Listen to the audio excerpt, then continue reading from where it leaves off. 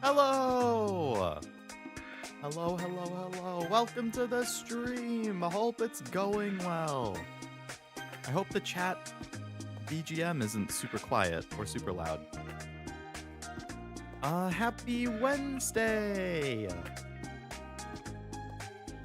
Hello, Mr. Lovelace. Hello, Frost. Hello, Master. Hello, Oblivion. Hello, any lurkers. And belated hello, Cashew, who I know is streaming at the same time, so... I know he can't watch, which he had messaged me about. He was like, I wanted to be there, but what can you do? Sometimes the schedule works out like that. Hello, Cyan. Hello, Videosity. Welcome. Happy anniversary. Thank you. Hard to believe. Yes, it is the 3-year anniversary 3 years ago on this very day. And this... Not this very time. I think my debut was at like 2 p.m. I want to say it was at 2 p.m. My typical like Saturday, because I think it was a Saturday. I took my first step into the streaming world, and boy, was it a debut. Mr. Awkward over here. You're a bit quiet compared to BGM? All right, my volume is the same as always, so I'm gonna dock the BGM then. Okay. You can let me know if that's any better. I don't know. The audio was weird when I was setting it up. Like, it was insanely quiet when I was listening to it, so I bumped it. And then it looked fine on my end, but I was like, I don't feel like I need it to be as loud as a game would be, so a lot better? Okay. Very good. Thank you. He's gotching for Mahjong? Yeah, he had told me that he had, because he's traveling this week, so like he's not really around. So I think today was like the only day that worked to do this Mahjong stream that he wanted to do. And he didn't realize until after he'd scheduled it. He was like, oh shit, I didn't realize that was your anniversary. But you know, given travel, only so much you can do. I'm here for me and Cashew. You know what, Oblivion? Yeah, your presence is 2 people minimum. Depending on how loud you normally want it, it could have been reversed. It might have been. I feel like I'm always struggling with my audio. 3 years in streaming, and I still have not properly figured out my audio. I'm still using a freaking USB mic. I was like, I feel like pretty much everybody in the world who's not a beginning streamer is probably using an XLR mic. And I've thought about it, and I'm like, I need to do more research. And then I buy a new figure or something. I'm like, well, there goes my XLR mic money. Classic me. Crazy, it's been 3 years providing entertainment for us all this time. My life's been better. Well, I'm glad to hear that. And you are like the most OG of OG when it comes to my viewers. Like, you predate everybody. Like, I want to say you've been watching me since like March of 2023 when I was very early on because of Master Duel. So yeah, Master Duel brought Master War God, and he has been the truest of OGs. Hello Argoth. Welcome to the stream. Hello Tim. Welcome to the stream. You calling me fat? No. I'm calling you big personality. It's very different. Your volume could be a bit higher? I wonder if it is a little lower on this, because it's a different like OBS scene, so I wonder if maybe I have the audio slightly lower. Or because I took a nap, maybe I'm still not at my normal talking volume, which is very possible. What other kind of mic is there? Yeah, so the USB mic is like the basic like intro mic that you can use. XLR is like, I'm not even sure how to describe it. I guess it's a little more of like a professional type setup. Like it has its own interface separately, like a box that like the cables are going into, and then that goes into the computer. Like it's a much more professional, like high quality mic. You can still have a USB mic that sounds good. Like I think my mic sounds fine, even though it's a USB mic. I just like know it could be a little better. I'm using XLR and not even make content anymore. Well, I mean, if you make those Zenless videos, ZZZ maybe that mic will come in handy.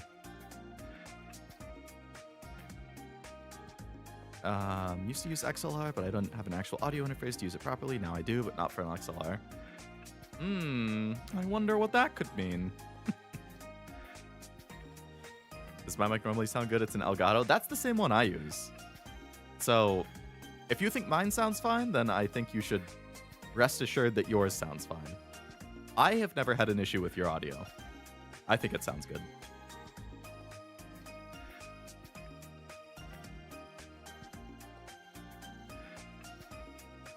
I'm trying to make it to as many as possible. Glad to have supported you for so long. You deserve the support. I very, very much appreciate it, Master, for sure. Like, especially in those early days of streaming, where, like, the only people who are going to watch you pretty much are, like, your family and friends who you tell that you're streaming, and they're like, oh, I'll be nice. I'll put on Leo's stream just to help him out, you know?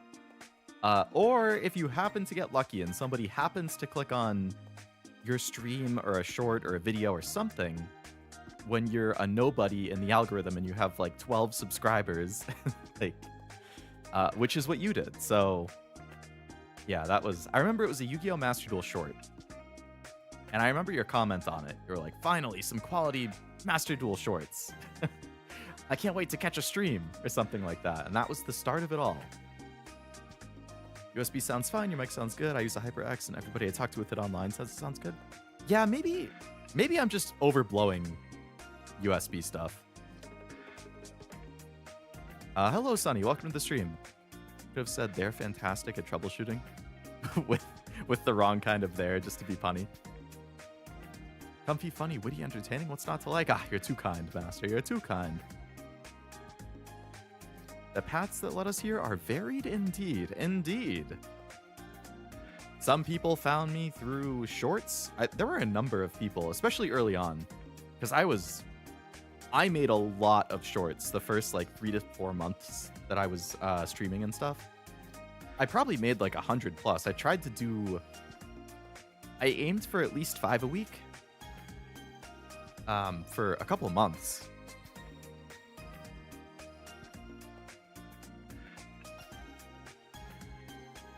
So there was definitely a lot of that. And then I met the weebs like mid to late summer of 2023. Through Kiwi, who found me playing Master Detective. And then thanks to the weebs, that's how I met Batcat and like Neko and Scourge and all of them. And then I think because of meeting Batcat, the weebs and Batcat both in particular, it was like, I think we've kind of gotten to the point where we share a decent amount of viewers and like overall community. Like the Venn diagram of Leo, Batcat crew, weebs crew, like there's a very large intersection. Like, I feel like I see a lot of the same names in a lot of the chats. You still get people who really only watch one. Or, like, they really only watch one game from one of them. But, like, the Venn diagram there has definitely gotten more overlapped. I think it was you ashing yourself. Yes, it was me ashing myself. That's a classic. Hello, Eric. Welcome to the stream. Hope it's going well. 3 already? You're old? I know. In streaming years, I'm like a grandpa, basically. You don't get it? I mean, I got that it was the wrong kind of there, which is what I assumed the joke was. Like, because you're troubleshooting, but you use the wrong kind of there. Which is ironic. I got dumped here by Cashew one time, and I found them through Castlevania they were doing. Right, yeah. Back when they were doing the Castlevania on Batcat, and then... Yep, I think, I want to say Noel had said... Oh, speaking of Noel, hello, Noel. Welcome to the stream. I want to say Noel had said, like... He also first found me from I think it was Cashew dumping him here when I was playing Pokemon.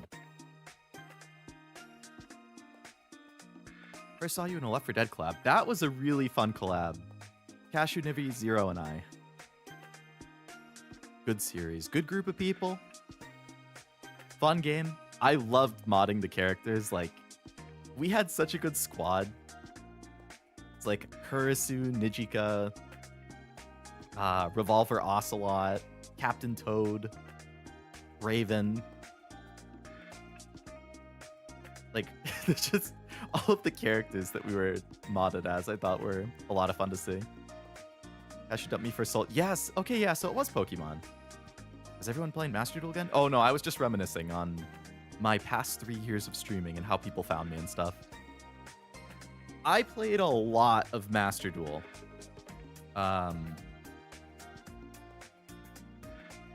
From February to October of the first year that I streamed, 2023, I think I played Master Duel almost 30 times. It was like 28 or something like that. It's still my most streamed game of all time. And I haven't played it in over 2 years.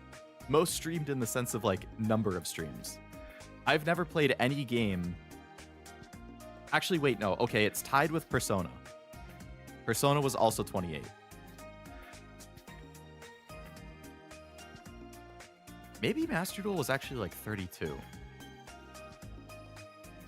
Yep, you're right. Okay, no, I was wrong. Master Duel is 32 or 33. I remember Giant Rat Nibby. There was some Cashew leaving us all for dead on the bridge. Cashew left us for dead quite a number of times. Waiting on the black and white video. It's my favorite Pokemon. I'll keep an eye out. I'm not saying anything, but it'll happen. Maybe it will come up again soon. Who knows? Play black and white Nuzlocke. Catch up, Lillipup. Oblivion said if you're calling them fat, and you said no. So fantastic at troubleshooting is fantastic at troubleshooting. Oh, the caps. I did look at the caps in the message, but I think there were 4. And then I was like, oh, that's probably not what it is. Oh yeah, they're fantastic. So I saw T-Fat, like TFAT, and I was like, what is the T? Played Master Duel a lot too, eventually got bored. Playing it straight for multiple years gets boring. Yeah, not to mention the meta being very annoying. Apart from the last level in Left 4 Dead, as long as one of us makes it, we all make it. Yeah, pretty much. Poker Fate, Texas Hold'em with waifu. I don't know how to play poker, unfortunately. I'll leak it to you, you'll know when I know. Oh boy.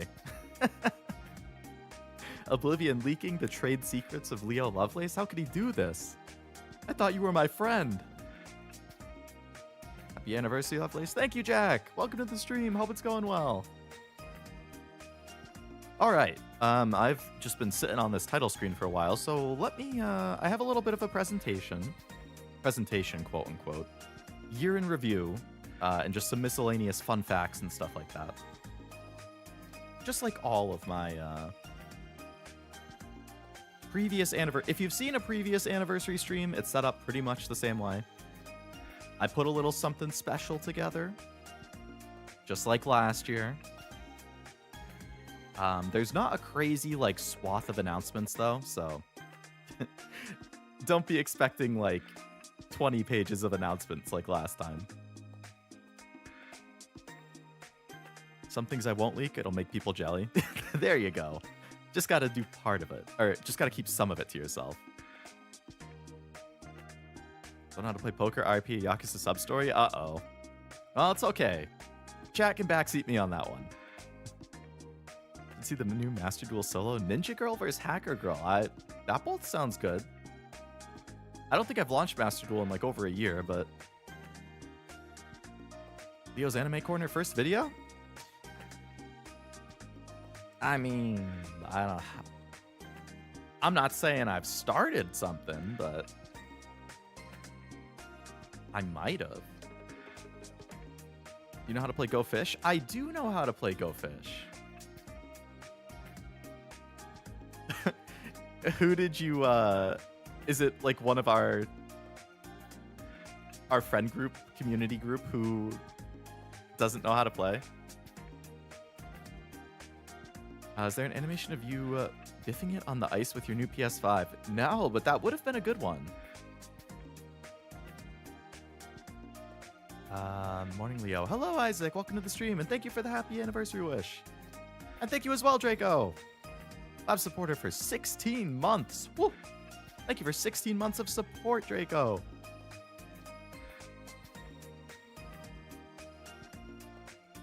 Not happening this year, I get the calendar? Damn. Zero doesn't know how to play Go Fish? No way. Well, I'm playing Halo Wars with him tomorrow, so I'm gonna have to have a word with him. It's probably the easiest card game to learn how to play, though, so you shouldn't have too hard of a time picking it up. SP's such a dork. Draco doesn't either? Oh my god. Draco, you don't know how to play Go Fish? Right now, looking playing the latest Nikkei chapter, so I'll pop in. Sounds good, Jack. Enjoy the Nikkei stuff. I did see the new designs for Anise and Neon. They look really good. I like the JoJo vibes for Neon. Should really up the price, or just me? I'd pay more. I mean, I have two tiers with, I mean, the lowest tier is just like, hey, if you want to support, you get your, you know, emojis and the badge and all that. The second tier is just, I think it's like $1 or $2 more, and it's like, hey, if you want to support more, you can do that tier. But I tried to keep them both pretty low, especially because I have been, it'll come up later in this little presentation here, but I have not been doing member streams the way I wanted to. Hell, I don't think really any of our like stream friend group has, but like I feel really guilty anybody paying for membership when I can't even do member streams most of the time. I've mentioned before, but I like go in this cycle of like, I want to do member stuff.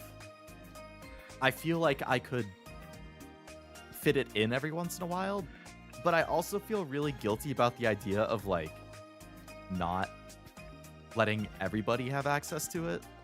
Like, I don't know, the whole paywall content thing is like, I feel bad. Like, I appreciate it, so I want to do something for people who pay membership, but at the same time, like, I know, like, there are people who either can't afford membership who would like those streams, or they literally can't buy membership, or, like, they can't even get gifted to it. Like, Wasabi's talked about that before. He can't even be gifted membership.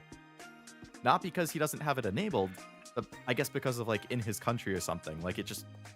I don't know. He had some weird, like, geographical thing going on. Like, he can't even be gifted it. So I think about situations like people who can't afford it, or they can't even receive it, and I'm like, well, I know they would like it, so then I feel guilty. I don't know. Wouldn't a 52 card pickup be an easier game to learn? 52, I guess so, yeah. What are member streams? They're a true mystery is what they are. We try not to bring it up. I'm a lab assistant, so I do pay more, but it's worth at least. Oh, yeah. There's lab member and lab assistant, right? Like the idea of member streams, go to members first, then release later. And for a month, you don't want to feel bad. That's true. That is a good option. It could just be like an early access thing. Or like the stream itself is only for members, but then the VOD gets made public, or... if there's videos, then members see it first, and then it opens up to everybody else after. Like, there's some content you can kind of do with members only, like reactions or more mature content. I have mentioned that before. There's certain games that I think are very iffy to potentially play, like, publicly. Like, Nekopara, which Cashew had obviously had an issue with.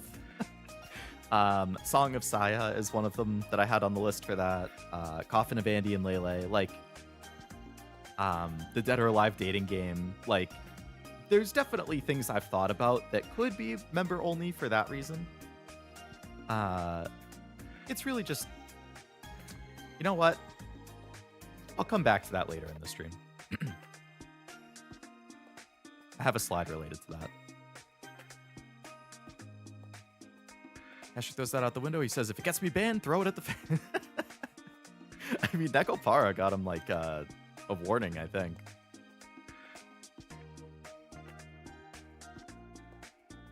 But what can you do? I'm actually going to go to the first slide because I've been sitting here for 20 minutes. Such is an anniversary stream and yapping. Agenda. Wow, what a shock. Year in review. Tier list. Announcements. There's a lot of stuff on there, I know. Same agenda I have every year. So, year 3. How did year 3 look? 166 streams, which is an average of 3.2 per week. Not bad. I aim for 3 to 4. I definitely had weeks where I did 0 to 1, especially around when I was moving. I had to take like 2 weeks off when I moved. I had to take like a week and a half off, week and a half to 2 weeks when I was traveling in the summer. So there were definitely 0 weeks that dragged it down. But I also had weeks where I did like 5 in the fall. So it all ended up averaging out to a little over 3. Pretty good. He's lucky he only got a warning. I heard he missed a censor opportunity.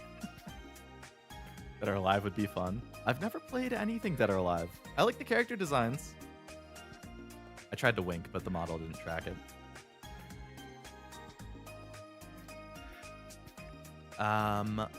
799 hours. I was so close to the flat 800, which is 33.3 days. Just over a month of the last year I spent streaming. Average of 4.8 hours per stream. Pretty hefty. That number has been going up every year.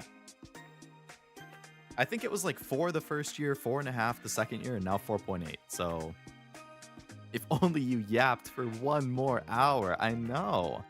I could have hit actual 800. 3.3 days is pretty satisfying, though, I've got to say. The 333. That's a lot of hours. Crazy to spend so much time with you, or close to it for most of it. Yeah, that... I mean, I have a lot of fun streaming. It's like... pretty much the thing I look forward to most throughout the week is like, ooh, I can't wait to continue this game and, like, blah, blah, blah. So, that definitely is part of it, too. I have a lot of fun doing it. Is it because you stream for longer or because you're streaming more? It was a little bit of both. My actual streams have gone, like, longer in length, on average, but I've also streamed more in general. Here is the breakdown by month. So you can definitely see May, I kind of went off. I don't know why I went off in May. The beginning of the year was definitely quiet. If you guys remember, I moved in June. I had a 2-week hiatus at that point because I just, I didn't have a streaming setup ready. I was spending all my free time unpacking and setting up the house and cleaning and all of that. So, pretty much all of the months leading up to June were a little less because I was doing a lot of that. August, again, super low because that's when I took like a week and a half, 2 weeks off for travel. But as soon as I came back after August, I just went like sicko mode, especially for the rest of 2025. I mean, September through December, I was streaming constantly. I believe 19 was my previous high, so I had 2 months in a row where I passed my previous high, which was spurred on by, I took a lot of PTO in November and December too. Forgot how much you love data? I do love numbers, so it's a good thing I work with data in my full-time job. Although in my job, it's more like providing the data to the data people.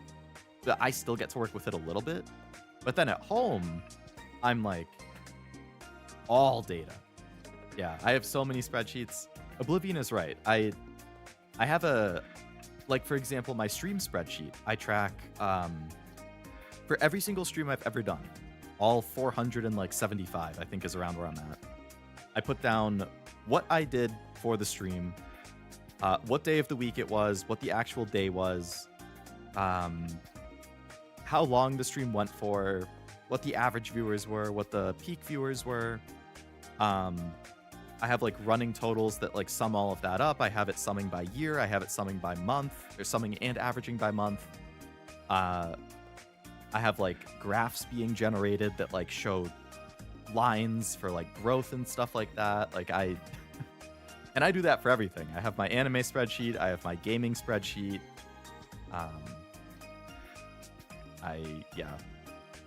I love number. Me nerd. All these data points do make a beautiful line. Need a Leo does data stream where it's just a spreadsheet. Yeah, I could easily do that and just yap for ages.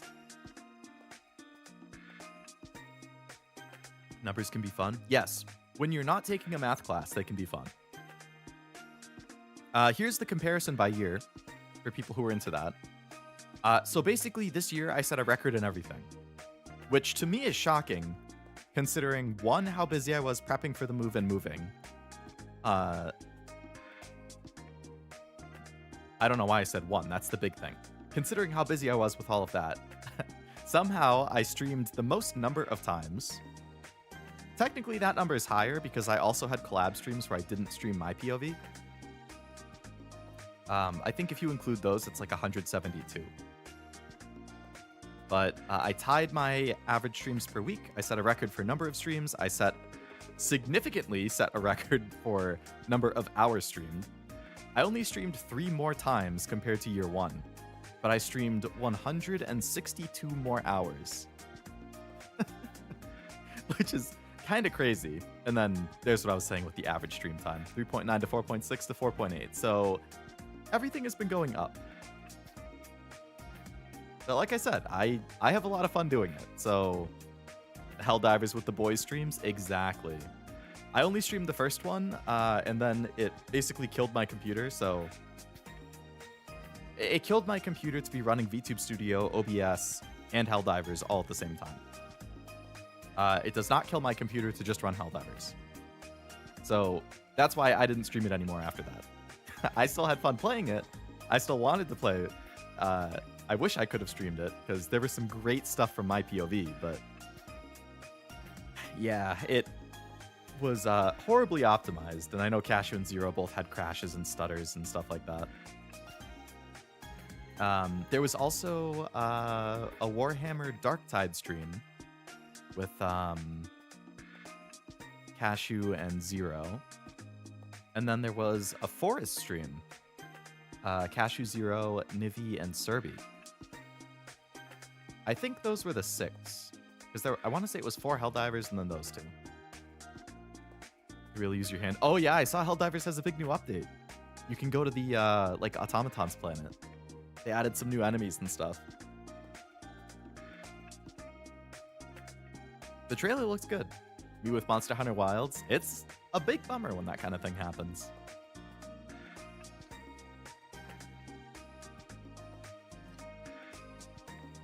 Here's the stats for the series and games that I streamed the most in the past year. It would be interesting to compare it to like overall. I only looked for the past year. But my most streamed series was a tie between Uma Musume. No surprise there, I'm sure. I did that 19 times. And Yakuza, which was also 19. I did Yakuza 0. It was 14 streams to beat it. And then 5 streams for Kiwami. Halo in 3rd with 15. Mine Zero's playthroughs. Nikkei in number 4. Nikkei was tied for 4 at 14. With Pokemon, where I did Soul Silver, which was 9, and Legend ZA was 5, so 14 total. I think that's a pretty good list of series. For the games, it's a lot of similar stuff. Uma, obviously in first again at 19. Nikkei tied for second that time.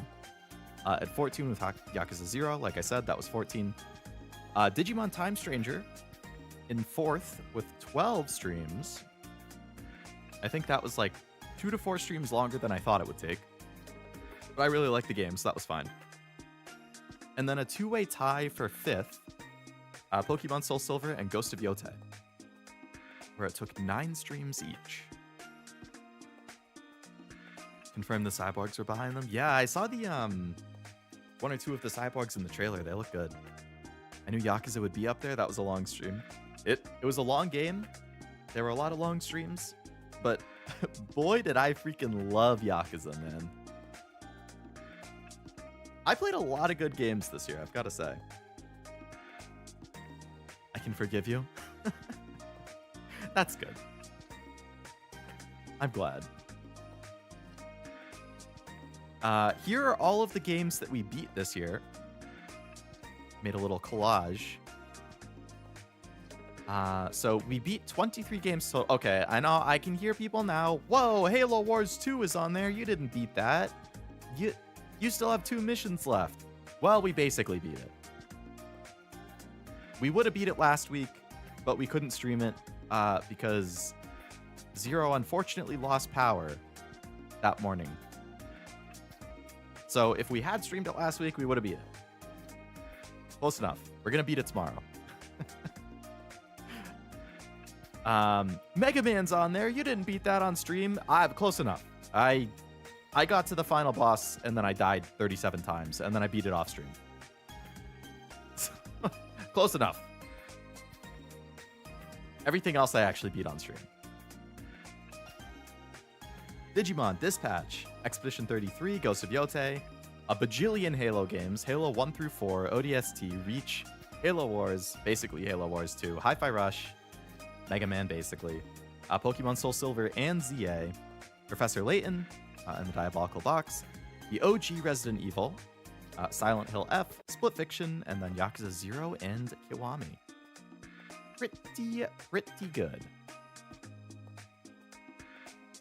I thought the cyborgs turned themselves into bots? That would be interesting. I heard they're making a Helldivers movie, actually. They just announced, I think Jason Momoa is the lead. I really hope that with the Helldivers movie, they make it super campy and over the top. Like, I think it would be hilarious if they cast a bunch of, like, big-name A-list actors, and the whole movie, like, they just keep getting killed off really fast. Like, just like real Helldivers. Like, it's like, oh my god, all of these huge actors, 3 minutes in, half of them are dead. Like, I think that would be so authentically Helldivers. So I really hope that they lean into that kind of thing. Like Brad Pitt in Deadpool. Yeah, he was alive for what, like 5 seconds or something? 5 to 10 seconds? Off stream doesn't count, streamer boy. Hey, I mean, I had to pad the numbers a little bit, you know? I love when streamers voice an imaginary hater. It's a good move. Finally an ODST movie, sort of. True, yeah. And ODSTs are in Helldivers through the Warbond.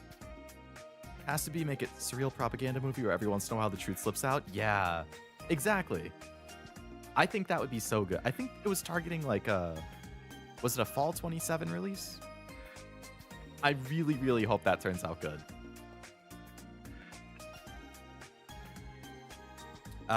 Here's a bigger collage. It's very, very hard for you guys to see all of it. But these are 3 separate collages. So these are all the games I've beaten for all 3 years that I've streamed. So it's ordered on the left, like that. Those first 5 columns, those are all from my first year of streaming. The next 5 are all from the second year, and then the next 5 are from the third year. So I think we've beaten a pretty damn good amount of games and some really, really good games. Uh, I stuttered in the middle of saying really. Doesn't have to be imaginary. I'll be a hater. I'll do it for the community. There's always one. Starship Troopers. I haven't seen anything about Starship Troopers, but I'm interested. There's actually a Humble Bundle going on that has a Starship Troopers game in it. And I own every game in the Humble Bundle other than that Starship Troopers one. But I was considering getting it anyway because I want to get that and then just like giving away the other games. I don't know. Or I could just wait for that game to go on sale for like the summer sale or something.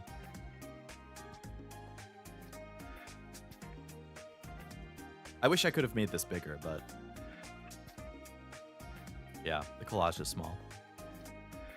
I see some bangers, a lot of bangers. Good selection of games. Hopefully that continues in this 4th year. Played Outer Wilds and Inscription, need to search those. Yeah, both of those I played in 2nd year. I still haven't done the DLC for Outer Wilds though.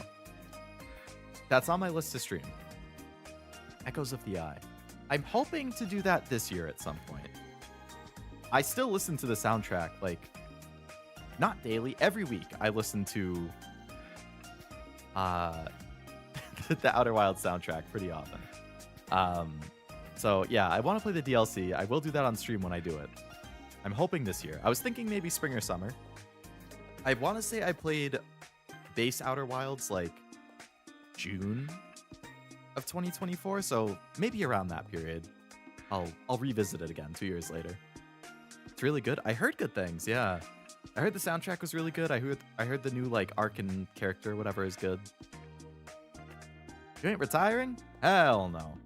I got too many things I want to play to retire. The book Starship Troopers is based on is written by a pro-fascist author. The movie's directed by Paul Verhoeven, who also did RoboCop, so it's satirical. Huh. I had no idea that the book was written by that. What the heck? I thought it was always a satirical series. I mean, I don't really know much about it, but I assumed it was always satirical. And that's what Helldivers is derived from? Ah.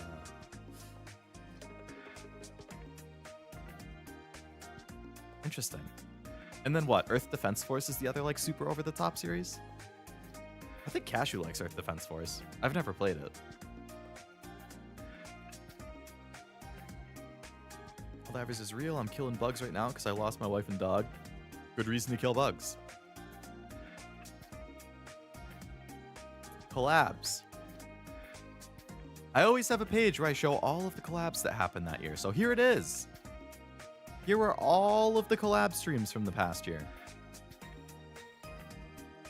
Oh yeah, so like I said, there were 6 streams that I didn't stream my POV for. They're listed there. It was The Forest, 4 Helldiver streams, and Darktide. I played in them. All 6 of those, Cashew and Zero streamed. And then The Forest, I don't remember if Serby streamed it. I don't think Nibby did.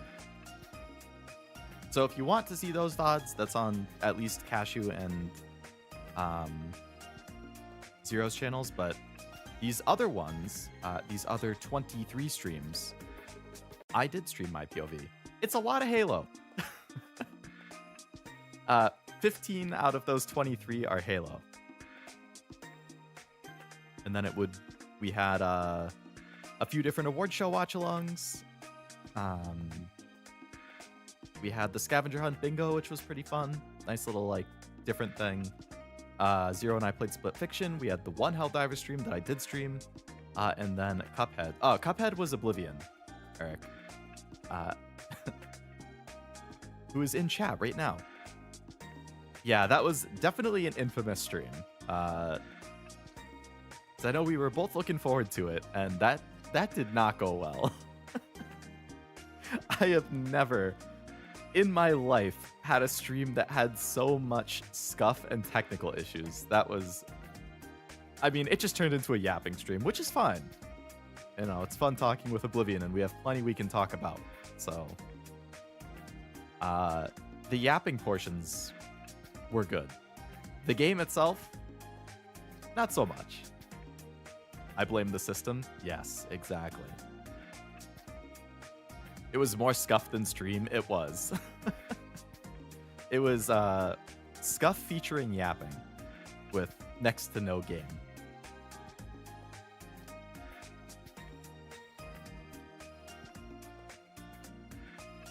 I can't believe they don't just have built-in online.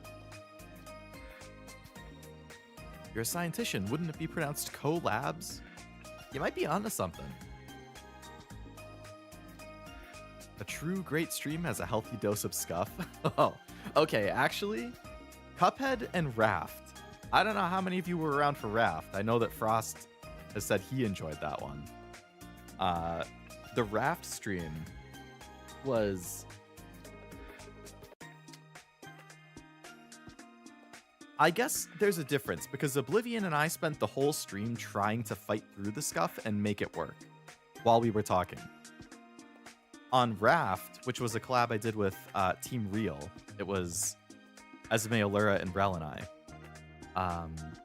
Rel recently re-debuted, by the way. If you guys are interested, she has a new model and streams on Twitch. So yeah, so we were gonna play Raft, and I think after 20 minutes, we completely gave up because it was so unbelievably broken and scuffed for those 20 minutes. And then we just switched into Dead by Daylight and played that for the rest of the stream. That was horrific scuff. I refunded the game. That is the first and only time I have ever refunded a game on Steam. I didn't see Cuphead. Sounds funny to look back on. There's definitely some good moments in that stream.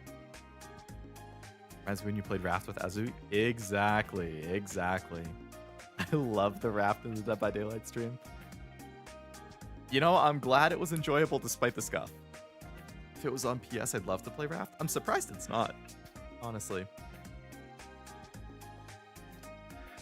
IMO never look good. I feel like it's one of those games that if it works, it can lead to a lot of just like funny, you know.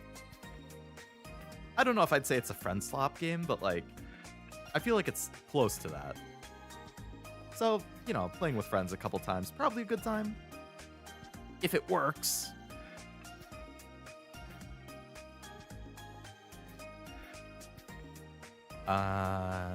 Art. Here's all of the art from the year. So on the left, we have art that I commissioned. At the top, those are some chibis from the Bez, who a lot of you guys know. I really, really like the Bez. He does really cute animations on YouTube and Twitter. Mostly of the Hoyo stuff. But I just think his chibis are super, super cute. So I did commission him for a couple chibis of my own. And then a couple arts on the bottom from Starberry V, who I have commissioned multiple times. I really like her style. On the bottom left, that is my Pokemon Soul Silver team. That's who I beat the Elite Four with. And then there's just a solo Leo one. Forgot about the tongue one. Yeah, speaking of the tongue one, on the right, that is a bunch of art from Frost in chat. Thank you, Frost, for all of the nice art this year. Again, my Pokemon Soul Silver team. We got Leo doing the Satono Diamond Zam. We have a bunch of different expressions up at the top right, which I'm hoping to throw in some thumbnails and stuff at some point. And then we have the Jamming Leo, which was the anniversary gift that Frost posted in Discord a day or two ago. Thank you again for that. I really, really like that.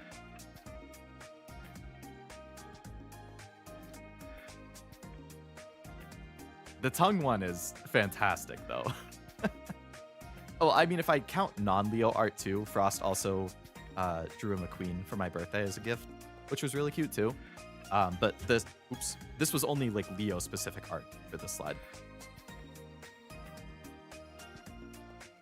I like the tiny golem. He's got a small body, but big dreams and bigger explosions. Yeah, the golem explosion was that was my Elite Four winner, or champion winner. And the Leodoros. Hey, speak of the devil. Not only did we have all of this art, but we had the Rise of Leodoro. That's right. Excellent memory, Draco. Yes, we had the Leodoro model, who I have streamed all of my Nikke streams with since I got it. We had a bunch of animated Leodoros in the top right. A lot of those are available as emojis and stickers in my Discord server. And then in the bottom right, again, more Leodoros. Once again, often available as stickers and emojis on Discord. So there definitely was some heavy Leodoro this year. Ross really putting in the work? He is. And it is beyond appreciated. Reminds me of Dia. That is exactly what it's referencing, Noel. Yep. I think I was so, not obsessed, but I thought that Dia picture was just so funny. And I guess I made it known often enough that Frost ran with that. And I think it's very good.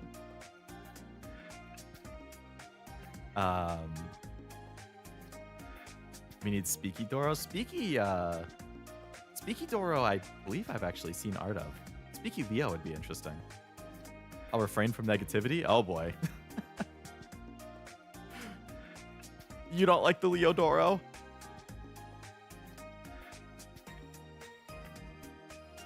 Even though he can twerk? Asher told me you liked the meme. I did like that meme, I must say. I also really like the dancing meme of it's the little like animation of Kita-san and Dia dancing. I think that one's really cute too.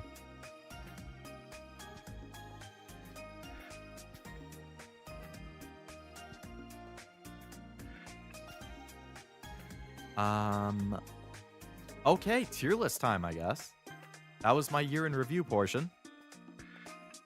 Not even a little. Hey, to each their own, man. I don't expect everyone to like everything. Proud of your self-restraint. Especially for the big streams, yeah. I'm sure every streamer would love if somebody came in their stream on a big day like their birthday or their anniversary and it's like, boo, your stream sucked this year. Yeah, that would really make them happy. But no, I mean, I asked for it. I was curious. But that's fine. It's a to each their own thing. I don't mind. Speaky Leo, yes. I'm seeing lots of scary... Yeah, Scary Dia has been very popular lately.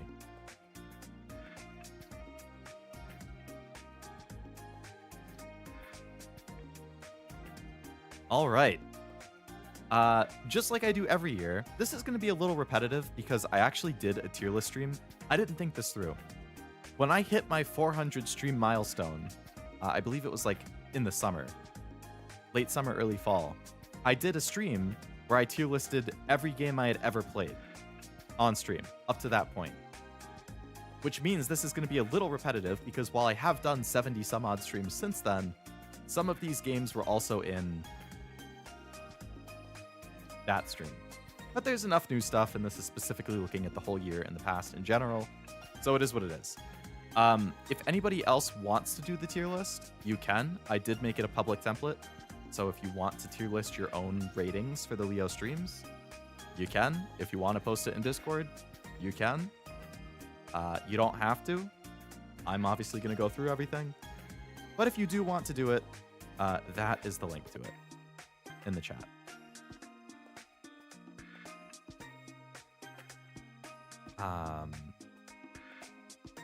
Okay. D for didn't see it. Yeah, you could use it for that. You can even rename it, if you want to make it didn't see it. I should have every stream that I've done in the past year. I always feel bad. I don't want you to think I didn't like them. I just like some better. No, it's totally fun. I mean, that's just part of the thing with streaming, It's like, everybody has such different tastes in games that, yeah, there's going to be people who just, are looking for something to listen to while they do something else. They like the streamer and their personality, so they kind of hang out regardless of what it is. That's cool, but there's also people who they just don't like certain games, and they're not going to watch if you play certain games. Like going back to Argoth with his Doro thing. I know Argoth doesn't like gacha, so I would never expect to see Argoth in a gacha stream because I know he doesn't really like it, and I mean, that's gonna apply to everybody with certain games. Like I'm not gonna watch any of my friends stream a game that is story based if it's something I want to play that I haven't played yet.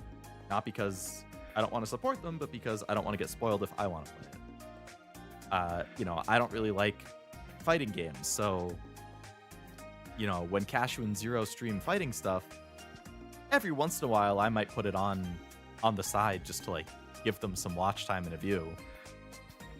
But I'm not really like watching, because like I don't really care for fighting games.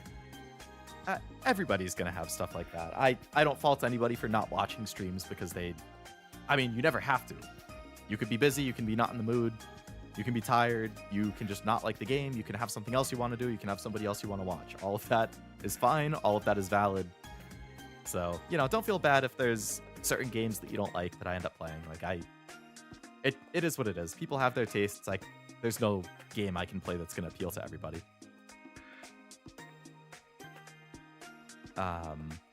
But you know, if you fill it out and it's that there's nothing you don't like and it's just I like these ones a little bit less than the other ones, that's cool too. On principle, I can't watch Uma. I get it. I respect it. You are very, very good about sticking to your principle when it comes to gacha. As much as you know that I and Cashew and others love it, you don't watch it just because you don't want to support gacha. I respect it. Speaking of scary, does the Leo model have that scary thing glasses? It doesn't actually, no. I didn't think about that. But I do not have that as a toggle. I can show up as long as I'm free and I don't mind the spoils. That's usually how I am. As long as it's not a genre or a game that I don't like, I usually will try and pop in as long as I'm free. I might not be like, I'm much more of a lurker. Like, there's certain streams that I'm talkative in, but like a lot of the time I just kind of have it open on the side while I'm like working on my spreadsheets, or I'm like Zero streams in the morning my time. I'm typically at work. If I'm working from home, like then I might put a stream on the side and I'm not really watching it because I'm working, but like I'm listening in the background and yeah. Otherwise I try to pop in when I can. Always appreciate it. I think it's more of a rewatch hierarchy. What would I choose to rewatch first? Which is fair. As long as you're not hurting anybody, all taste in entertainment is valid. I agree. That's the beauty of media and entertainment. Taste is subjective. I might dislike things other people like. That's cool. They might dislike things I like. That's cool. As long as you don't attack people, as long as you're not a jerk about it, that's cool. As long as that media is not harming somebody, that's cool.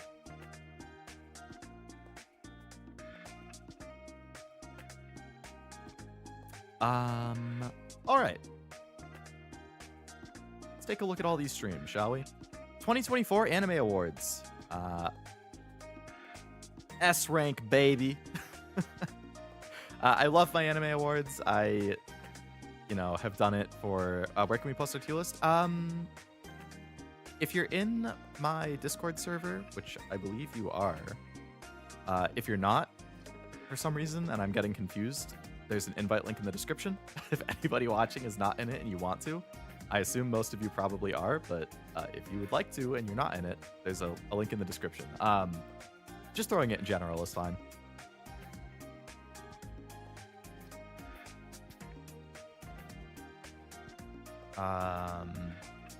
Yeah, Anime Awards, I have done that for every year since 2018. So 18, 19, 20, 21, 22, 23. So that was my 7th Anime Awards in a row. Every year I try to make it, bigger and better. It's a crap ton of work. I get very stressed out doing it. I have many nights where I don't sleep a whole lot, because it's a passion project and I want it to be as good as I can make it. So it is a ton of work, but I absolutely love doing it. In the end, I love the final product. I love seeing people's reaction to it. I love celebrating all of the anime I liked for the year. last year it was a ton of great anime. I think it was a good slugfest. There were like 5 or 6 heavy hitters that kept winning awards. So when it came time to anime of the year, I thought, like, there's some years where it's kind of obvious, like, hey, this anime won 6 awards and everything else like capped out at 3. Probably a good chance that one's gonna win. Not always the case, because I point to 2022 awards where Bocchi the Rock won Anime of the Year, and it only won 1 award in the whole show before Anime of the Year, which was Best Comedy. It got nominated for a lot, but it only actually won 1 thing, and it still won Anime of the Year. So just because something wins the most doesn't mean it's gonna win. Like, I kind of like that with my awards. Like, it's not necessarily gonna do an Expedition 33 at the Game Awards kind of thing where it sweeps every single award and then it also wins overall. I try to be very good about really objectively looking at my favorites and everything I watched and picking the thing that I think deserves it the most. Again, it's still subjective because it's what I think, so my tastes are gonna, give me a little bit of bias, but I'm very proud of the work I put into that. I'm very proud of the final product. I hope that shows in that stream and whenever I do those streams. So that's an S rank, but I'm very biased in favor of that. Back from getting popcorn and you're just now putting the first stream on the list? Yeah, you know me with yapping. What can I say? That one was amazing. Genuinely one of the highest quality of streams I've seen last year. Thank you, Draco. That makes me very glad to hear. I'm very happy that people like that. You should be proud, I mean. Thank you, Argod. I appreciate it. I'm glad I could give Dangers in My Heart a couple awards. Oh, I assume you're excited for the movie, right? I don't remember if I mentioned it before when you were in chats in past streams, but the movie adapting some stuff after where the 2nd season ended. I just wish it was a full sequel instead of like recap plus new scenes. Like, I would have preferred a full sequel, but I have read ahead in the manga. I'm not 100% caught up, but like, I've read ahead, so I know what they're adapting in the movie, and I think it's going to be really, really good if they adapt it as well as the main stuff was. One thing I might not show up to, I'm not good with gross out stuff, so I might not show up to a game that has toilet humor, which is fair. Yeah, I don't mind toilet humor myself, but I feel like it depends how it's used. Like, if it's too over the top, if it's too obnoxious, if it's too often, I can just kind of get annoyed by that. It's kind of the same with like sexual humor. Like, I think some of it is funny, but I think it has to be like an in moderation thing. Like, it can't be too, it's hard to say. It's just like, sometimes it can just feel too much. It happens with toilet humor and it happens with sex humor.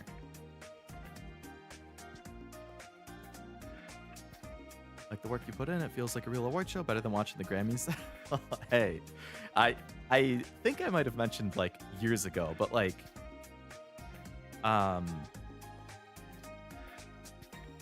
part of the reason that I felt inclined to do my own awards, when I started doing it, it was just like, it was a really crappily made video on an old channel I had.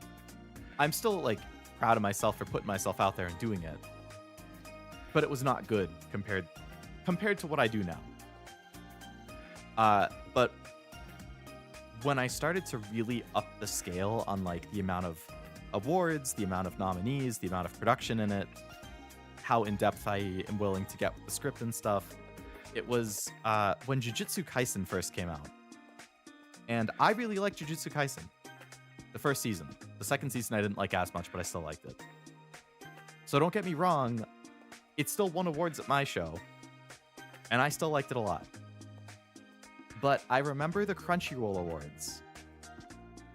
It got nominated for like everything, and it won pretty much everything. It was the Expedition 33 of Crunchyroll's Anime Awards that year. And when I was scrolling through the nominees, I was like, why the hell is Jujutsu Kaisen here again and again and again and again and again? Like, it was just, it was the same thing with Expedition. I really liked Expedition. It was one of my favorite games from last year. There were definitely categories that it won at the Game Awards that objectively I think should have gone to other games. I think there was a little bit too much Expedition glazing, as great as it is, in the Game Awards. Same thing with Crunchyroll and Jujutsu Kaisen, in my opinion. So that really spurred me because I was like, there's so many great anime that come out. There's so many other things that could have been nominated or could have been talked about, and they aren't because you're dominating the same show and having it win over and over and over and over and over again. So that was kind of a driving force to me to actually make my own, like, bigger and bigger. And, you know, then I kept adding awards, I kept adding categories, I kept adding, you know, more detail to my write-ups for the winners, and I converted it from a video into a live stream. It's been an ongoing thing. I'm up to date on the manga, so I'm excited about what comes next. I think I'm only like 5 or 10 chapters behind. I've heard the manga is ending soon, though. Like within the next, at max, it's like one more volume. I forget exactly, but it's gonna be a bummer. I wouldn't mind a sequel series. I know there's the spin-off with Kana, which is fun too so far, but need to see the anime rewards VOD. I keep hearing good things. Oh yeah, that predated you in the streams. If I were to only recommend one VOD out of my 470 something, I would say the stream I'm most proud of and the VOD I would highest recommend is that 2024 Anime Awards. That's definitely, I think that is the peak of Leo Lovelace to this point.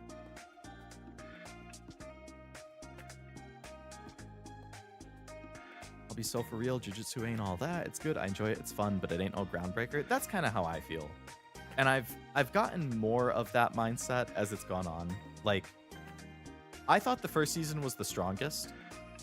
Season 2, it's just like nonstop like hype moments, which is like cool, but like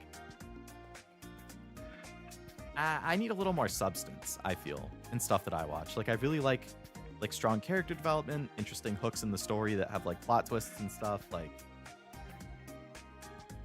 Jujutsu is just like very flashy fighting, which is fun, but I want more than flashy fighting. And I feel like I don't really get that from Jujutsu personally. Like, I don't feel like I actually really care about most of the characters. I'm like, oh, that guy's fun, that guy's cool. That's it. Like, that's the extent of my thoughts on them. like, I didn't get upset at any of the character deaths in Jujutsu so far. Like, other series have me crying when characters die, and I think it depends how much I can relate to them, how much I can empathize with them, how invested I get in their character because of the writing, and I just don't feel like Jujutsu does that for me. Again, personally, everybody to each their own, but that's how I feel about Jujutsu. But the first season, when it was really just focused on like the main trio of Itadori and Nobara and Megumi, and then Gojo on the side, I was like, I really liked that focus on just the three of them. But then the second season, there's like 30 characters that are just like appearing and disappearing sporadically throughout the whole season. I'm like, who is this guy? Who's that guy? What? Am I supposed to care about this person? This guy's suddenly really strong. This guy is like, what? There's just too much going on. So outside of the fun fights, I was just like, whatever. I know season 3 is airing right now. I haven't started it yet, but most award shows are either paid off or completely biased by judges. I feel like yours are pretty unbiased, at least for what you've seen. I try to be really, really fair about everything, yeah. I've never actually seen it. Despite everything I just said, I would still recommend it. I still think it's like a fun action show. I would just say don't going in expecting like it to be like genre defining or anything. Like, it's a fun action show, and that's about it. Feels like the gacha plot, add new characters each arc to sell them. Yeah, that's definitely a gacha thing. You want to add the new character to an event or the story, you want to get people invested, and then you want to have a banner so people spend money on it. I hated the manga sometimes. Some of the paneling had me stop to figure out what was even happening. Honestly, I felt like that even in season 2. That was one of my biggest criticisms of the second season, was that even though I thought the fights were fun, and I thought They were like flashy and like energetic, and there was a ton of variety and different like matchups and people to fight. There were a number of times that I had no idea what the hell was going on. Like, I didn't even know what I was watching. It was just like effects and like things shooting across the screen sporadically with all sorts of effects, and like I had no sense of direction or who was doing what, or like I was confused in some of the fights. Like, I couldn't follow clearly what was happening. Now, if you compare that to something like Mob Psycho 100, similar in that crazy animation, crazy fights, insane like psychokinetic telekinesis powers, whatever the heck it's called. Like, those are crazy, but at least to me, when I watched Mob Psycho, I felt like I could follow all of those fights really well. Like, they made it very clear and easy to follow. Despite how much crazy shit was happening, you could still tell what was happening. But I did not feel that way about Jujutsu Kaisen.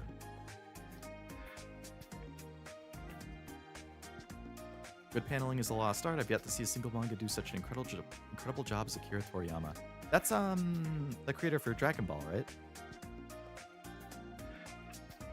Who passed away recently. I did just finish. Really? Just for the first time, Steins Gate. What'd you think, Argov? I know that's in my top 5 favorites, and I know Zero loved it. Agreed 100%. Good taste. Sometimes spamming smear frames and impact frames isn't good. Agreed. Like, it can look visually impressive, but like, I want to understand what's going on. I think My Hero is another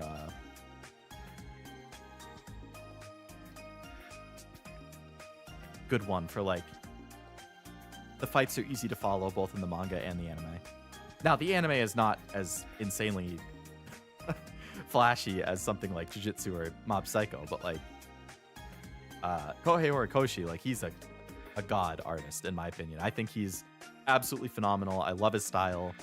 Even though he did a weekly series for My Hero in Shonen Jump, like, the quality was always so impressive. For the characters, for the action scenes, for everything. I think he is just amazing. I'm late. Happy 3 years. Hello, Cammy. Thank you. No problem at all about being late. I appreciate you showing up. Quite enjoyed it. Easy top 10. Let's go. That's what I like to hear. Was it just the base Steins Gate that you watched? Did you also watch Steins Gate 0? I liked 0, but not as much as the main series. But I'm very glad to hear easy top 10. I will glaze Steins Gate as much as I can. I played the visual novel, like the actual original visual novel as well, on the Vita, and I got all the achievements. Can we tangent to AOT being bad after season 2, despite never having watched it? I liked Attack on Titan all the way to the end. I did think the movies were, I think the ending could have been better. But I would say, from Attack on Titan Season 1 up until Final Season Part 2, easy 9 out of 10, consistently. 10 out of 10 at the peaks, 9 out of 10 consistently, 8 out of 10 at the worst. The movies definitely, like, I didn't feel as bad about the ending as a lot of people did, but I do think the ending was still a little disappointing. I just, like, the thing that I always go back to is people will say the ending was bad, and I'm not going to fault them for that. I know Zero hated the ending, but like, I can't think of what he could have done differently or better. Like, I feel like it got to the point where the story was really, really good, but I think the author, I'm blanking on his name, Isayama maybe? I think he wrote himself into a corner almost. Like, he wrote himself into a point where I didn't see a way that he could resolve it differently in a way that people would have liked more because of everything that led to that point. Like, I just can't, I've thought about it and I cannot figure out a different way that he could have ended it and had it, like, it's hard to even like explain it. Currently watching Zero, but just started. Gotcha. Well, I hope you like that too. Definitely let me know. I feel like the turning point was the introduction of the outside countries, which was the start of final season, right? I think that was a bit of a divisive point for a lot of people. I really liked those two final season parts, but I feel, yeah, the scope just kept expanding, and I feel like it got so big at some point that I was like, I don't know. Like Zero feeding the shipping material. Oh yeah, like that classic art of Zero and I in the meme thing. If you'd like Gintama then, good fights and story moments you could follow along, just saying. I know Wasabi has recommended Gintama quite a bit. I'd like to watch Gintama. It's one of those shows I'm very like antsy about because I know how long it is. And it's such a big commitment. That being said, I think Gintama would be a good candidate for something on like Leo's Anime Corner. Like, if I were to like go through that series over time and like document me doing that. Like, have a video cut that comes out like after each main season or arc or something and talk about like what I thought about it. And like, I think an ongoing series like that would be fun for that channel. I've thought about something similar for like Monogatari, because I've never seen Monogatari. I hear a ton of good things. I feel like that's a show where there's a ton that you can talk about too, if you get really into it.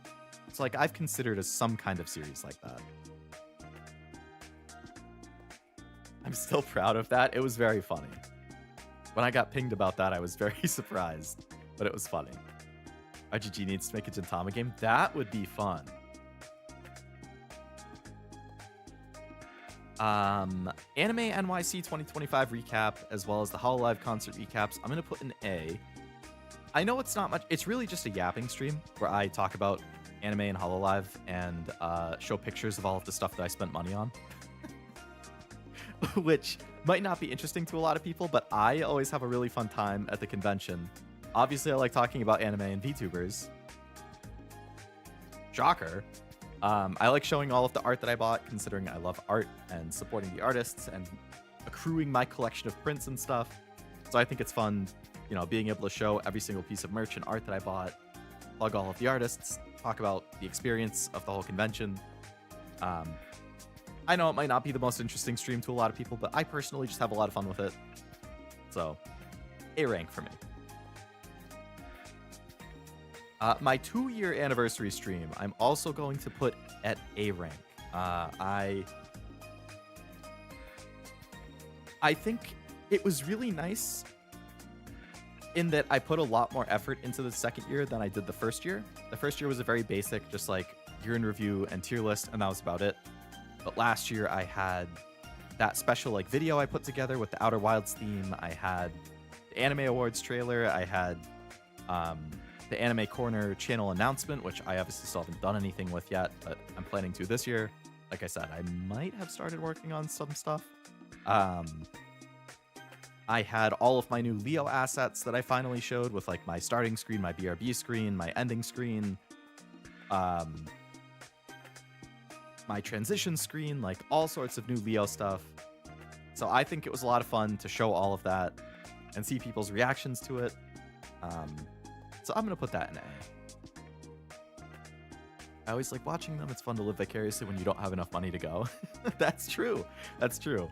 My next convention, I have Anime Boston in just under 2 months. Which is very small compared to Anime NYC, but I can't believe it's been a year since then. I know. Time flies, man. Time flies.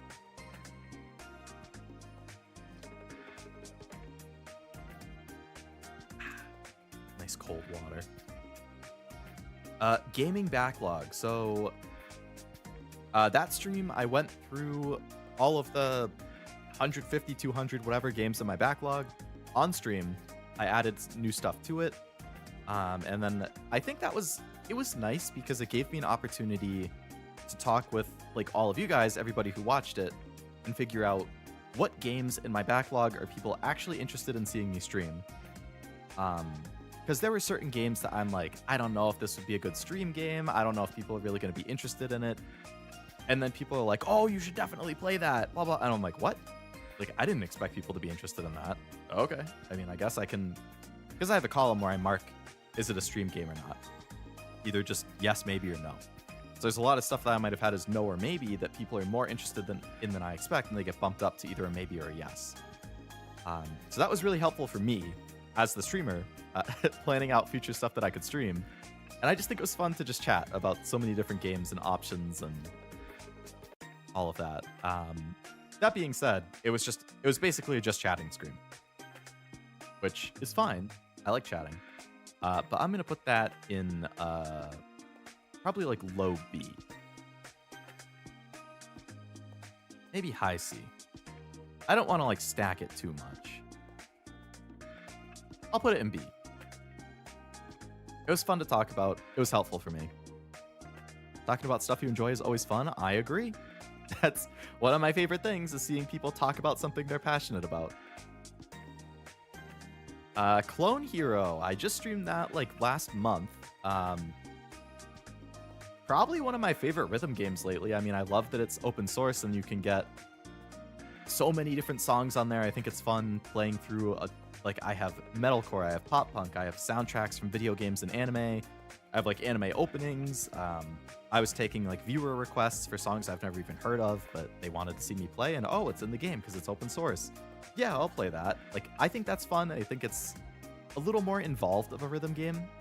Like a lot of rhythm games like Amuse Dash or DJ Max, like they're fun. I enjoy doing it. But it's just me playing songs I like.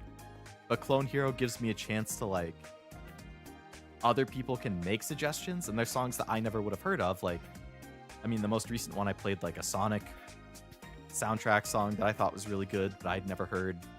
A Devil May Cry soundtrack song, like some anime stuff. I think Truff recommended some like jazz song that was fun to play. Like, there's just so much variety. It brings me back to my roots because Guitar Hero was my first rhythm game, so I really like playing with the guitar controller. Yeah, I mean, that game is a lot of fun. I'm gonna put that in A. High C is a juice? It is. I don't know if I've actually had one.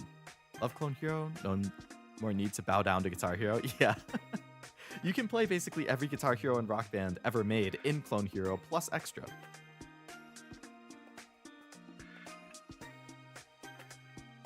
Speaking of Clone Hero, if anybody is in the US and you are interested in playing Clone Hero, the guitar that I use for it, which is like a brand new guitar controller that came out a couple years ago, it was on sale for like $50 off at Best Buy.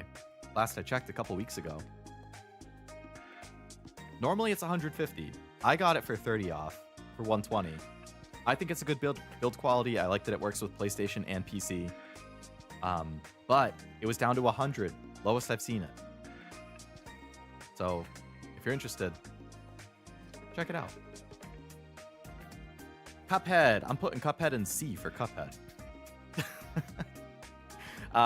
Obviously that came up earlier in the stream. You know, it's fun to chat with Oblivion. It's fun to play stuff with him. I enjoyed our yapping segments. That being said, that stream was unbelievably scuffed. I have not seen scuff like that since Wrath. I don't know if I will ever see scuff on that level. I had one stream like that per year, basically. So that something like that rarely happens, but we had connection issues, we had lag issues, we had controller issues, we had just about every issue you could possibly imagine. And it was a nightmare to try and troubleshoot, but it was still fun to hang out and chat at least. So that's why it's not in D. It at least goes to C. Digimon, which I only just beat last week. Digimon was my first, Time Stranger was my first Digimon game since I played a little bit of Dusk on the DS almost 20 years before that. So I thought it was a lot of fun being basically blind. When I compare it to like Pokemon, where I know most of the Pokemon, I know what they evolve into, like there's not really surprise in Pokemon. But Digimon was constant surprise. I got to see so many things I've never ever seen compared to my previous exposure to Digimon. I thought it was really fun just seeing a silhouette and being like, okay, evolve. What the hell is it going to turn into? Sometimes it's something really cool. Sometimes it's something really stupid and I hated it. Sometimes it was something kind of attractive. That was fun. You know, I liked my team of waifus and cool looking monsters at the end. I think the story was good. You know, I liked that there was actually a full scale story. A little exposition heavy at one point towards the end, but I think it wrapped up nicely. I liked the pacing on it. I liked the main characters and the side cast. Overall, I just thought it was a really solid game. You know, the Persona style gameplay was fun. I don't really have a whole lot negative to say about Digimon, but I had a lot of fun with it. I'm gonna put that. I'll put that in a around here.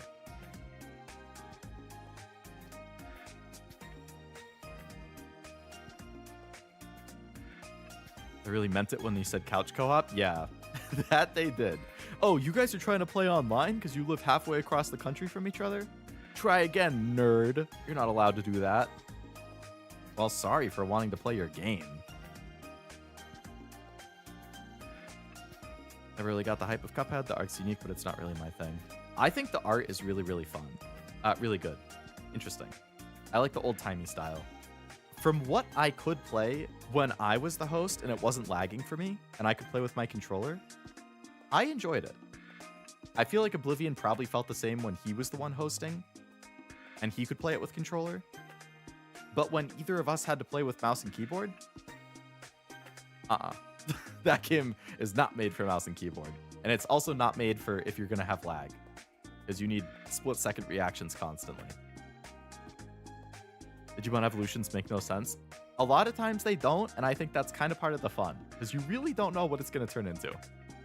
Woo! Yeah. Makes it a higher likelihood that more Digimon games show up in the future.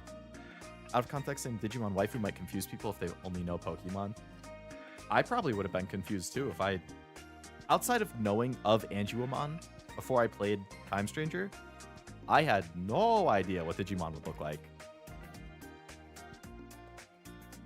I think Frost has like made a good comment before of like...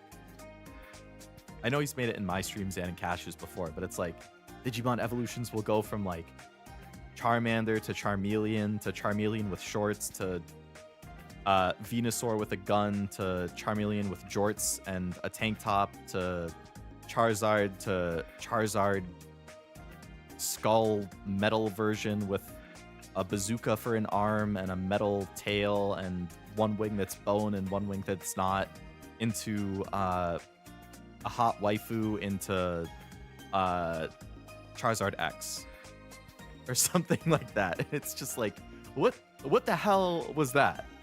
Like, I think that's a legendary comment that he had made. I think it's so funny every time I see it. Hello, Vad. Welcome to the stream. Hope it's going well. Out of context, Charmander to Charizard and Jorts to Professor Oak and PDSM gear to Gyarados. Yeah, exactly. Like, I think that's so funny, but... Okay, Dispatch. That was very much on a whim. I heard about it earlier in the week that I decided to stream it. And I was like, oh, I haven't played a Telltale style game in a while. I like those a lot. This is supposed to be really funny. It's supposed to be really good. Let's play it. So I beat it in 2 streams, half and half. I did really like it. I think the characters were really varied, really well voice acted, you know, all-star cast. I do think there was a little bit less choice to it than I might have expected early on. But I think that's kind of the pitfall that like every Telltale style game has. Like, yeah, you could get like one of 2 endings. Like, oh, does character A die or live? There might be like minor stuff in between, like, do you romance this character or not? Do you pick up this guy's fork? If you do, he's gonna like you a little bit more. If you don't pick it up, he might not save you later because he thought you were a jerk. Like, you know, sometimes I think the impact of the choices cannot be very interesting compared to other things, but I think the writing was really good. I thought the comedy was really good. It did, I think, to go back to an earlier point in the stream, I think it did kind of go a little over the top with some toilet sex humor. There were certain scenes that I thought were hysterical. I know that there are times where I almost spit tanked or choked on my water because I would be so caught off guard with a line that somebody said and how good the delivery was that like it would have me bursting out laughing. But it did feel like there were points where like every other line or every 3 lines would have like a poop joke or a dick joke or a sex joke, and I'm like, all right, I mean, yeah, it's funny when you don't do it every other line. Like, so I did think it could go a little over the top with that, but I still thought it was fun. I really like the characters. That was the highlight for sure. It is true, Noel. I agree. It's a quote from somebody on Drawfee. Oh, okay. Surprised you at the beginning. Yes, I was also caught off guard at the start because there was something that should have been censored, and I didn't have the censor thing on because I didn't realize that I would need it. So that caught me super off guard, and I was able to warn all of my friends who might want to stream the game, hey, make sure you enable the censor at the start, because I didn't. And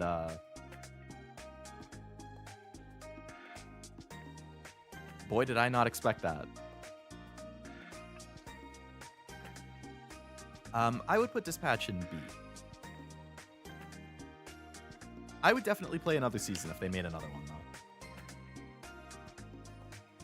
though. DJ Max, one of my all-time favorite rhythm games. I only play it like once or twice a year, but you know, they're really good about consistently releasing DLC packs, which I appreciate. You get a couple a year, 2 to 3 a year, I would say. Each one will come with like anywhere from 10 to 20 songs.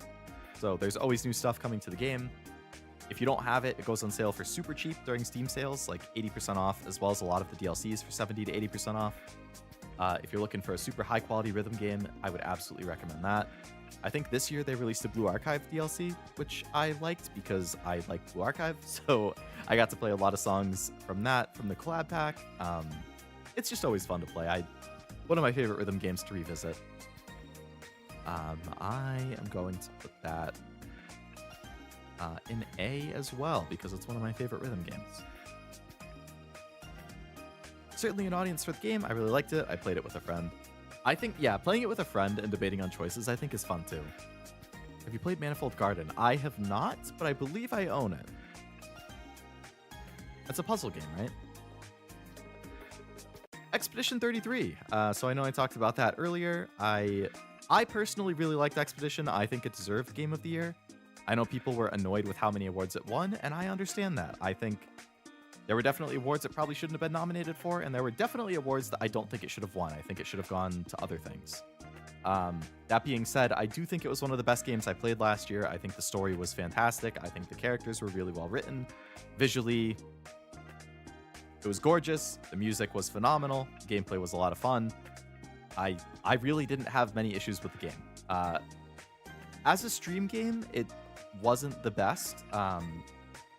I think there were good moments to react to on stream. I think it was still, like, I don't regret streaming it or playing it, but it was one of my worst performing stream series for the entire year. So in hindsight, I'm like, okay, like, it kind of makes me wonder, because it happened at points with Ghost of Yote too, actually. So it makes me wonder whether it makes sense to play brand new games on stream or not. This is not like a criticism of my community or viewers. I don't want you guys to take it that way. But it made me think, because I know there are multiple people who said they're interested in playing it, so they don't want to watch it because they don't want to get spoiled, which I totally understand because I do the same thing. And I feel like when you play a brand new game, the chances of that happening are a lot higher. So, you know, I'm like, maybe it makes sense to stick with like backlog stuff mostly, and then outside of something that I'm like dying to play as soon as it comes out, maybe it makes sense to wait until people have time to play it, and then when you don't have to worry about people being worried about spoilers as much, then you play it. Like, I don't really know what the best way to do it is. I've been streaming for 3 years and I haven't figured it out yet. But I was super hyped for that. So that was mostly a me thing. I wanted to play it because I was super interested in it and I ended up loving it. I think, I'm not sure if I'd say it's my game of the year. It's super close between that and Ghost of Yotei. But it very well may be. Looked fine. The hype just turned me straight off on it though. Me too. That's true too. I mean, I kind of understand that because it was everywhere. It was all people were talking about on social media. Like Reddit was full of Expedition Glazing. Twitter was full of Expedition Glazing. It felt like everybody and their mother was streaming it. So it's like you can't even look away from it. And I feel like that then starts to annoy people. I kind of understand that because that's happened to me before with other stuff. So yeah, I mean, it's like a double-edged sword too, because a lot of content creators will be like, oh, strike while the iron's hot. This game is big right now. This friend slop game is big. Play the friend slop game. Play it. Get views. People are going to love watching you play it. But at the same time, everybody's playing it. And I'm somebody who definitely gets sick of seeing the same thing over and over again. So I totally understand it as a viewer. But it does make me think, like, when's the best time to actually play some of that stuff? I don't know. I really don't. That being said, great game. Love the experience. I'm going to put that in B. I'm going to say high B. If I was rating it on the game itself, it would be an S. But I'm going to put it in B because of the holistic experience. Best of last year, but middling in terms of all games in its genre. I understand the hype with it at least. That's fair. Still need to play Dispatch. Hope I didn't miss a sale. I don't think I've seen it on sale for cheaper than like 10%. You haven't missed anything significant. He's criticizing us. Never. Never. I'd say do it after a bit so people can play through it and not worry about spoilers. That's kind of what I'm thinking. What's up? Hello. Welcome to the stream, SRML. I feel like... Did you have another name you like to go by? I feel like there was something else. Because SRML was long. I feel like you had another name. Oh, the old game when the new one's announced. That is a good mini boost. Certainly a dilemma. I know some people would rather watch others play through certain games than actually play it themselves. That's true too. You know, people don't want to spend the money on it. They're curious. They either, yeah, they don't want to or they can't spend the money on it, so they just kind of watch other people play it. I don't know. You get Dispatch in case they add more stuff and it goes up in price. I could see them doing like a DLC episode or something. Right now's a good time to play OG Yakuza 3 or Resident Evil 2. Oh yeah, with Kiwami 3 and Requiem both coming out this month. Kiwami 3 comes out tomorrow. I did pre-order it. My pre-order is shipped. Ghost of Yotei. Like I just said with Expedition 33, tied with that for probably my favorite game of the year. I think when I compare it to Ghost of Tsushima, there's some things I like more from Yotei. Some things I like more in Tsushima. I'd say it's very much like a comparable game. It's not like significantly better. Excuse me. It's not significantly worse. It's kind of like a side thing. Visually, I would say that's probably the best looking game I've ever played. The art style, absolutely phenomenal, gorgeous. That is like one of the very, very few games where I actually would just stop playing to admire the scenery and take screenshots. Like, I am not a screenshot person, but I was taking a lot of screenshots in Ghost of Yotei. That game is drop dead gorgeous. The soundtrack was really good. I liked Atsu as a protagonist. I like revenge stories and how that kind of impacts the person and the people around them. I like The Last of Us 2 for the same reason. So I did like seeing her revenge story and how that developed. I do feel like there weren't as many notable characters in Ghost of Yotei compared to Tsushima. The ones who I liked the most were definitely good. But I feel like Tsushima had just slightly more memorable characters.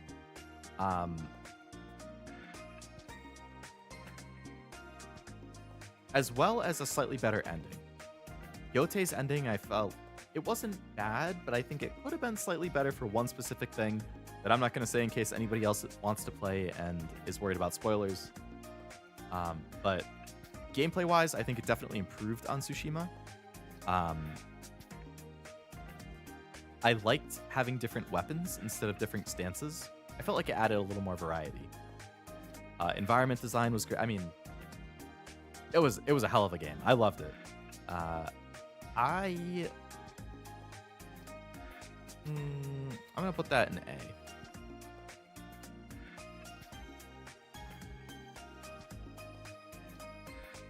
All right, now we get to our burst of Halo games. So I won't elaborate too much on these because there's so many of them. I'll just kind of compare them to each other. Actually, let me respond to these chats first. Fear and Hunger, for example, has a huge fandom, while the game barely breaks the 1,000 active players on its peak.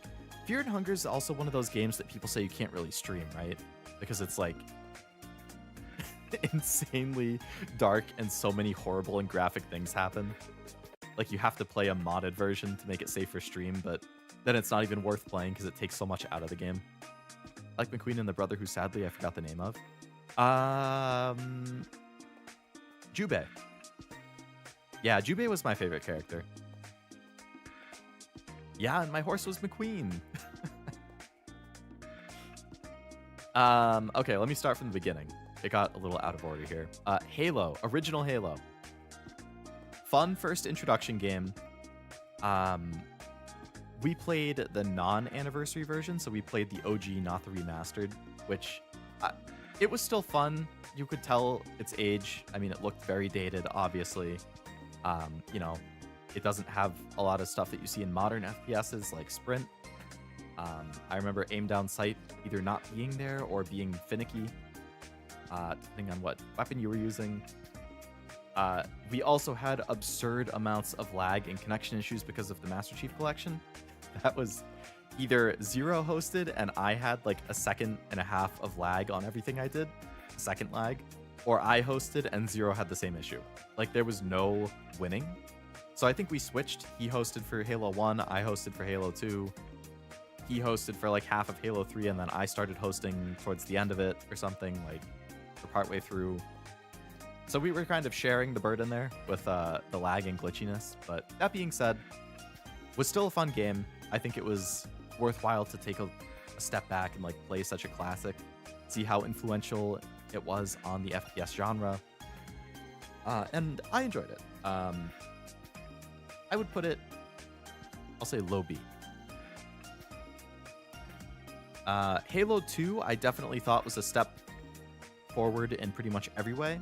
We did play the remastered version of that, not the original, so graphically it looked a lot better. Gameplay, it felt smoother. I mean, I was hosting, so obviously it felt smoother. I think the story was a lot more interesting in Halo 2. I really liked the way that it would go back and forth between Master Chief and the human stuff, and then the Arbiter and the Covenant side of things.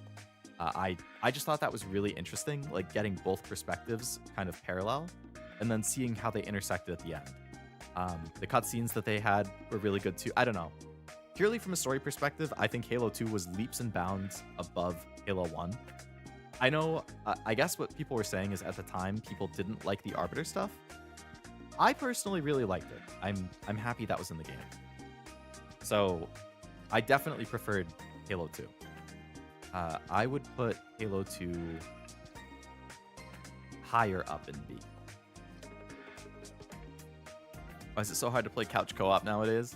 Yeah, couch co-op is a lot of games that you might expect to have it just don't, or it's not as good as it used to be. Like online co-op is a lot more popular, and I miss the days of couch co-op, man. Like my friends and I in middle school playing Little Big Planet, crying so hard that we would start laughing so hard we would start crying. I still remember that happening from like some of the user levels that we would play. Like Call of Duty Zombies, split screen, Resistance 2 split screen. You know, the Mario Kart, Smash Bros. Like you could still play pretty much all of that online, but I don't know. The age of split screen stuff it's not what it used to be. It's also harder, like, as an adult. Like, it's easy when you're a kid and you're in school and you're hanging out with your friends after school, but, like, once you're all working adults and you kind of move, like, it's a lot harder to see each other in person, too, so. Lightning. Yeah, Lightning McQueen. Trying so hard you start laughing is crazy. I think it could happen. You start going crazy. Old man Leo, I know. I'm old in terms of streaming.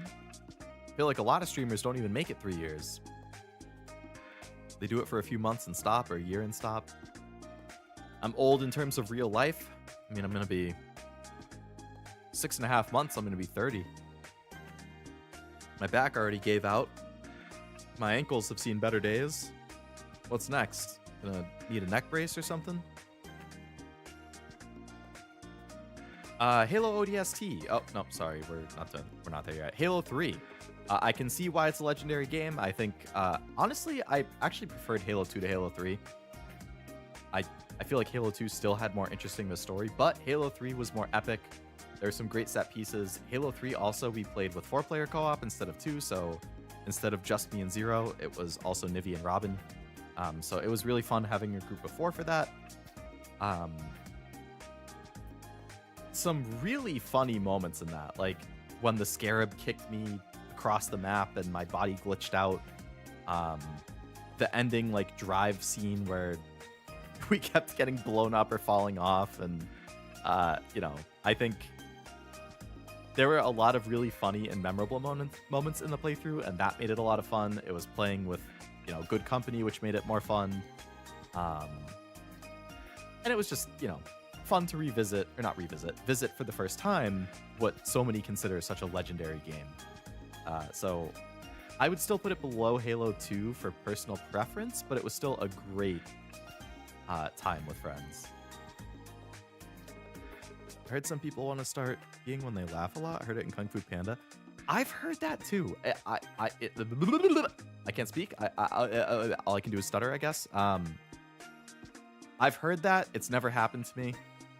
But, I mean, I'm sure it does happen. Halo 3's custom game modes for online multiplayer was incredible. I think, yeah, people were saying Halo 3 and Halo Reach both had amazing stuff for that. Halo 3 ODST, short and sweet. We finished that in one stream. I thought it was a fun side story. I liked the way that it kind of segmented the story and showed you each character's like little mini arc and then how it came together at the end.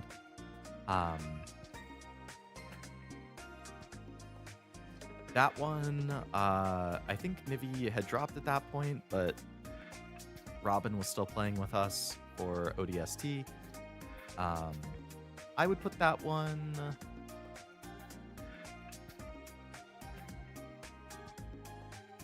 yeah, I would say here. I would say I liked it more than the original Halo, but not as much as Halo 3.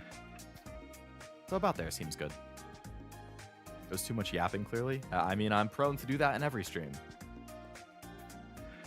After Halo 3 ODST, we played Halo Wars, which I had mentioned at the time. That was my first RTS. Didn't know what to think. I ended up really, really, really liking it. It made me want to try out more RTSs, which I haven't done. I don't know why I'm yawning so much. It's 9 o'clock. I don't know. I had a lot more fun with... I had only played turn-based strategy. I'd played Civ, I played a little bit of Europa, but I had never done an RTS. I would say I preferred the RTS. It was more involved. I felt like I was more engaged. Like, that's my biggest issue with Civ, is when I've played that with friends, it's fun playing with friends. I like it. But there's times where, like, I make my turn in one, I don't know, I finish my whole turn in 30 seconds. And then I sit there for 8 minutes because my friends are, like, in a war with 2 different countries, and there's so many different units that they have to move around and do, and I'm just like... oh my god. And then the next turn I finish in 40 seconds, and then they have another 7 minutes, and then I finish in 30 seconds and they have another 8 minutes. I'm just like, I've moved 3 times in 20 minutes because other people are fighting a war. Like, and that can be kind of frustrating. So I like that you don't really have to deal with that in the RTS. Like, things keep moving. for better or worse. And I don't know, I had a lot of fun with it. I would honestly say Halo Wars was probably my favorite of all of the Halo games we played so far. I would put Halo Wars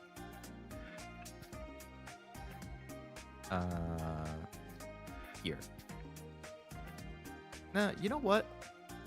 I'm actually gonna put Halo Wars in A. No. High B.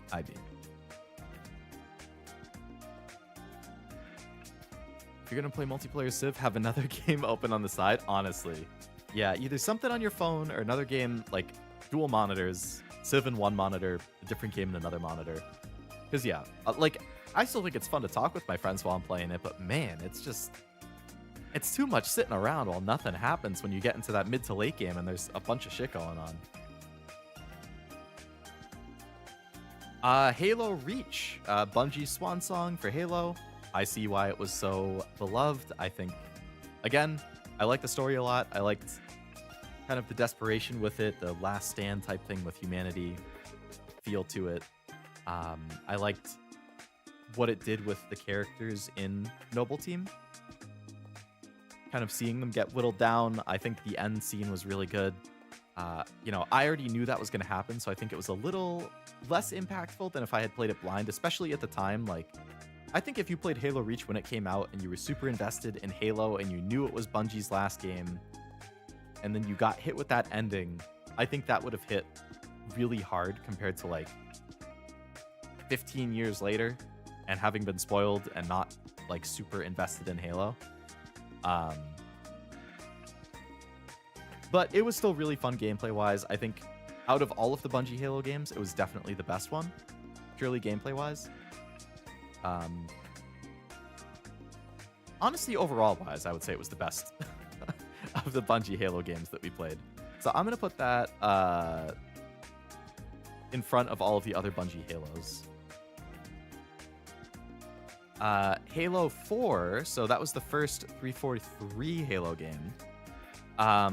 Honestly, I feel like the hate for that is kind of overblown. Again, maybe it's because I didn't have immensely high expectations and I didn't have years of playing Halo under my belt, but like, I liked Halo 4 overall. I mean, gameplay-wise, it felt a lot more modern. Again, we beat it in one stream. I didn't think the story was bad. So, I mean, I liked it. I feel like it gets some undue hate or something. I mean, it was another Halo game. It's a solid, fun FPS. It was fun with friends. I don't know. I would put that probably... I'll put it after Halo 3. I would say I liked it more than ODST and original Halo.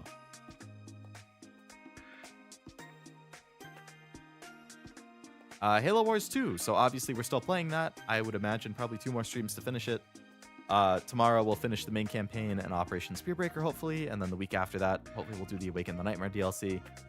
To me, it feels like Halo Wars, but better. I mean, it looks more modern. It feels more modern. Feels like there's more to it. So I liked Halo Wars a lot more than I expected. So I was super excited for Halo Wars 2, and I have not been disappointed. It once again affirmed that I want to play or try more strategy games in that vein. So I was going through what games I have after the previous Halo Wars 2 stream, and I was like, I have a lot that I could choose from if I want to play more RTS. I don't know how many of them are RTS. I just have a strategy folder, but like I had like Marvel Midnight Suns. I have some Total War games. I have XCOM. I had a couple others. I don't think XCOM was RTS. I think that was turn-based, but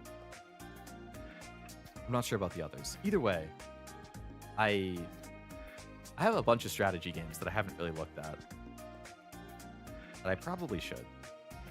Hello, Titanic. Welcome to the stream. Cookie Clicker. I've never played Cookie Clicker, actually. Went to the dentist, but it was a dud. I mean, that's good, right? No cavities. I don't think I've been to a Kroger's. They don't have it near me. And it'll let you sprint? Thank God. I like being able to sprint. So does buy two, get three. Buy two, get three free? What the heck?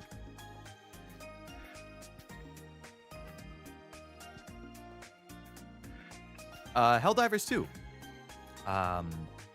I absolutely loved Helldivers 2. I think gameplay-wise, it's a lot of fun. There were so many laugh out loud moments, so many epic moments. I think, you know, all of the different... I played it with Cashew and Zero. I think Silver joined us for 1 or 2 streams. I don't know. I thought that was an absolute riot. I had a ton of fun. Obviously, it like blew my computer up, metaphorically, the first time I played it.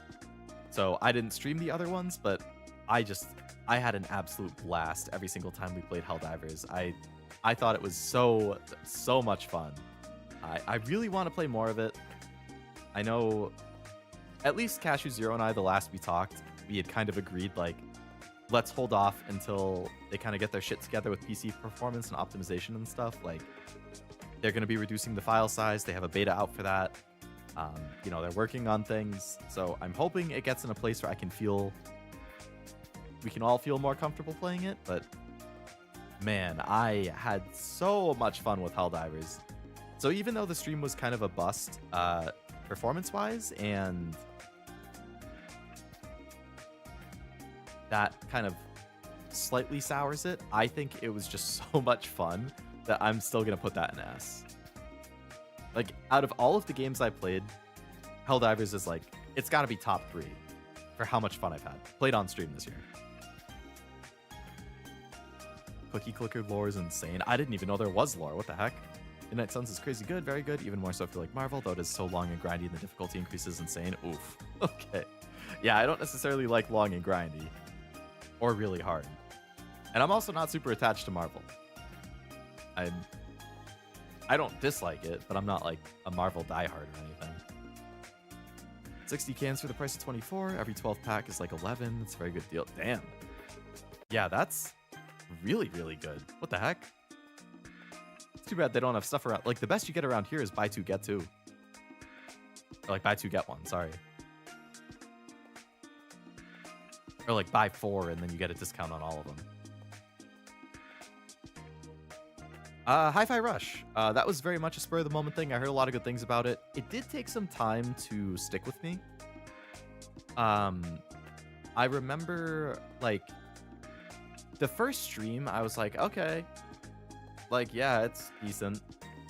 But I think it grew on me over the 3 streams it took to beat it. By the end of it, I definitely was enjoying it. I really liked the main cast. I'm blanking on most of their names, but I liked the characters. I thought the art style was really cool. You know, I like rhythm games, so having a pseudo action rhythm game was just a neat concept to me. You know, I'm not really one for like combos and stuff, so I didn't get super into all of that, but I enjoyed what I played of it. If they made a sequel, I would play that. It is actually getting a physical release through limited run games. Creators are open right now, so I'm considering getting that. But I had fun with it. I would say it was like a solid 7 out of 10 game. I'm gonna put that in the right about there. Very satisfying ending too. Hololive card opening. I love Hololive. I love trading cards. I love collecting trading cards. Naturally, I was very excited about Hololive cards coming to English and being able to open the packs. I didn't pull anything crazy. I did get the Sora Ultra Rare card, which I did want. That was one of my most wanted cards. I didn't pull the signed cards. I didn't pull any of like the Oshi Ultra Rares, but I was really happy with the quality of the cards. I think they looked good. They felt good. It was just fun to open because obviously I love Hololive and, you know, the opening pack experience. So I'm going to put that... That was also one of my best performing streams for the year, I believe. Fun fact. That would have been an interesting stat to put in the year in review, what the best performing streams are. I can tell you because I know. The streams that did best overall in terms of like number of viewers and watch time and stuff I can tell you the top 5. I can't tell you the order because I forget that, but the top 5 were Yakuza 0, Uma Musume, Zenless, the card openings in general, Hololive and Weiss, and Pokemon Soul Silver.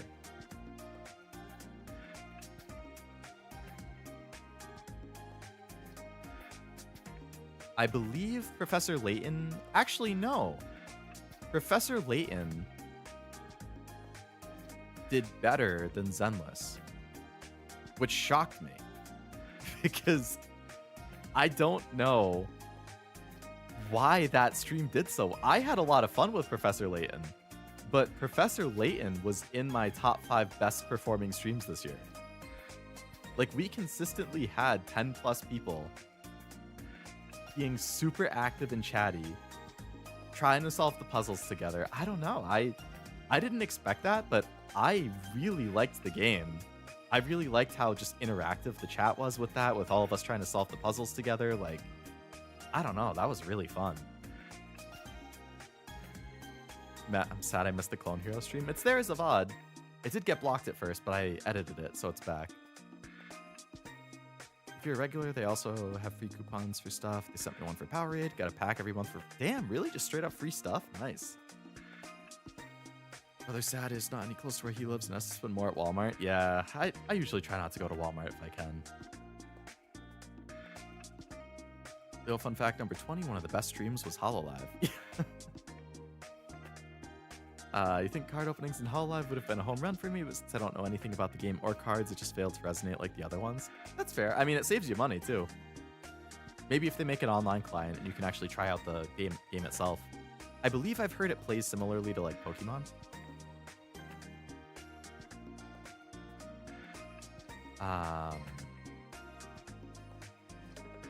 I haven't opened the 3rd set, which came out in December, which is actually the set that I was probably most excited for, because it had Miko, my Kamiyoshi, signed card.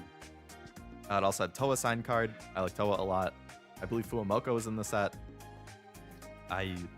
Unfortunately, money was too tight at that point. You know, it was like the week before Christmas. I had spent money on, you know, gifts for my family. I spent money on myself because there were a bunch of different Christmas sales. I couldn't justify also buying the cards. So, alas. Maybe one day I'll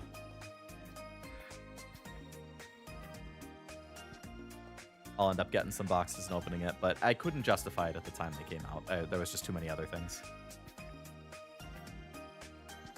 Blatant MVP, I still remember the clock one that took ages. There were some. The like ball jumping one I remember took me a long time too. Spend my money on Zenless, Genshin, or Star. All the Hoyo stuff, huh? Pokemon, but you don't draw energy. Okay. But there are energy cards still. Like the cheer stuff. What was the stream you thought was going to do well and didn't? And also opposite. I thought Expedition 33 would do well. And it did very much the opposite. I think because it was so hyped up when it came out, I was like, oh, people are going to be stoked that I'm playing Expedition. They're going to want to see it go on. And people did not want to see Expedition.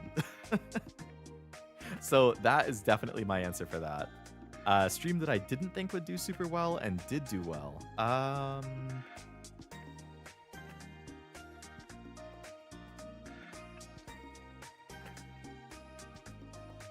Looking at the ones here, I would say the ones that surprised me the most are probably MLB The Show. I streamed it one time on opening day.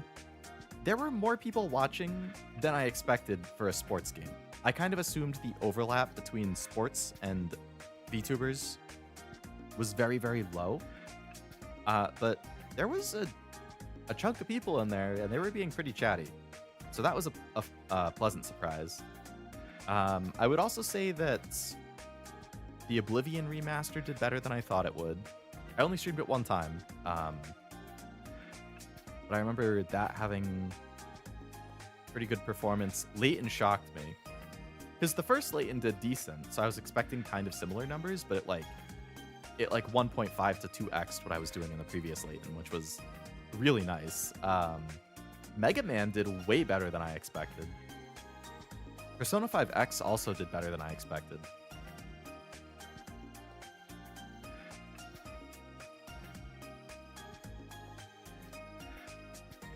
I've noticed Nikkei has not done as well lately. Like, when I did Nikkei stuff earlier, like late 2024, early 2025, it would consistently do, like, pretty good. But I've noticed the last few times I've streamed it, it hasn't done as good, which is interesting. Because I feel like the game is getting bigger. So I don't really know. There's so much I wish I could glean from analytics that I can't. Or just, like, trends. Again, like, the data side of me is super curious. And oh, it's their own separate deck. Okay, that's interesting. That's nice. It takes some RNG away. Just finished a Honkai quest and there was a bath scene. Oh boy. I mean, enjoy. Speaking of Professor Layton, that's the next one. I had a ton of fun with that. I thought the second Layton was better than the first one. I think the story was more interesting. It was more emotional. The characters were more memorable. The puzzles were still a lot of fun. There was really good variety. There was one or two puzzles that definitely tilted me. I think that's going to happen in pretty much any Layton game that I play. It's going to have some BS solution that I don't think of, and then nobody in chat can think of either, and we're all just like, what the hell? But I thought it was a ton of fun. I definitely plan on playing more Layton stuff. I think that's a good, like, break from a lot of the typical stuff I play. And I own all of them on DS and 3DS outside of the Phoenix Wright crossover. So that's 5 more Layton games that we can work through. 6 if I get the crossover one. Keep an eye out. It'll definitely show up again. I'm putting Professor Layton in A rank. Does that mean you plan to drop Nikkei for streams? No, I'm still going to play Nikkei stuff. I'm just curious. Like, I don't fully understand why sometimes it does well and sometimes it doesn't. Because I pretty much always stream it at, like, the same time. It's just, like, the whims of the algorithm. Or, like, people are interested in certain things and not others. But no, I'm not planning on dropping Nikkei. I think for, like, collab events I'm interested in, or major events that have voice acting that I'm interested in, I'll probably try and still stream those. I would say for story, I'll probably just try and do that on my own instead of on stream. Especially seeing how they do on stream. But I do want to catch up on the story, so I think that's going to be something that just in my own time I'm trying to catch up on.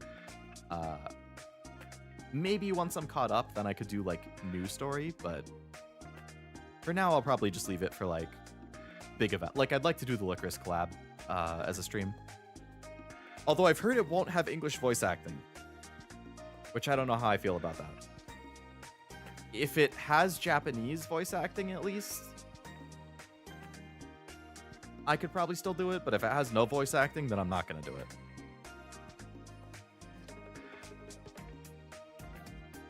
That's way too much reading. It would kill my throat. Mega Man. Okay, so Mega Man did a lot better as a stream than I thought I would. I breezed through, more or less, the first, like, 2/3 of that, and then I got my ass kicked like nothing else in that final level. I think Mega Man easily sets the record for the most tilting I've done on a stream. I was furious for a lot of Mega Man. Sorry, for a lot of the final level. That final stretch of, like, 3 to 4 bosses leading into Wily was a nightmare. Obviously, the stream ended with the very infamous moment of me backing out of the level to the main menu because I just wanted a break. And then I realized when I backed out to the main menu that it reset my progress in the level. So previously I had a checkpoint having finished about 3/4 of the level, and it undid my checkpoint. So now I had to start from that last level at the very beginning. And I was like, oh my god. And after that happened, I think I backed out to, like, the overall menu.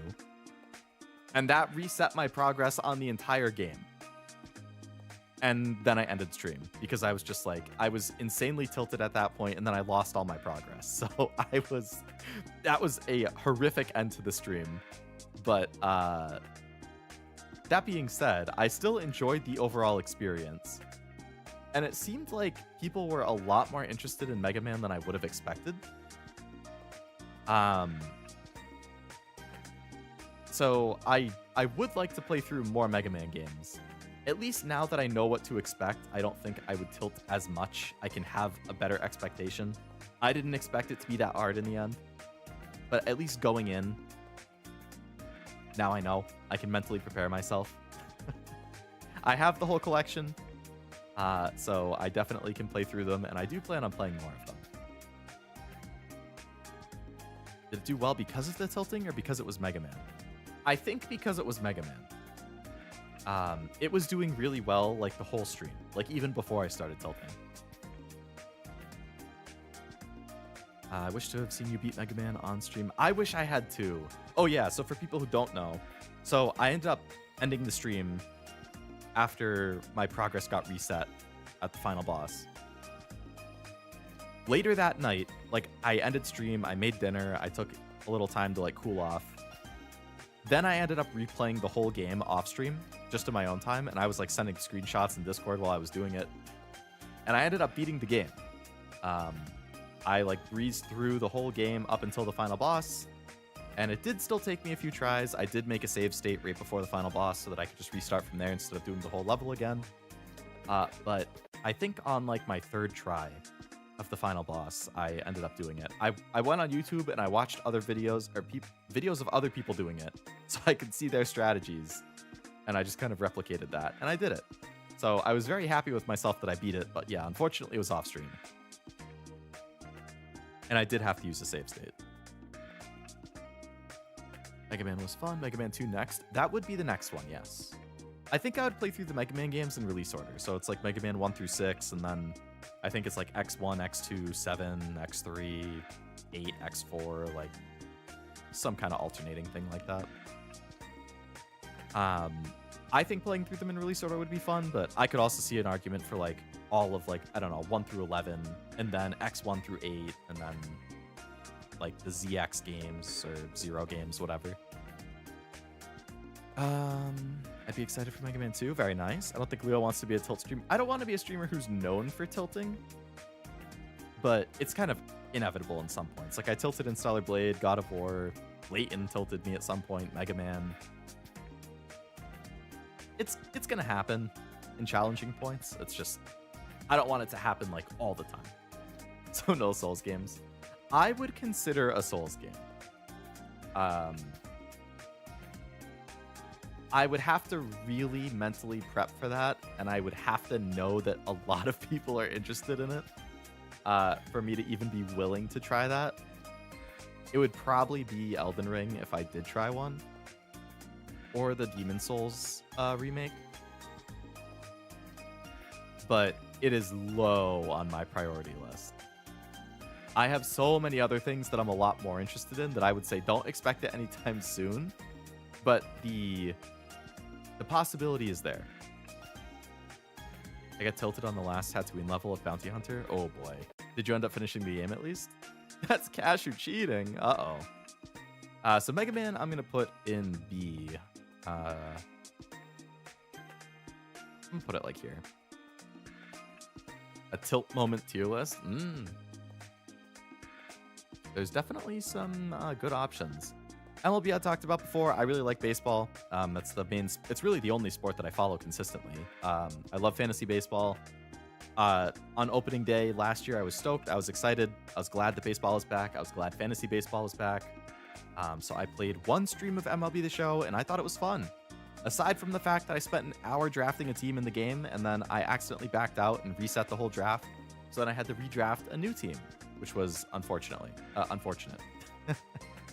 That being said, it was fun. I was glad to play it, and I'm glad that people actually watched it, because I didn't expect people to care about sports stuff. 101 subs until 1,000. Yes, we are 1 away from 100 and 101 away. 1 away from 900 and 101 away from 1,000. I'm hoping to hit 1,000 in the spring at some point. Spring or summer. Did you play Tribe 9? I have not.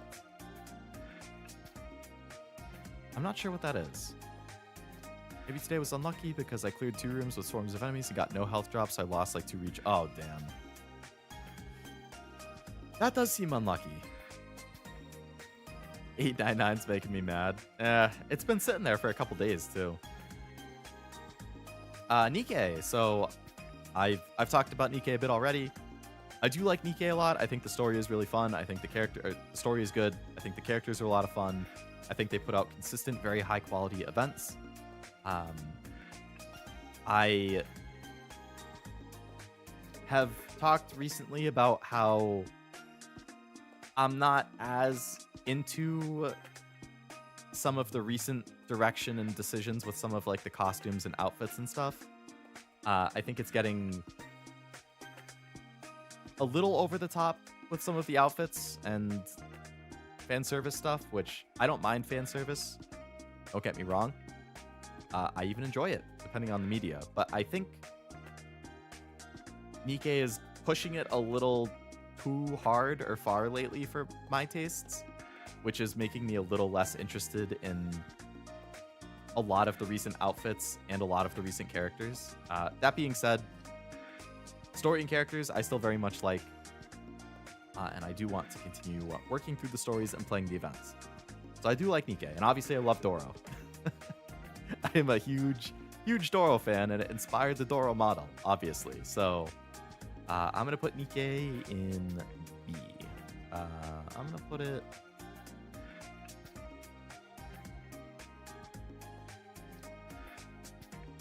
I'm gonna say like here.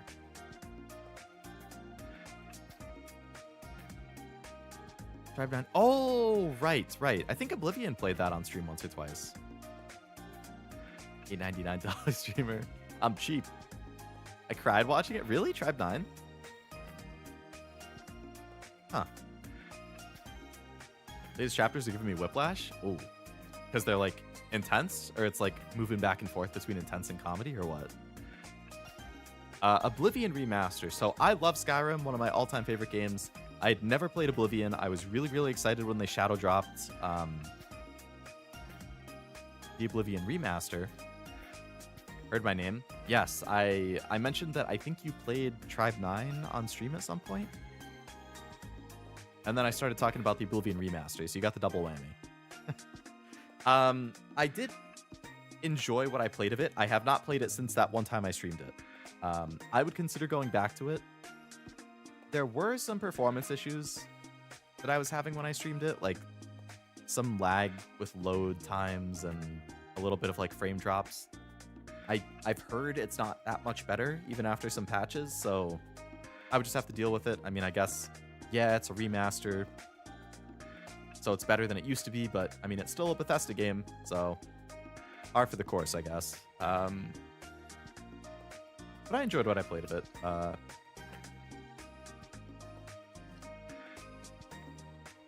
I would say that got shut down quick. Oh, it like it end of serviced already? Even in Japan or just in the West? I'm gonna put Oblivion like here. We got a lot of B's. In November? Damn. Persona 5X. Obviously a new Persona game. Exciting. It is a gacha. A little less exciting than a full brand new Persona, which I guess we'll have to wait until Persona 4 Revival. I'm really hoping that we get information on that. I'd love if it came out this year. I'm expecting probably like next year. But yeah, Persona 5X, I enjoyed it. It very much felt like Persona 5, but gacha-fied. I mean, you roll for the characters, you roll for the weapons. I don't roll for the weapons because I don't really care about that. I just roll for the characters I like. I haven't made any story progress in about 6 months because I have only been doing story on stream. But I've still been doing dailies and occasional event stuff and rolling for stuff. So I've amassed a nice crew of characters. I need to find time to actually play the story. But it was fun. It also did better on stream than I thought it would. So I'm going to put it also in B. Probably like...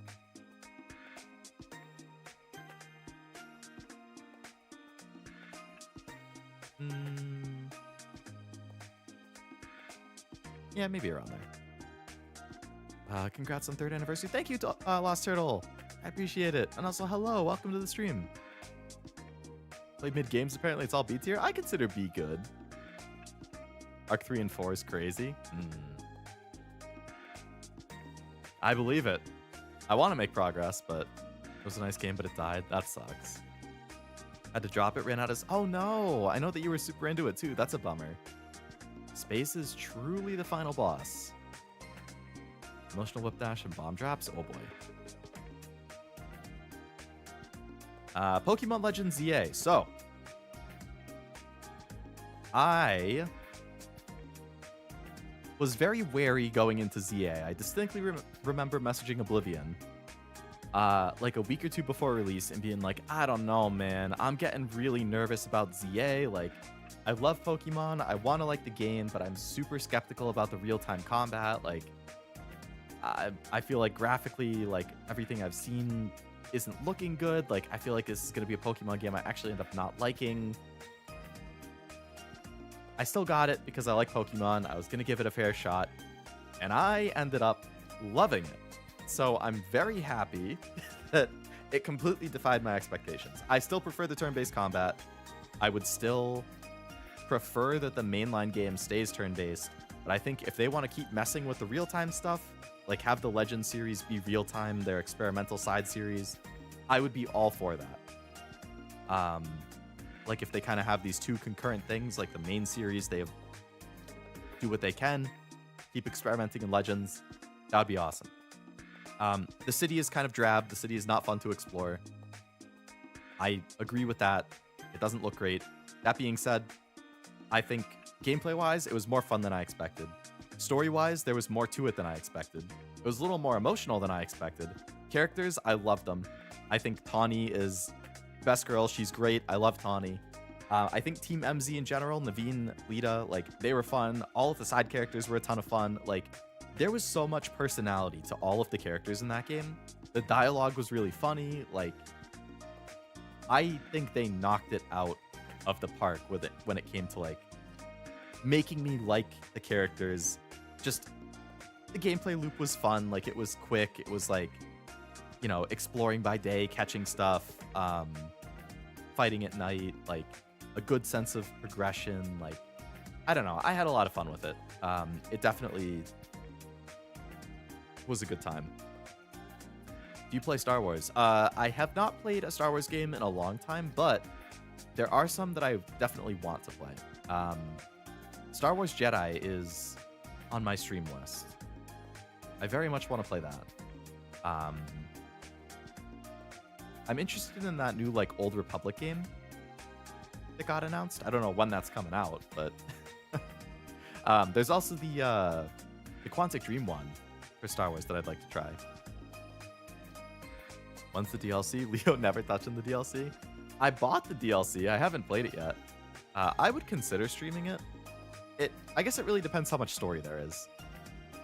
Like, if it's really just, like, 5 minutes of story as a way to, like, get you into this new dimension and then you catch stuff, I'll probably do it in my own time. But if there is story, like, a decent amount, then I could be convinced to stream it at some point.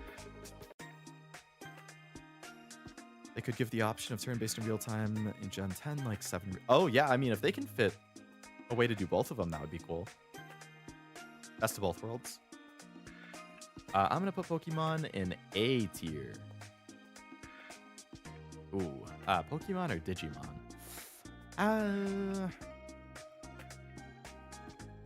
We're getting close to the end here. I know I did a lot of yapping, but we're making good progress with this tier list.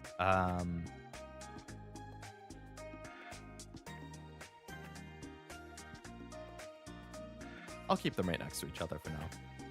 There's a bit of grinding towards the end with the last couple of quests, but you could get away with doing the first couple main ones on stream. Okay. I'll add it to the list and look into it. Final Fantasy X level up system was unique. That's on my list to play too. Final Fantasy 7, 10, 15, and 13 are the ones I have on my list right now. Speaking of Pokemon, Pokemon Soul Silver. That was one of the first games I streamed for the 3rd year of streaming. Banger. Loved it. Had a great time. That was my first attempt at a Nuzlocke. This must be an old version of the thumbnail because I don't have Nuzlocke in the... I had Nuzlocke on the thumbnail, but this one doesn't say it. Yeah, my first attempt at doing it. I think I made it like 2/3 through the game before I ended up losing, which was a bummer. My whole team got wiped by a double battle against a Magmar and Electabuzz. It is what it is. I just played the game normally after that. It was a lot of fun. I had never played a Johto game, so I think it was, you know, a good time getting to play the definitive version of the Johto games that everybody says is one of the all-time best Pokemon games. I can see why they do. I really liked it. I think starting it as a Nuzlocke was fun because it definitely got me more attached to my Pokemon, like naming them and really trying to keep them alive. Like, I don't know, I never name my Pokemon, but I did it on stream for both of the Pokemon games I played this year, and I liked it. I think it was fun. I think chat had really good name suggestions that, you know, it was a good time. The champion fight was absolutely legendary. That was a fight for the ages. I urge anybody who did not watch the Pokemon streams and likes Pokemon to go watch the Soul Silver champion fight. I think it was in... I streamed it 9 times. I think it was in the 6th or the 7th stream. Just so good. I was like 10 levels under level. I was fighting for my life. I was cycling Pokemon out with revives and heals. There were so many missed attacks. There were so many tanked hits. Like, oh man, it was just absolutely legendary. It was like 2 a.m. Everybody watching was exhausted, but boy, was it a hell of an ending. Definitely go watch it. Yeah, that was legendary. I did all of the post-game stuff too, so it was fun to revisit Kanto again. I did get my ass kicked by Red. I never ended up beating him. But hey, it was a great game. I had a lot of fun. I would love to play more Pokemon games on stream. Maybe it might show up later this stream. Who knows? I'm going to put Pokemon in S rank.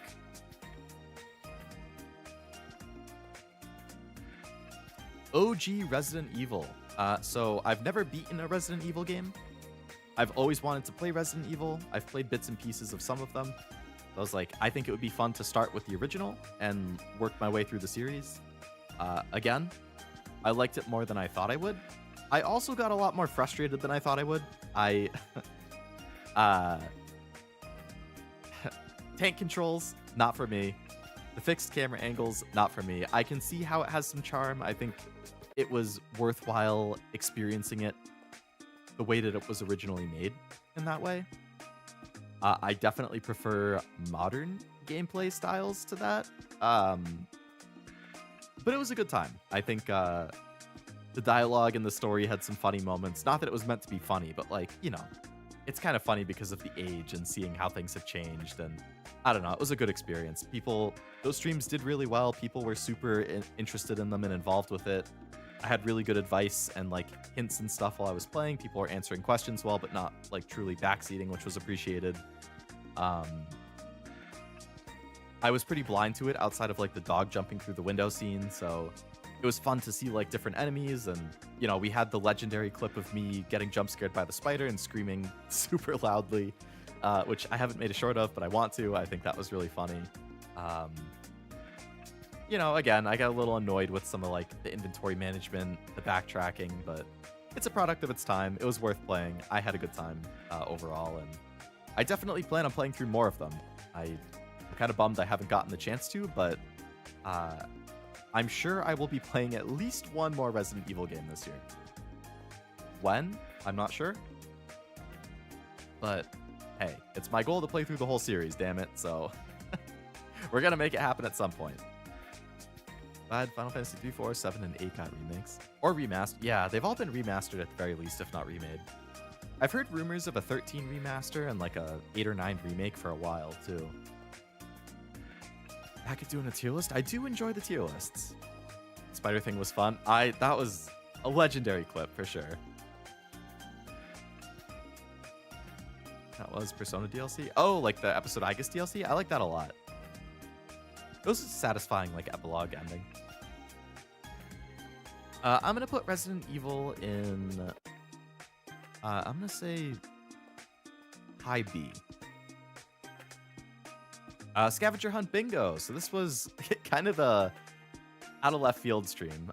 Myself, Oblivion, Cashew, and Serby. Basically, the concept was we get assigned 25 random tasks, and we have to use the games that we own to try and complete the task. You can only complete one task per game. So it's kind of a strategy thing. It's trying to see who can be most efficient and best pick games to make the most bingos or fill in the most squares. I came in last place. There was a couple tasks I got super stuck on that I couldn't efficiently do, but it was a fun, like, one-off stream. It was fun to do something different. I don't remember who ended up winning, but yeah, it was fun. It was very different. I think it was a novel experience, but it was a good time. I'm gonna put that in B as well.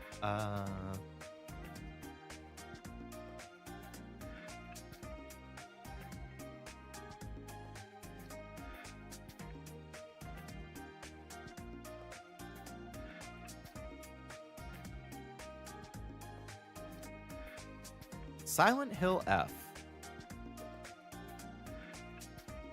So, I really like Silent Hill 2. That was my first Silent Hill game. I played it the previous year. Silent Hill F looked super interesting. I really liked everything I saw about it early on, so then I decided to go totally blind.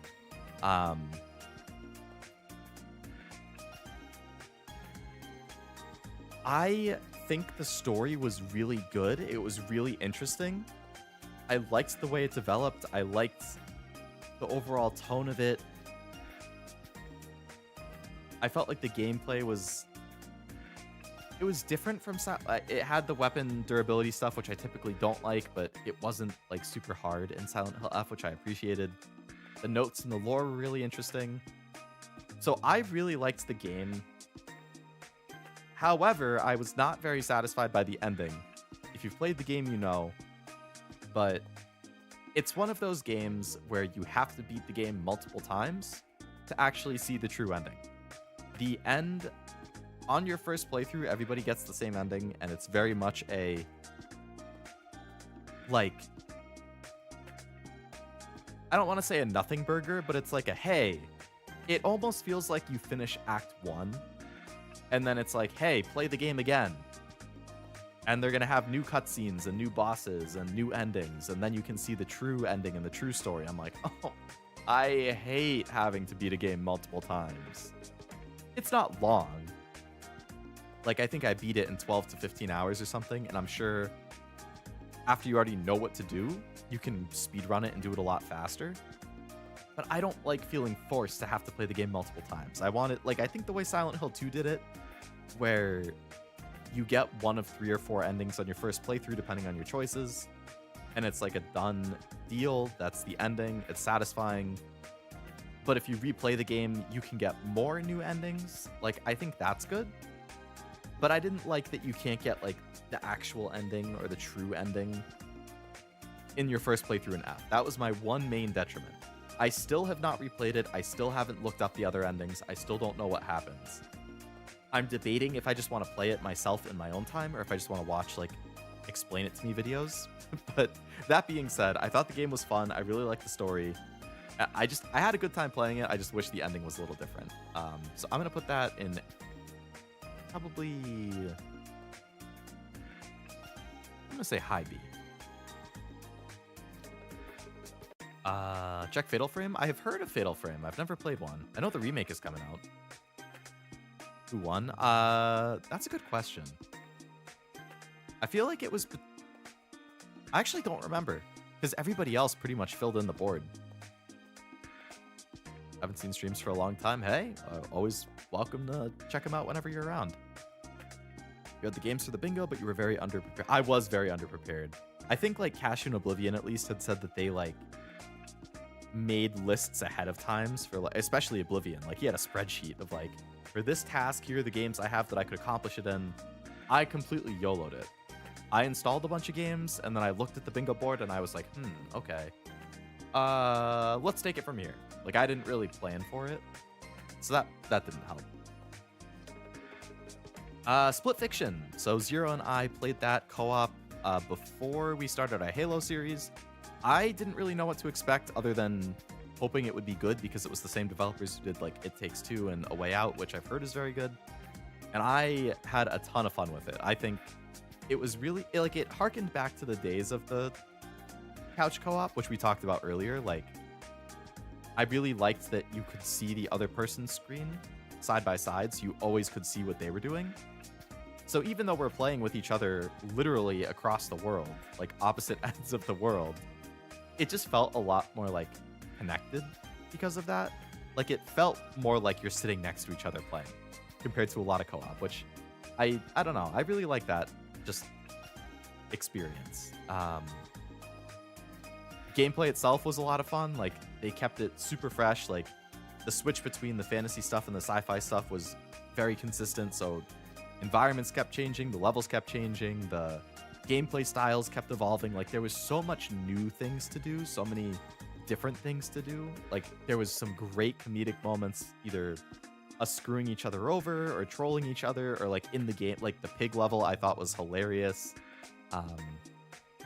I was rewatching some of it recently, like that like fantasy village where you could like transform into stuff, and Zero transformed into like a thundercloud and kept shocking me and like stun locked me was pretty funny. Like, there was some really good stuff in that game. It was a lot of fun.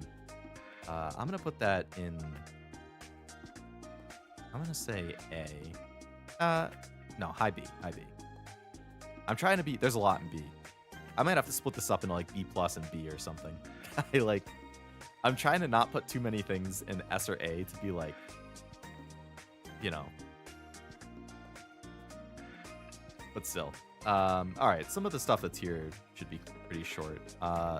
State of Play watch along. I honestly don't remember what was announced in that outside of the Marvel fighting game, which I don't really care about fighting games or Marvel, so that really wasn't for me. But I like watching along with the game show stuff, so I mean, it was, I'm gonna put that in C, I guess. It didn't really have anything for me, but it was enjoyable enough.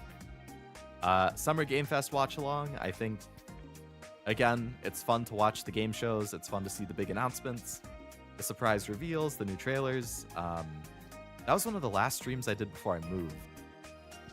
So I'm a little nostalgic in that sense, like one of the last streams in my old house. I don't remember any major announcements that like were super exciting from that. Was The Witcher 4 at that one? Or was that at Game Awards the year before? I honestly can't remember anything major from that. So, I mean, it was fun, but since I can't really remember anything major, I'm just going to put that in C.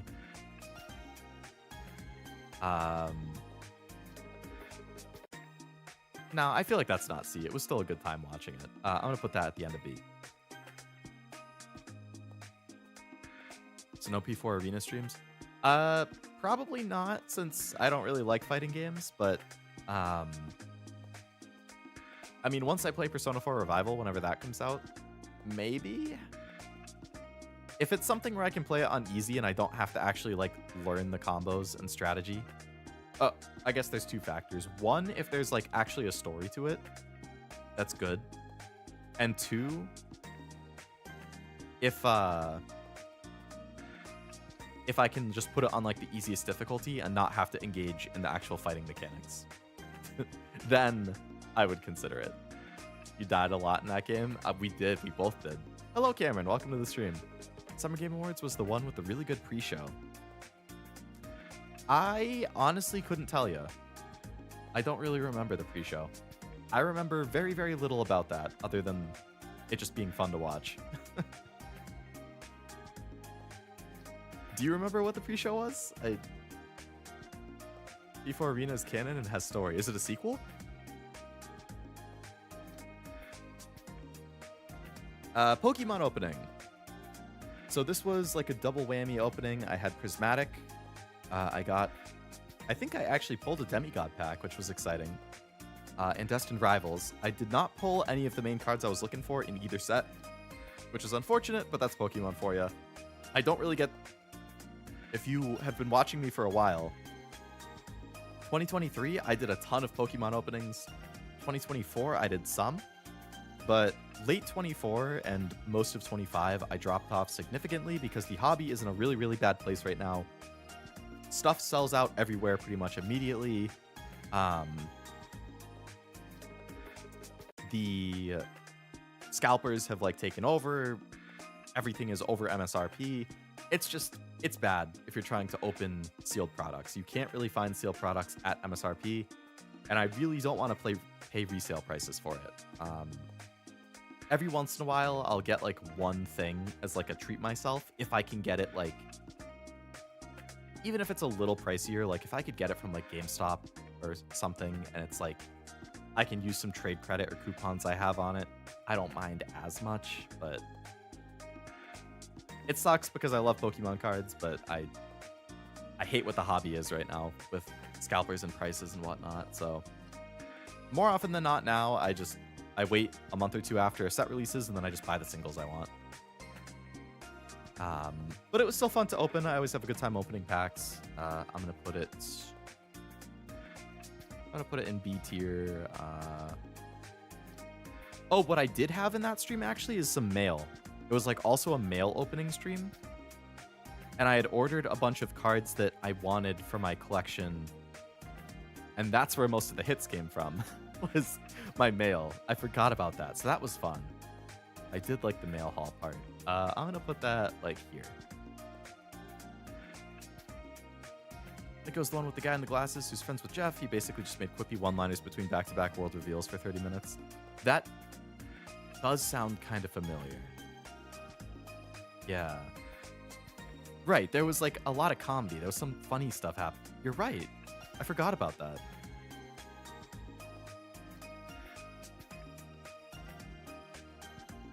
Speaking of Jeff, Game Awards Watch Along 2025. So I only have Cashew and Zero in the thumbnail there because it ended up kind of blowing up to be more people, but I believe Oblivion, Silver, Serby also all watched. I don't think Kiwi was there. I feel like it was too late for her. I'd have to double check. But yeah, we ended up having a big group. I was obviously stoked that Uma won Mobile Game of the Year. That was one of my highlights. I made a bingo board to see if I could fill it in. There were not as many big announcements as I was hoping for. But there were still some cool ones. I know I have it written down, actually. It was a big watch party? It was. It did just turn into a big watch party. Let me double check what I wrote down. So it had that new Star Wars game that got announced. Antos, which I think was the new game from the people who did Soma. The new Control. Gang of Dragon, which is the new game from the creator of the Yakuza games. Lego Batman. 2 new Tomb Raider games, both of which were interesting. Orbitals, Star Wars Racer, Phantom Blade Zero release date, and a new Mega Man. Those are the ones I wrote down. That was the one with Highguard, yes. Speaking of which, I feel very badly, but not too long before I started my stream, I saw an article that it looked like the Highguard developer laid off most of their staff. So I feel super badly about that, how that whole situation played out. I just feel really badly for everybody involved. But it was still fun. I mean, there was a handful of games like I just listed that I was interested in. It's a good time watching the big award shows. I'm gonna put that in.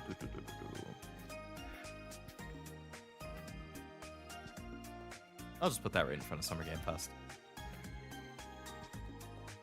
I also had Waldorf and Statler Muppets making. Oh yeah, right. The Muppets were roasting him. That was pretty funny. Game Awards 25 also had True, it did have Divinity. I've never played a Divinity game, but that trailer looked neat. I was very curious. I don't even know if I have them. I've heard they're really good. Question for Mr. Lovelace. Have you selected games you want to stream next? Yes and no. I would say keep an eye out for later in the stream. They might come up. I'll come back to that question, is what I should say. I had 1 or 2 tier list streams I do enjoy doing the tier lists. The one that I used the thumbnail of, I put down bad gotcha. I did not end up doing that. At some point, I'll do a down bad tier list. What I think is fun that I've seen other VTubers do before is their community submits characters that they like. And then the streamer like goes through and does like a tier list for them, whether how much they like the character, if they're down bad, like all that stuff. So I've never done one, but I think it would be funny, or just like doing an Azure Lane or FGO one or something. But yeah, I tier listed all of the games I played on stream. I mean, that was fun to kind of, you know, be nostalgic, look back on it. I did another tier list at some point, and I can't remember what I did in it. It might have been like dating red flags and green flags or something like that. Original Sin 2 is a decent multiplayer game, lots of opportunities for shenanigans. Interesting. I'll have to look into that. I have to see if I own it. They do that with Smasher Pass? Yeah, I've seen it with Smasher Pass too. I'm gonna put the tier list one at the end of. I'm gonna put it at the end of B. I feel like I didn't have super memorable tier lists this year like I did in previous years, but they're still fun. In the same vein, top 25 lists. So I updated my top 25 anime list, and I updated my top 25 waifu list. That was fun. You know, like I've said many times in the stream, I like numbers, I like data, I like ranking things, I like rating things. So I hadn't updated them in a long time, so it was nice to update my anime list. It was nice to update my waifu list. I actually split the waifu one up, so I had an anime list and a game list. I didn't end up making a combined one. I meant to do that, but I forgot. But it was still fun. You know, again, talking about your favorite things is always a good time. So I'm going to put that right there. We're down to the final 6. We're almost there. I've probably been doing this tier list for over an hour at least. Uma Musume. Brrr. S tier, baby. Goes without saying, come on. Uma has been a revelation for me. I absolutely love the game. I love the characters. I have spent hundreds of hours playing this, both on stream and in my own time. I have competed in all of the PvP tournaments. I believe I've won 4 platinum titles, which is obviously exciting. Actually, is it 4 or 3? It's at least 3. It might be 3. I have to double check, but I feel like it's 4. I don't know. They make for great streams. I think whether you're building aces, or you're doing test rooms, or you're doing a tournament, or you're just reading the story, like I feel like there's a lot you can do when you stream it. I think people are very into those streams. They're consistently, Uma is some of my best performing streams. They get like the best numbers. They get a lot of subs. I've gotten a lot of people who have joined like the community and the Discord and stuff because of Uma, which is great. You know, it's a very active chat.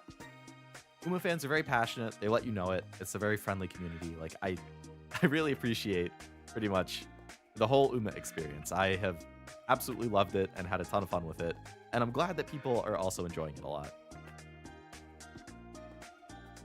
Story streams. I am caught up. Actually, I haven't read the newest chapter, the Suzuka one. But story streams are an option. I have not done one. I've only done like ace building and test room stuff, but I can consider story streams for sure. Usually I like I pick a night and I just binge it in bed before I go to sleep or something. Another card opening one. Okay, so this is for, I have Pokemon and Hololive already up there. This is for the Nikkei Weiss opening. That was also fun. I had a case that I opened. I didn't get any like amazing pulls up until I believe my final pull was the signed Anise card, which was really, really exciting to pull because that was one of my most liked cards in the set. And it was also one of the more valuable ones price-wise. So that helps when you look at like the cost of a case and the cost of what you pull. It really evens out. So yeah, it was a fun opening. I was able to use like the commons and stuff that I got to get voice actors to sign them, like at conventions and stuff too. So that was cool. But it was fun. I would put that. I'll put that right next to the Nikkei game. Final 4 streams. 2025 Xbox Showcase watch-along. So that was with Zero. Also one of the final streams I did right before I moved. I preferred the Xbox Showcase to the Summer Game Fest because I remember it was just constant trailers. I don't really like Xbox. Like, I've never been an Xbox guy, but what I will say is when they do their showcases, they do a good job of just like non-stop trailers. And they usually have some pretty good reveals. The Xbox Showcase was my favorite of the watch-alongs this year because they finally announced Persona 4 Revival. And that very much stuck with me. I like Persona a lot. I'm very excited to finally have a chance to play Persona 4. I mean, I have Golden, but like, I played 5 Royal, I played 3 Reload. So I feel like going back to 4 Golden would be... It would just feel kind of old or dated in comparison, so... The rumors of the remaster remake had been going around for a while, so I was like, I'm just gonna wait. I'm sure it'll happen. Sure enough, there it is, Persona 4 Revival. You better believe that when that comes out, I'm streaming it, and I'm gonna play the hell out of it. I don't honestly even remember what else was announced during that. I just remember Persona 4 and being stoked about that. So I'm gonna put that right in front of the Game Awards. Final 3, okay. Yakuza 0. My first ever Yakuza game. I freaking loved it. I loved the characters. I loved the story. I loved the sub-stories.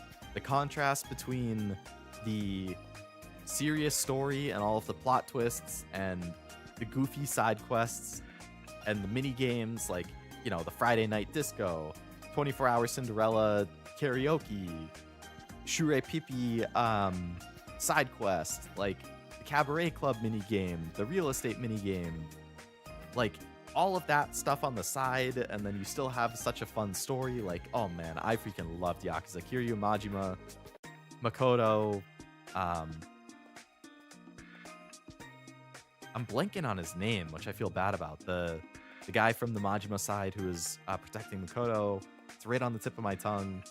He always wore the green jacket. I can't believe I'm blanking on his name.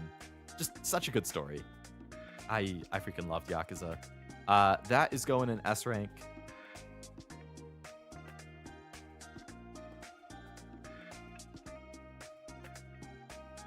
You better believe I'm playing more Yakuza games. Speaking of which, Yakuza Kiwami, which I also liked a lot, not as much as Zero. I mean, it was a lot shorter. There wasn't as much Majima stuff.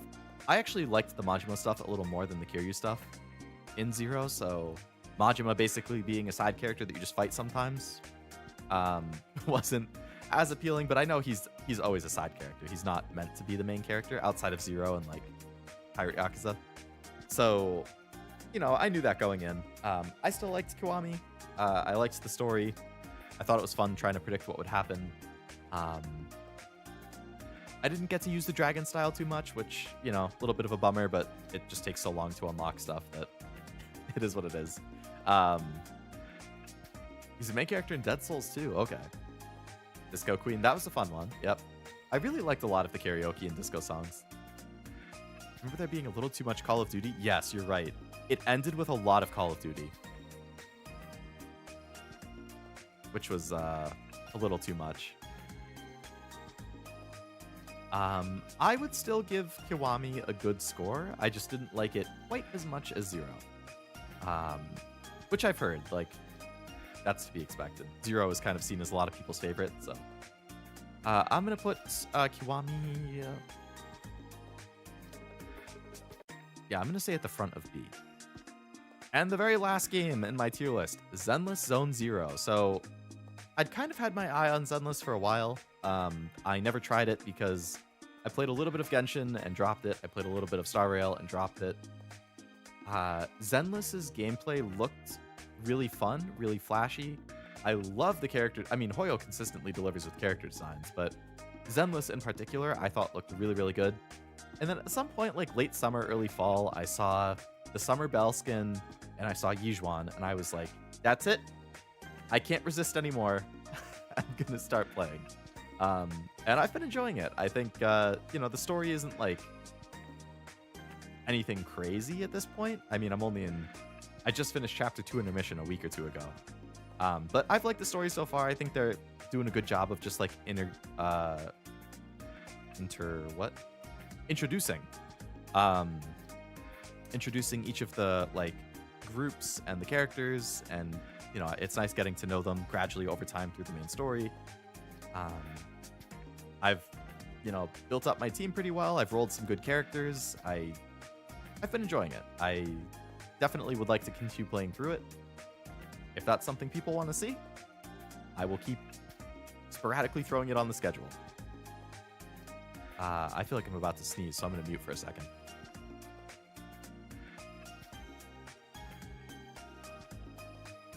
It was a false alarm. Simp? I am a simp. I can't lie. There's multiple characters I'm a simp for in that game. I'm going to put Zenless in...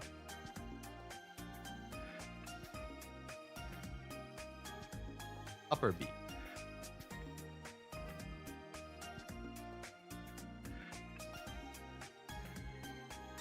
How dare you tempt fate, Cameron? I wish I sneezed. I hate the feeling of going to sneeze and then not being able to. But yeah, I would say that is my completed tier list, more or less. So, the S rank, I guess the top 5, because there's 5 things in it. My 2024 Anime Awards, Yakuza 0, Uma, Helldivers, and Pokemon Soul Silver. Those would be my 5 main highlights. And if you expand it to a top 10, then we have Digimon Time Stranger, Pokemon ZA, Professor Layton and the Diabolical Box, Ghost of Yotei, and Clone Hero. Overall, I think it was a good year. I think, you know, I beat the least games this year, which I was wondering why, because I streamed more streams. I streamed more hours. So I was like, how do I stream more but beat less? Doesn't make sense. But then I was actually looking at it and I was like, well, it was a lot of medium to long length games. So like Yakuza was 14 streams, Pokemon was 9, Digimon was 12, Ghost of Yotei was 9, Expedition was 8. You know, the Halo series, we've eaten a lot, but like that's just one slot that's only been Halo for 15 weeks or something. So like there's been a lot of games that have taken a while. And I also streamed a lot of games that you don't really beat. Like Uma, I did 19 streams, right? So that's 19 streams that, you know, if I was playing a story game, I could have beaten anywhere from like 3 to 5, depending on how long they were or something, you know? You know, Zenless I streamed 6 times. Nikkei I streamed, 14 times. So like, gacha stuff alone, Persona 4 was like 3 times. So gacha stuff alone, I think that's 42 streams. Was just different gacha games. So that explained it to me a lot. Of like, oh, yeah, okay, 14 streams. If I translate that to other games that have a story that you could beat, I think I would have set a record for games that I beat too. But, you know, I didn't mind. I enjoyed playing all of those games too. I think it's just a matter of trying to find a good balance of, you know, the story-based games that you're beating, new games, backlog games, gacha games, non-gaming streams. Balancing all of that is a tough act, but you just got to do what you can do. Dispatch, Expedition 33, Silent Hill, Hi-Fi Rush are lower than I expected. I still liked all of them. Don't get me wrong. I would give all of those between a 7 and an 8.5. I think I gave them like Dispatch 7, Expedition 8.5, Silent Hill 7.5, Hi-Fi Rush a 7, which are good scores for me. Anything like 7 plus is good as far as I'm concerned.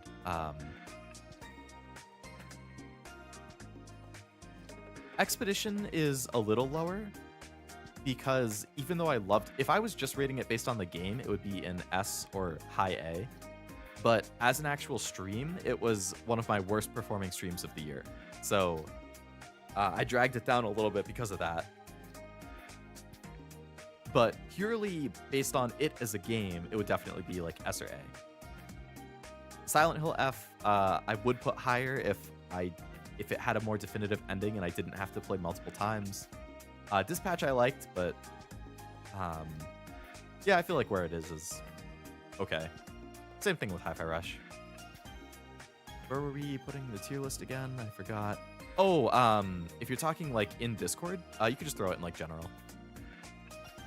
I'm surprised they're below the Halo RTS games. I have actually been loving the RTS games. The RTS ones are like my favorite of all the Halos that I've played so far. I guess it's because I hadn't played an RTS, so I didn't really know what to expect, but yeah, they were really, really good. I had a lot of fun with them.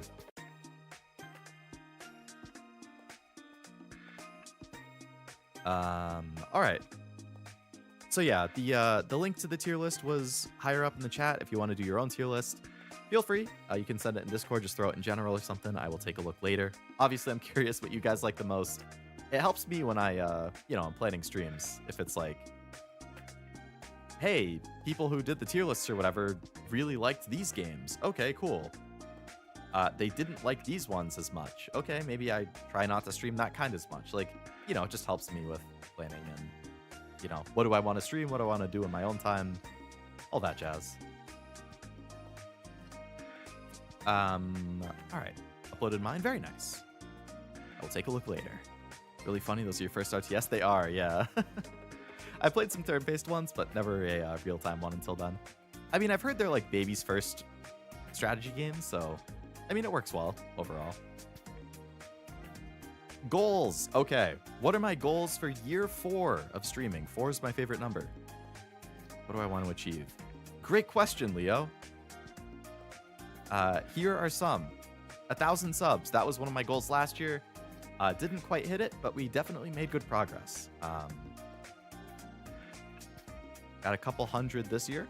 So I would definitely like to hit 1,000 this year. I think as long as I'm consistent, I should. We are 1 away from 900, so we're 101 away.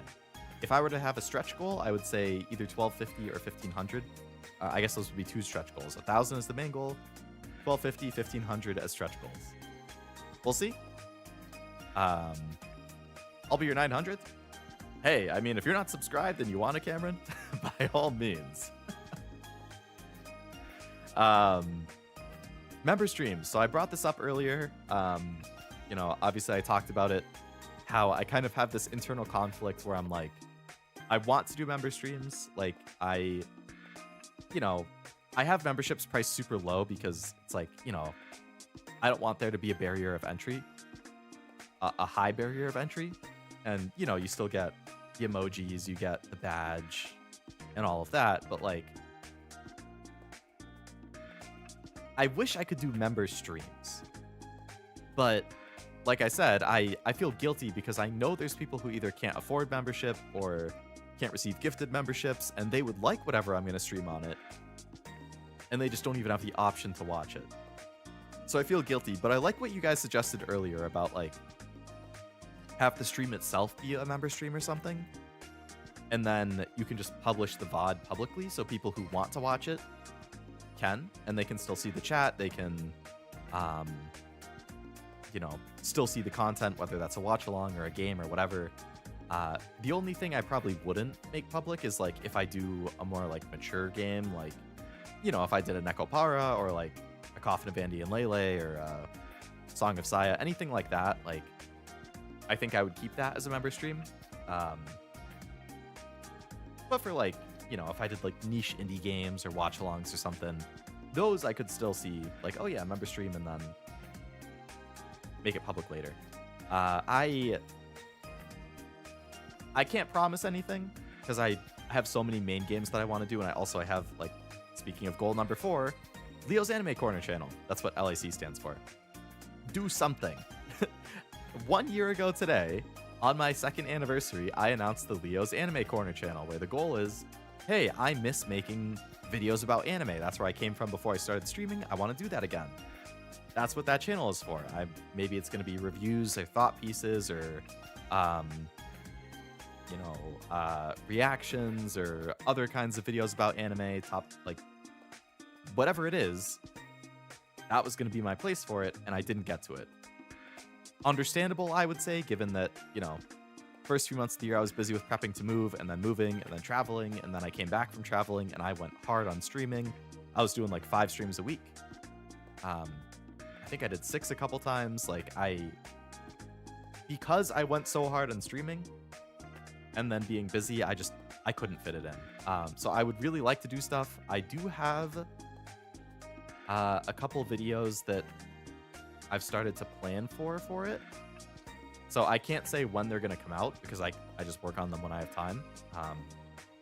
One of them is in the planning phase. One of them I've started to do a little bit of scripting. So, you know, I don't know when they would come out, but I do at least have some concrete ideas that I'm working on. So I would like to think this spring we'll start having some videos get posted on there, but we'll see. Working on your choice paralysis would also be a goal. Yeah. That should be a life goal, not even just a stream goal.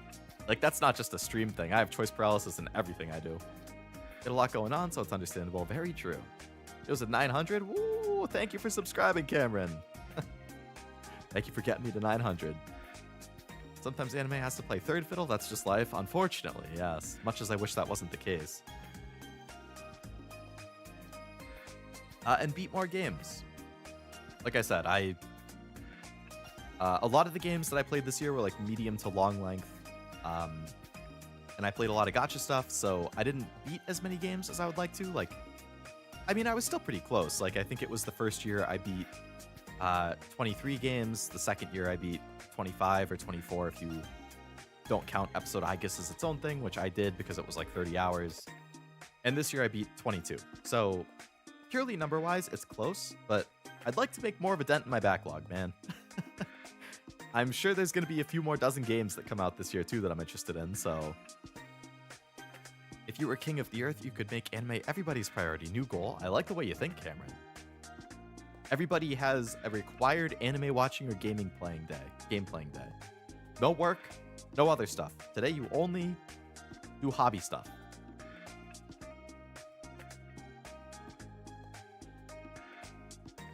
But yeah, those are more or less my goals. Announcements. I don't have like crazy stuff like I did last year with all sorts of, like I said, like 20 pages of, new assets and multiple trailers and new channel and, you know, all that. You know, I don't have stuff to the same scale, but I do have some things to mention or talk about that, you know, hopefully are interesting, or they will be helpful to me at the very least, and hopefully fun for you guys. So, similar to last year, I have a special video I put together. If you remember last year's, it was the Outer Wilds thing. So I have something similar I made for this year. I think it's pretty fun. It is longer. I will say it's a little over 4 minutes this year. Last year it was like 2 minutes.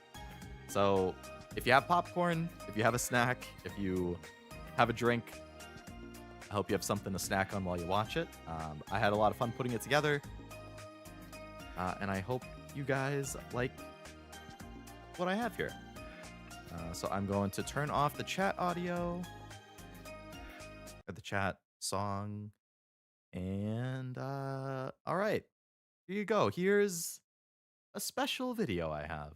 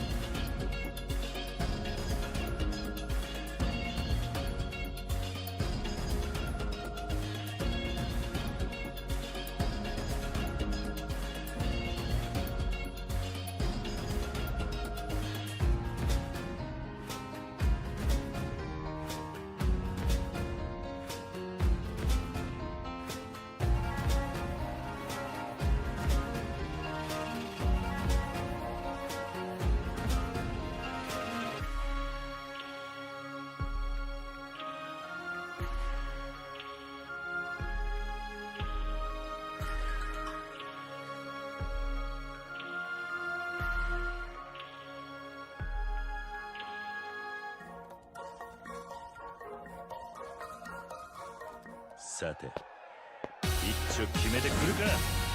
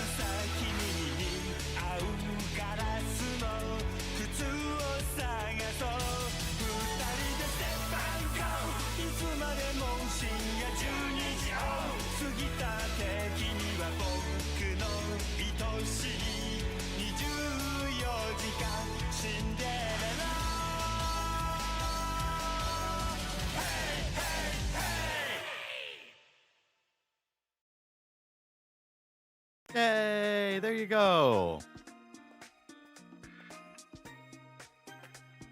So there was my 3-year video. I kind of wanted to do something similar to last year where I had, like last year it was Outer Wilds themed, so you had the art of Leo on the ship kind of looking up at space, and then it went to the campfire, which, you know, big part of Outer Wilds. You had a lot of my favorite characters that you get to see throughout the year. So I wanted to do something similar, and since Yakuza was my favorite game that I played this year, I was like, oh, I want it to be Yakuza themed. So I originally was just going to do a Yakuza art, which is the one you see here. But then it kind of expanded over time, and I was like, oh, I want to do karaoke, I want to have the disco. You know, I still want to have the recap, so it kind of evolved into what it did with having, you know, Kiryu and Majima, like, take me to the different, you know, Friday Night was my favorite. Friday Night was my most listened to song last year, I think, actually. So I really wanted to use that in the video somehow, and I was like, oh, it would be funny if I had, like, a chibi Leo dancing, and then I was like, well, I gotta get Taishin in there, too. You know, Taishin's my goat. So yeah, it kind of evolved to have a little bit of a story, and but I thought it was really fun to put together, so hopefully you guys liked it. Here's the artist credits. So on the left there, we have a bunch of different dancing chibis from, again, Bez, who I've mentioned before. I love his videos on YouTube. He does really cute Hoyo chibi animations, so I commissioned the dancing chibis from him. I think they turned out super cute. I was happy I could use them in the video. And then the big character art, which has, you know, everybody together again, is from Monaluka, who, if you remember, Monaluka is the same artist who did the campfire art from last year's anniversary video. So I really liked the campfire one. I went back to them again. They were great to work with. They do great stuff, and I think it was fun to, get all of this together. Ending with the singing copy off guard. Yeah, I wanted to get both a Kiryu and a Majima thing. Didn't know Leo had that swag? What can I say? I know, I got those moves. What a coincidence to run into an Uma at the club. Yeah, Kiryu knew that, Taishin's my goat, so he had her waiting for me. Fun art. Glad you think so. Love the art. Art's crazy. You have to do yourself every year. I'm glad you guys liked it. I do have the art actually fully here, so you can see it better. But again, similar to last year, so it's like my favorite characters from my favorite games, more or less, that I played. So on the left there, we have McQueen, of course. My goat from Umamasume. She is chowing down on cake. You can tell she's got a lot of plates stacked up next to her. So she is not, it's the anniversary. She wants to celebrate. So she's having a lot of sweets. And I'm not going to stop her. Then we have me, of course, with the light stick, having a good time. We got my little corgi buddy there. She ate all the cake, pretty much. McQueen's just going crazy with the cake. In the middle, we have Majima, of course. 24-Hour Cinderella is his song in Yakuza 0, so had to have him be the star of the show and leading the singing. And then with him, we have Tawny from Pokemon ZA. She was my favorite character from ZA. I love Pokemon, so I wanted to get a Pokemon rep. It was hard to choose between a person and a Pokemon, but I freaking love Tawny, so she's up there singing with Majima. In the middle, of course, we have Doro, who you guys know. I'm a big Doro fan. I think Doro is super cute. Doro wanted in on the action, so she doesn't have a mic, but she does have an orange, which, if you're familiar with a lot of Doro art and memes and stuff, she often has an orange, so I thought it was funny to get Doro in there. Then we have Verso from Expedition 33. He's got the tambourine. Obviously enjoying life a lot more now that he's not dealing with the craziness of Lumiere and the worlds that he was in. And then next to Verso, we have Atsu from Ghost of Yote, the main character. That's just her initial starting outfit, something casual. Again, she doesn't have to be worried about armor and stuff. She's got a Patamon from Digimon on her lap. Again, I wanted a Digimon rep. So I commissioned this art. I believe I put my commission request in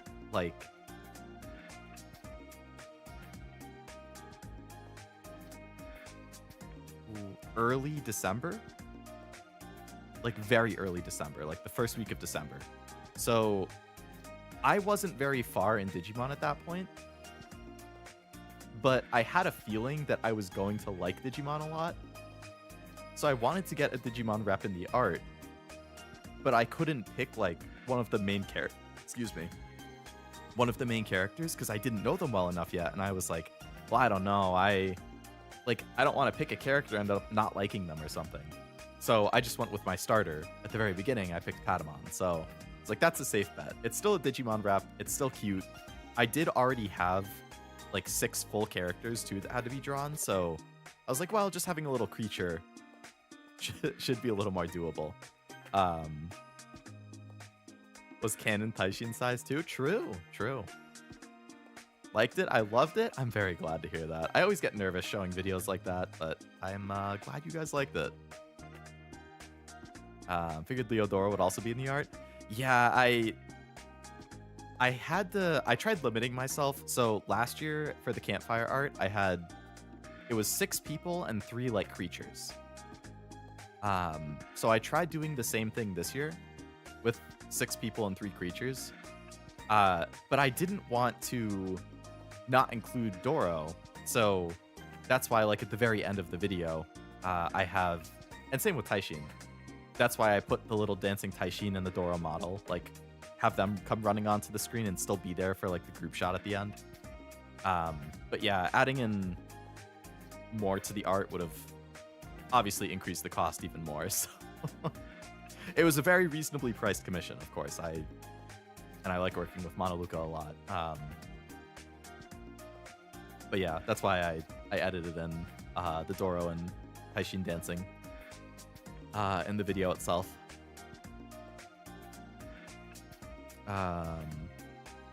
And then very good catch master with the helmets on the shelf. So the screen on the back there is 24-hour Cinderella. But Master noticed the helmets on the shelf, which is just another nod to more games I've played. So that is the Helldiver's helmet on the left and Master Chief's helmet on the right. So again, I couldn't fit in too many characters because, you know, I only have so much space to work with. And obviously, like, the more characters you add, the harder the composition gets because it's more people that you have to place and size appropriately and everything. And it also increases the cost and it increases the time that it takes to complete the mission. So I think 6 characters, 3 creatures is like a good ground of this can be completed in a reasonable amount of time for a reasonable price. But I still wanted to give nods to other things, which is why I had the helmets up there for Halo and Helldivers, because, you know, I've played a lot of Halo games with Zero. It's been a lot of fun. Helldivers was a blast. So that's just like a fun little nod in the corner, and I'm glad you noticed, because I hadn't said anything about it. She runs a lot, it'll burn off. True. Verso the man I hate to love, yeah. Verso is such a good character, man. Should have had Atsu sitting in Lady Devimon's lap. True, I should have just had an art of all the bodacious Digimon. Yo understands me. Seems perfect, seems realistic too, like everybody would just be there and do this. Yeah, I really like just that, the idea of like, despite all the craziness that happens in the games and how intense it can get and everything, like, this art is just like, it's fun. It's the characters just being able to relax, have fun, enjoy themselves, like, yeah, I really like that kind of thing. So yeah, that was my special anniversary video, special anniversary art. I hope you guys liked it. I'm glad, you know, that those of you who commented enjoyed it. Similar to last year, I uploaded the 2-year video separately. So I am planning on uploading that video separately on the channel. And yeah, it'll be easy for you to check it out or rewatch it if you ever want to at any point. I'll probably do that tomorrow. But yes, thank you very much to Bez. Thank you, Monoluca. I loved the art that you guys got me and the chibis, and, you know, I'm glad I could put together another fun video. So I think, you know, I'm hoping I can do a video like that every year where I can, you know, have something fun to kind of celebrate the games that I played that year and my favorite characters and everything. Yeah, it was fun to put together. I love art that takes characters and makes them do things that you or I would do. Like, yeah, they have lives too. Yeah, exactly. I do too. Okay. So outside of that video, a content survey. So I haven't done one of these surveys for, I think, over a year since I last did one. So I put together a survey just in Google Forms. So I'm going to post a link to it on YouTube community post as well as in Discord. But I did put together a survey, just ask some questions about my streams, about stuff that you'd like to see. So, you know, future content, this will just kind of help me plan stuff in the future. It shouldn't take more than a couple minutes to finish. There's not that many questions. You don't have to take it, obviously, but if you do want to take it, it would definitely help me just get an idea of, you know, what you like, what you don't like, what you want to see, all that kind of stuff. So, yeah, I'll post a link to it, but actually, I could probably just put it in chat too, but do I have it saved quickly to grab? Actually, I could probably just show you it on stream while I'm here, and then it'll be easy to, let's see. There's that. So just grab this.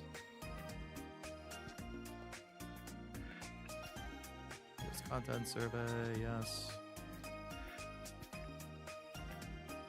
I guess, yeah, I won't make it public yet so that I can make sure that I have all the stuff I want to ask, but I will at least show you guys.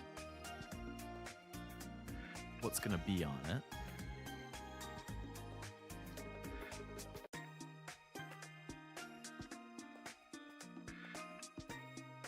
Capture, survey. Oops.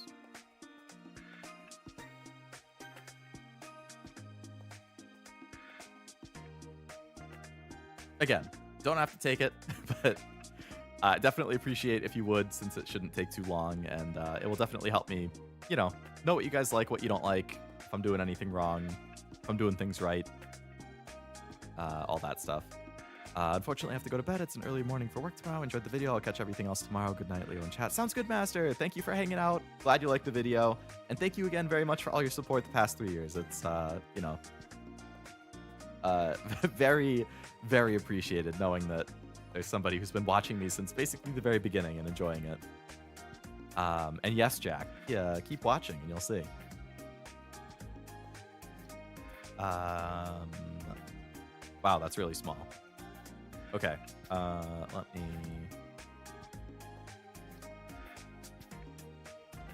zoom in a bit.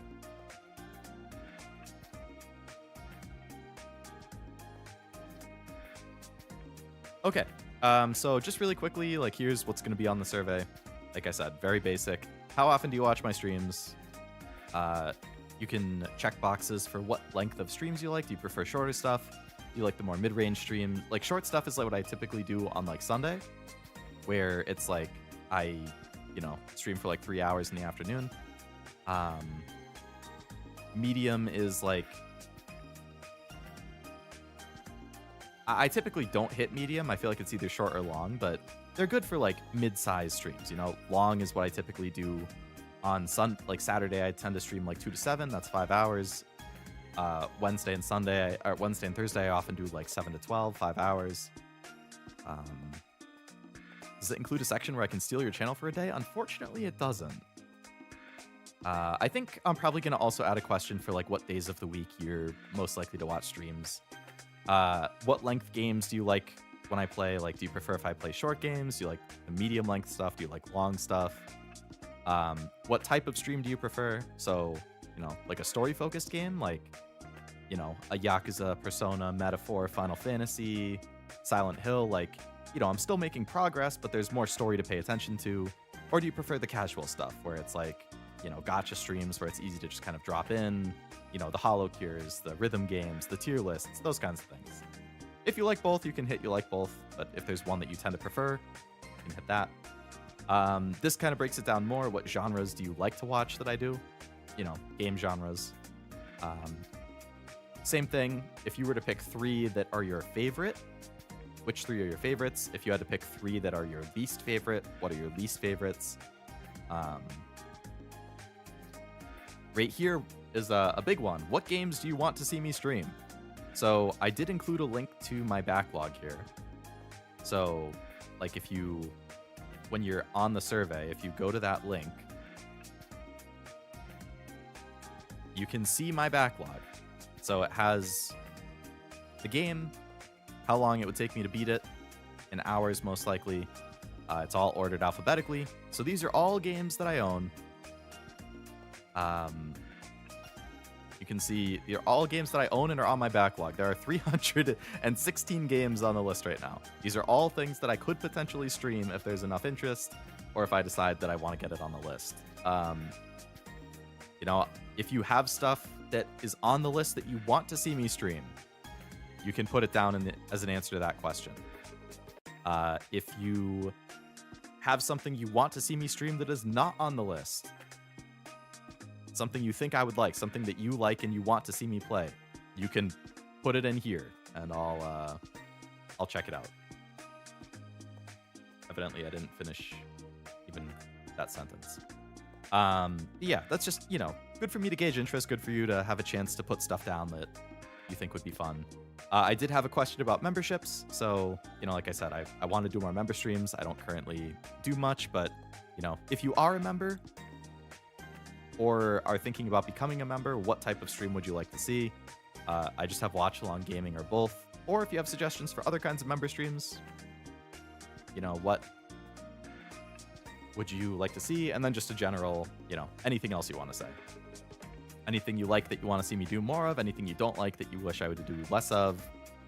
If you want to add more detail to any response above, feedback on the streams, chat environment. Like if, for example, like if you mostly lurk and you don't chat, and that's fine. But if you want to chat but you don't because like you're nervous, or like maybe if you ever have been made uncomfortable by like people in chat or things that have been said, that's a place where you could tell me, and I would know then, and I can kind of keep an eye on things. Maybe I don't know that, anything like that you could put in there. But yeah, so this is just again, it's a lot of just check boxes, so I don't think it should take more than a couple minutes to take, but I would definitely appreciate anybody who is willing to do that. And like I said, I have to finish editing it. I think I'll add a question, double check the grammar, so I'll try and post that tomorrow. And I would definitely appreciate responses. Upcoming schedule. Okay, so this has been asked about multiple times this week. This stream. What is coming up for streams? Great question.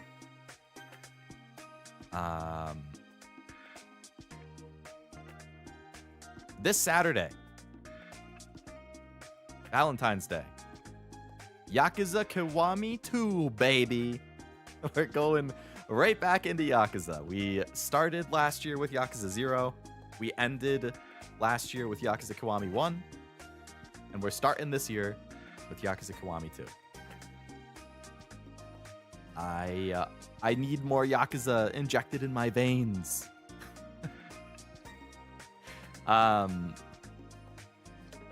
Yeah, I just want to get back into Yakuza. So we're going into Kiwami 2. Kiwami 3 comes out tomorrow. So, that's also lurking around the corner. 2's great. I've heard really good things about 2. I feel like 2 and 4 I've heard a lot of good things about. I can't watch. I have to go eat waffles at Waffle House and be a third wheel. Oh no, I hate being a third wheel. Oh, well, try to have fun, Cammy. At least the food should be good. Thanks for hanging out so long, though. I appreciate you stopping by and chatting and stuff. Enjoy your Waffle House. No date stream for Valentine's Day? You lied to me. Who is she? I don't know. Cashew has a date stream, though. I think... Oh, wait, no, he's not streaming Valentine's Day. He's streaming, I think he's doing Nekopara, like, the week after Valentine's Day. I want to say I saw that scheduled. But yeah, I didn't have a date stream planned. That's a good idea. Could have done, like, Monster Prom or something. And then, continuing on with the upcoming schedule, Wednesday. Next Wednesday. I just finished Digimon. Big question of what the heck am I going to stream starting next Wednesday? I've been talking about it for a couple weeks, that I was finalizing some top choices, and now it's time. I'm not deciding, baby. You're deciding.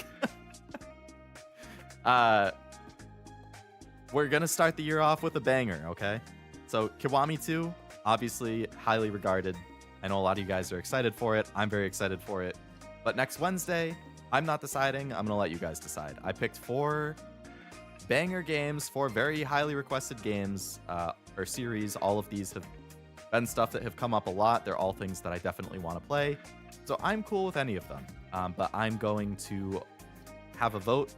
I'm going to make a YouTube community post. Again, you can vote on there. I'm going to put a poll in Discord. You can vote in there. If you subscribe to me and you're in Discord, you can vote twice. What are the options then, you might ask? Option number 1, Final Fantasy VII.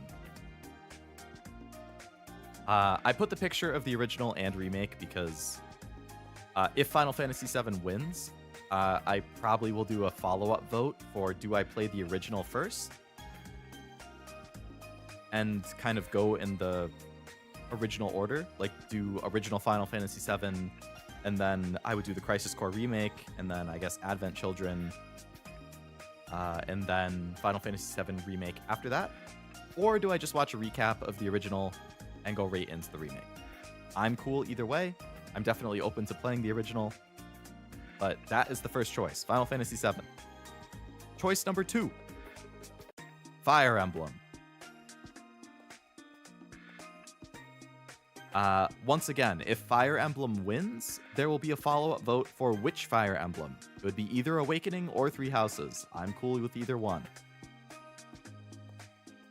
But I'm imagining this is going to be a hard vote because I tried picking 4 games that are very popular, very well received, and that have gotten a lot of requests. So, option 1, Final Fantasy VII. Option 2, a Fire Emblem game. On Discord, I am going to enable multi-vote. On YouTube community posts, you can only vote for one thing. Like, that's just how YouTube is set up. On Discord, I will enable multi, though. So you can vote for multiple things on there if you want.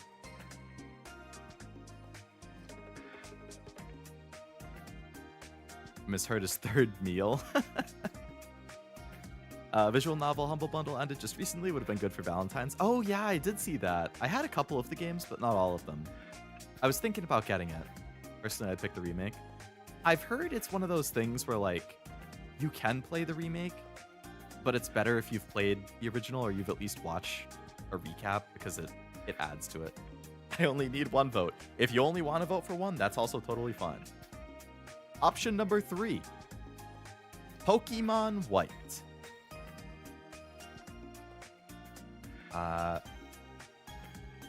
Similar to last year. Last year, I started the year off with Yakuza and Pokemon. So if Pokemon wins, it's kind of going to be the same thing. I would be playing Pokemon and Yakuza at the same time. But there you go. Option number 3, Pokemon White. And option number 4. For some reason...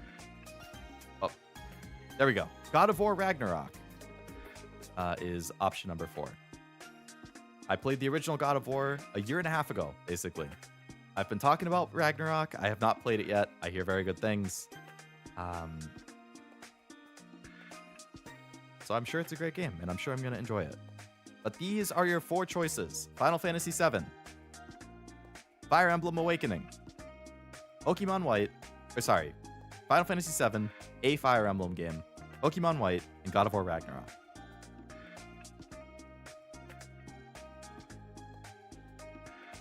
I only need 1 vote. Leo, I need 2 votes. Something changed, eh?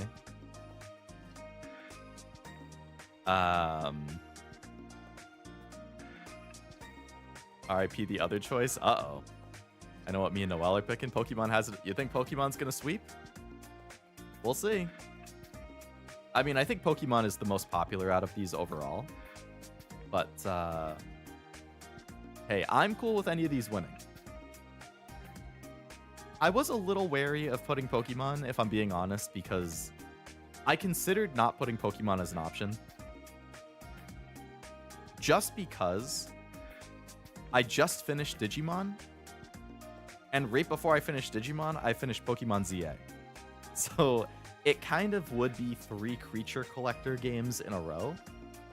But I like those games, so it's not a huge deal.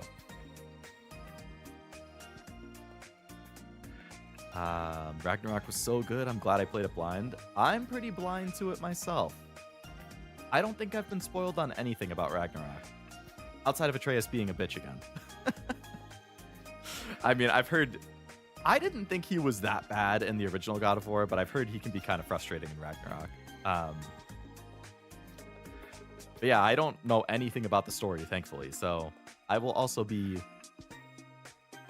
blind when I play Ragnarok. Final Fantasy VII, I don't think I've been spoiled on anything outside of like the iconic scene. Fire Emblem, I have 0 spoilers for Awakening. Three Houses, I think I've been spoiled on one thing about one of the routes. Nothing major, as far as I know. In Pokemon White, I know some of the characters, and that's about it.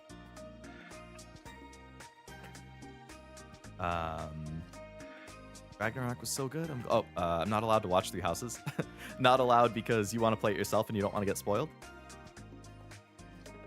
Pick Pokemon with us then. Might actually pick Pokemon or Fire Emblem since I haven't played 7 or Ragnarok yet. Very valid. You don't want to get spoiled. What is there to spoil about Pokemon? True. Pokemon's not really a story-heavy game. Actually, no, I do know a couple things about some of the main characters. Oh, you're playing it with Zero. Okay, nice. Well, I guess you would be able, if that won, you would be able to watch, like, up until the point you're at or something. Or, what's also fun is waiting until somebody's done playing it, and then you can just, like, skip through the VODs and find reactions to your favorite scenes.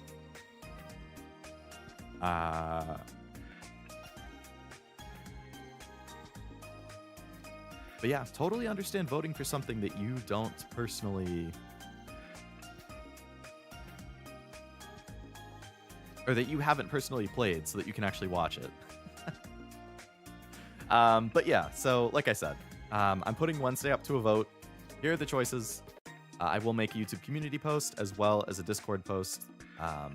Not tonight because it's already kind of late. You know, if you're in Europe, you're probably already asleep. If you're in the US, it's getting late. So I'll make it tomorrow, probably tomorrow morning or tomorrow afternoon.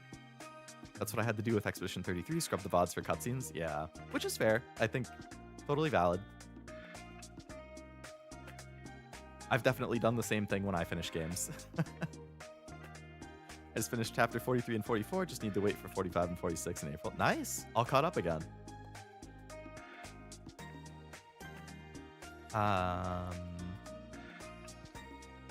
Actually, you know what? While I have you guys, there's 12 people watching, so I'm gonna do a poll right now in YouTube chat.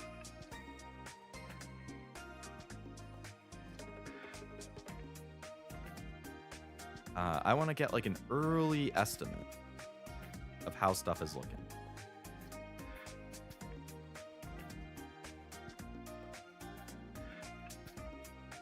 But all of these, I will be blind. All of these, it will be my first time.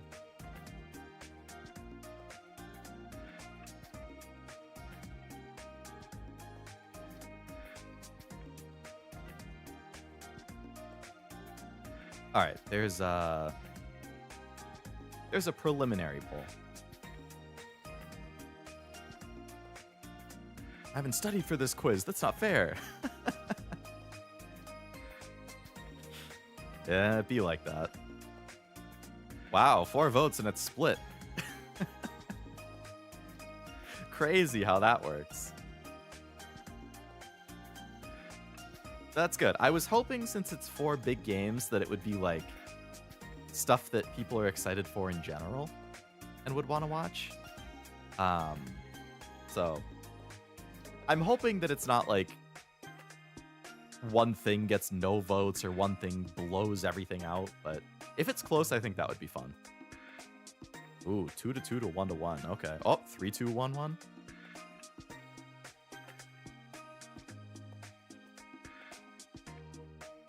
And it would also be interesting if I compare this with like when I put it in Discord and when I put it in YouTube. Like how similar are they? Because Discord, obviously, you know, you only get so many people who are watching the streams, but then, you know, I have 5 times as many people in Discord as I do watching live right now, and then I have like 80 times as many subscribers as I do watching live right now. So the potential audiences who could vote are bigger, but obviously people who are actually watching live are the most likely to watch other streams live. So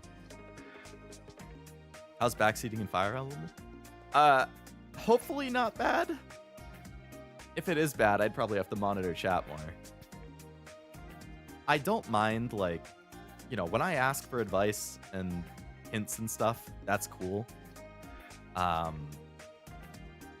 if I get backseated hard, I'm definitely liable to either completely ignore that person or mute them or something.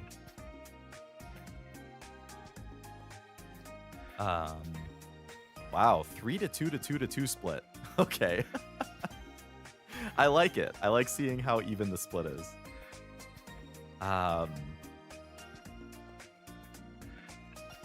Nothing bores me quite as much as watching somebody play Pokemon, but I would still drop in the chat. That's fair. I think Pokemon is a very good have it on in the side or background type stream. It's not something that like you're actively watching, I guess, a lot of the time. At least not for me when I watch other people play. Now that I have a laptop, is joining any different than on phone?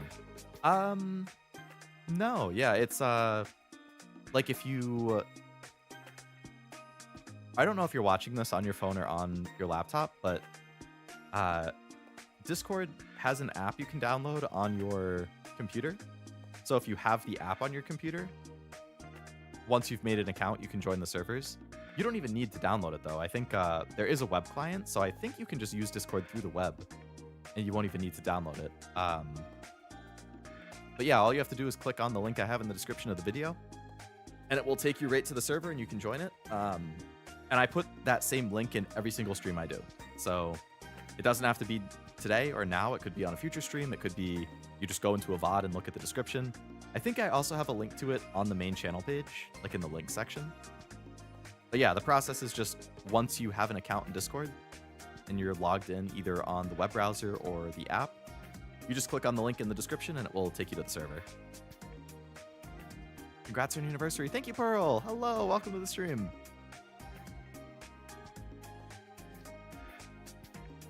So I'm going to leave that poll running for now. More games. All right, I think this is the last thing I had in my little presentation. What does more games mean? I can already see the reaction to this one. New side channel. But Leo, you already made your anime side channel and you haven't made a single video on that in a year. Why are you making another side channel? Because I have no self-control. So, separate side channel specifically for games. So, like I said, big goal for me this year is to actually make videos. I've started working on some anime ones, so I'm hoping this spring we start getting videos posted in that. One of them requires me to watch some stuff, so I have to, watch more things to actually catch up enough to make the video that I want to do. And then I want to say 3 other videos that I'm planning, one of which I've started to script for. So I would feel confident in saying that the anime channel will start getting content this spring. For the game channel, here's a little more information. Gaming content, so live streams are staying on this channel. This is my main channel. All my live streams are here. One thing that I want to do on the game channel is just like game collecting stuff. So, Oblivion, I sent you that video I was watching the other day. Maybe that partially relates to this. I like collecting things. I like collecting games. So I thought it would be fun to just kind of make like a monthly or bi-monthly video talking about what new games have I bought and like added to my collection. Just kind of showing the different games I get, talking about whether I think it's something I'm going to stream or it's something I'm getting for myself. It's going to be more like informal, like vlog style. I actually have already recorded the first video for it, which is a collection update thing. So I just have to edit it, but I have already recorded it. So again, I'm actually trying to make strides to actually make these side contents, not just have them sitting there. Other things I was thinking about for it, I put retrospectives, so those are more for like going back to revisit older games that like I played as a kid, that I haven't touched in a while, like maybe revisit those. And again, it would be very informal, kind of like just record myself playing it and talking about it.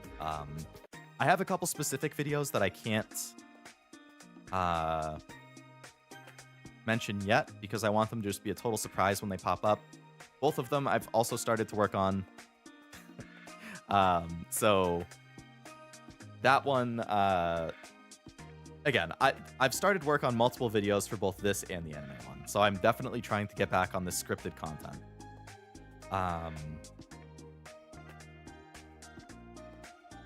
Reviews and thought pieces, that's another thing I've been thinking about, like using my streams, because I have hours and hours and hours of footage of me playing games. So I'm like, why don't I repurpose my stream VODs so that I can actually write and record and edit reviews and just use my VODs as like the gameplay stuff in the background. So I can actually use this to review the games I play on stream. I could use it to post like condensed versions of the VODs. Like I could edit out the VODs and or edit the VODs into like whatchamacallit. Not a long play, but just like a highlight of that whole playthrough. So that was one thing I was thinking about. Like I have a number of things I was thinking about. Cashew Raid. Hello, Cashew. Hello, Cashew viewers. Welcome. Hope it's going well. Hey, there's a poll right now that's live, but I'm trying to decide my upcoming schedule. My Wednesday game. There's 4 options you can vote for. They're on the screen. I'm going to make this is just kind of like an informal poll, but I'm going to make an official poll in Discord and stuff later. But yeah, so that's all like miscellaneous stuff I was thinking about for the gaming thing. So, it's just Leo's Gaming Corner. So you can see I have a nice new banner there. I'm going to update that on my other channels. So Leo Lovelace, my main channel. The streams are the focus always. Anime Corner will be anime videos. Game Corner will be gaming videos. Leo face reveal? No, I'm still going faceless. I'm recording with either the model on the side or just no model or face. I'm going to post a link to that just so that you guys have it.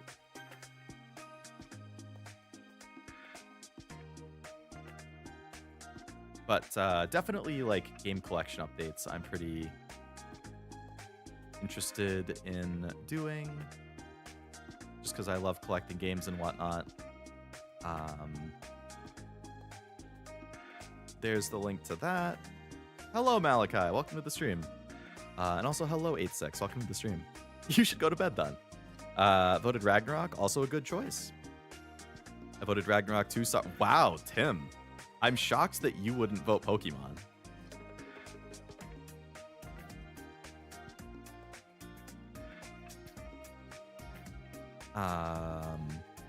Oh, the shorts coming along? I have not worked on shorts in a long time. I would like to work on shorts. They're not a super high priority, but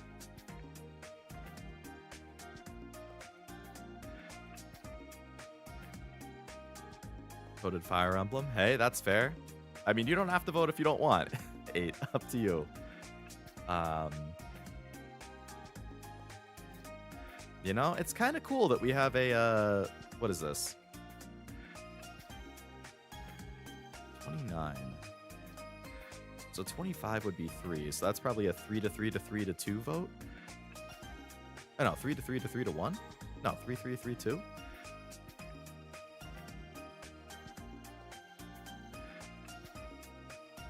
I mean, Final Fantasy's only down by 1, and it's a 3-way tie otherwise, so... I like seeing how split it is. What's gonna kill me is if it ends up completely split, and then... Well, then I could just do a follow-up vote for like, okay, vote between the top 2. I'll never reveal my vote. Hey, you can keep it private. It's all up to you.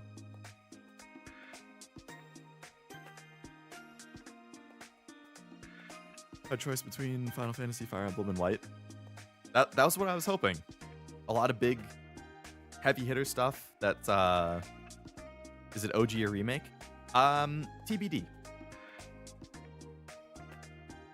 I am very okay with either option.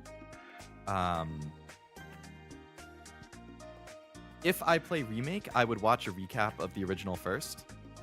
And if I would either play the original first or watch a recap of it before I play Rebirth or remake, I think. What if it ends up being a 4-way tie? Then I'm just gonna have to flip a coin or use the wheel or something. You could always just play the runner-up after you finish the winning game. That is also an option. Is remake complete? It is not. I believe there's 2 parts out of 3. So I wouldn't be playing all the games back to back either, because that's it would be like an ongoing thing. So, you know, if Final Fantasy VII wins and I play the original, then it would probably be something like I play the original. Maybe then I take a break and play something else. Then I play Crisis Core. Then I take a break. Then I play Remake. Then I take a break. Then I play Rebirth. If I skip the original, I would probably still play Crisis Core first, but yeah, it wouldn't all be back to back. So for all I know, by the time I get to like part 3 of the Remake trilogy, that will just be out. I've never played any Final Fantasy VII, no.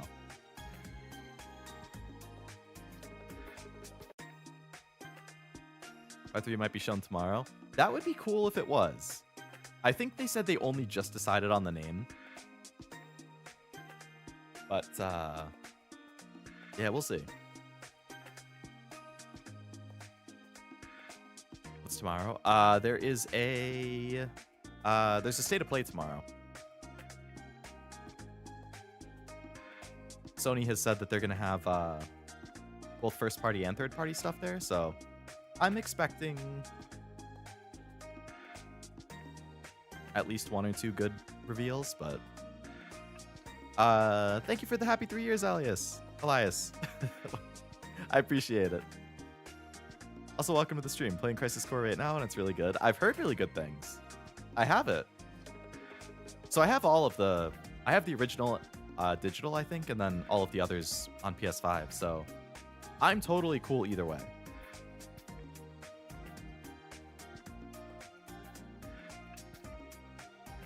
Need a tiebreaker? Oh, this is just part 1. There'll be other polls. So like I said, there will be another poll for the community page, so you can vote again there. There will be a poll in Discord. You can vote there. So I'm sure with everything combined, we will get a good answer. Time to try to sleep. Good night, chat. Have a great 4th year. Sounds good, Draco. Have a good night. Thank you for hanging out. Hope you enjoyed the anniversary stream. And thank you very much for all your support, both as member and watching and chatting. I'll be applying my clown makeup for Bloodborne. Hey, you never know. Maybe you get your Bloodborne remaster, or remake, or you get Bloodborne 2. Who knows? You can't give up hope that easy.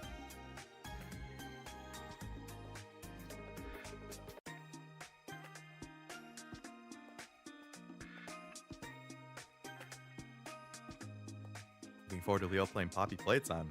I don't even think I own that. I can wait no matter how long it takes.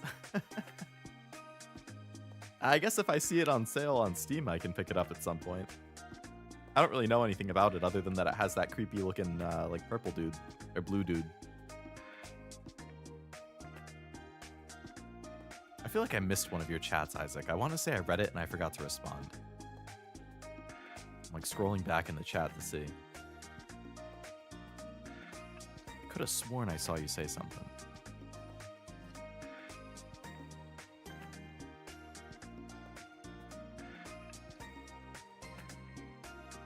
I can't find it. Oh, final chapter soon. Okay. I'll never give up hope, hence the makeup. Happy anniversary. Thank you, Jack.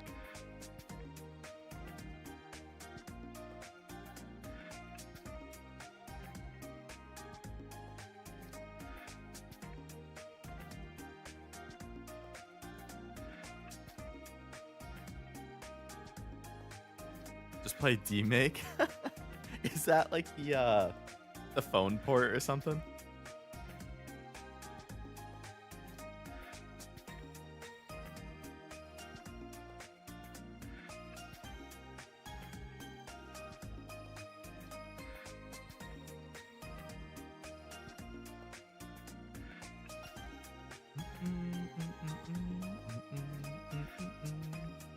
Happy 3rd anniversary. Thank you, Noel. And like my big screen here says, thank you all for, like I had said to Draco, but, you know, that applies to all of you. Thank you for watching the streams. Thank you for liking the, well, thank you for watching and liking the streams. Thank you for chatting with me. Thank you for, any kind of support, whether that is just watching and, silently supporting or actively chatting or sending super chats or memberships. All of it is super, super appreciated. I just kind of started doing this on a pseudo whim back in February of 2023. And I got super into VTubers in 2021. I thought about what if I became a VTuber in 2022? And then I decided to finally start doing it in 23. And I, streamed to 0 or 1 people for a lot of months. I, have gradually seen an uptick. I've made friends through streaming. I think I've built a very nice and friendly and supportive community and, group of people who watch. So I do this for fun after work. It's a great way to de-stress and, play through games and have fun doing it. So I very, very much appreciate it. Unfortunately, I don't have a trailer for a new anime awards. I think that's the big missing thing here. I really, really, really, really, really wanted to do anime awards. It's not looking good right now. At this point, I would have the whole thing basically 80 to 90% done with editing. I still haven't watched 80 to 90% of the anime from last year. So unless something changes in the next 3 to 4 weeks and I go sicko mode with watching every single anime from 2025 in insanely productive fashion, and then have a second sicko mode follow-up where I can edit like crazy for 3 to 4 weeks straight, I don't think there'll be an anime awards this year, which I'm honestly really, really sad and kind of upset about it. Because I freaking love my anime awards, but I just have not had the time. Between streaming more in the fall, which I was having fun doing it, but I did an extra stream every week, which was then a night that I might have been watching anime.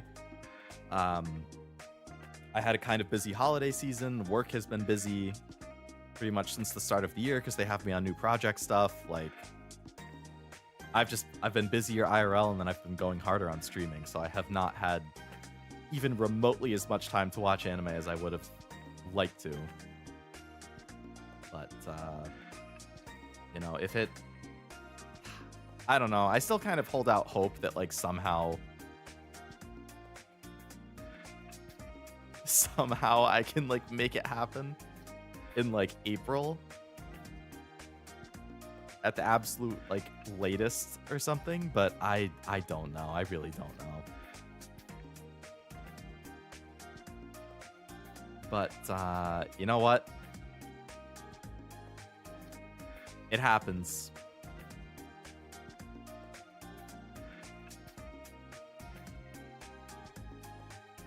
Lurkers are the most diehard supporters. That's true. That's true. I mean, people who chat, people who consistently lurk and give that silent support are very appreciated. So looking forward to Prince of Persia Sands of Time remake, but they canceled. I heard, yeah. I guess it wasn't looking good. Oh, Bloodborne demake. I thought you were talking about Final Fantasy. I was admire people who stream over 3 years. I know it's not an easy thing to do. I tried and I didn't realize that you had tried. It is really hard. Being consistent and sticking with it is the hardest part, for sure.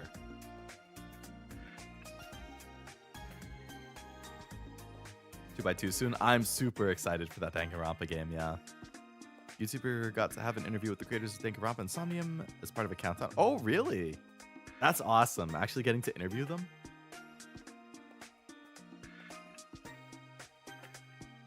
Hi, I hope it's been good. Hello, Truff. Welcome to the stream. It has been good, yeah. Very nice, chill anniversary stream. Did all my typical, did, my year in review, did my tier list, had my special video, which I was really happy with. A couple little announcements. I have a content survey I'm going to post. I have a poll for, the next game I'm going to post. I had that new channel that I posted. They want to continue 100 line to go for 10 more. Really? What the heck? Really put the anime stuff for a lot. Yeah, I did put anime off a lot this year. Which is like what kills me is that I think this year was looking really good. Like there were so many anime in 2025 that I think I would have loved. Like 8 or higher for rating or something. Like which is why I still kind of am somewhat holding out hope that somehow I can pull it off and somehow manage my time to still do all of my streams, still work on videos for the side channels, still watch anime to make an anime awards. Like, I'm not fully ruling it out yet. I'm going to give it until like the first or second week of March and see how it's looking at that point. If I've watched pretty much everything by the first or second week of March, I think it's still doable. But if I have not seen everything I want by that point, then I think it's too late because I need to, like, I'll still catch up on stuff in my own time, but like, I still have to, you know, catch up on. I watch 2026 stuff. You know, I still want to work on videos for the side channels. But yeah, that's kind of the cutoff I have in my head. Maybe hire a buddy who has watched what you haven't. But then it's not my awards. I'm taking somebody else's word for it. But yeah, no, divvy up the work. In my heart of hearts, I'll believe Cinderella Grey sweeps. It would certainly get nominated for a lot of things, I think. Whether it wins, who knows? They said the possibilities are endless. They want to do something like transfers. Oh, interesting. I heard Black Flag Remake was not one of the canceled ones. I think it was pushed back release-wise a little bit, but it was not canceled from what I hear. Halo Wars 2 tomorrow, yes, Truff. Played Sense of Time recently for the first time. Such a great story. I've never played it, actually. I also heard really good things about the most recent Prince of Persia. Yeah, the I don't remember what it was called, but like the Metroidvania one. What's with shorts and Kirigiri Thomas the Tank? I have not seen any of that. My Pikachu and my Momon playthrough is called Cash. Oh, really? It's Persia the Last Crown. Oh, Lost Crown. That's what it was called. Yes.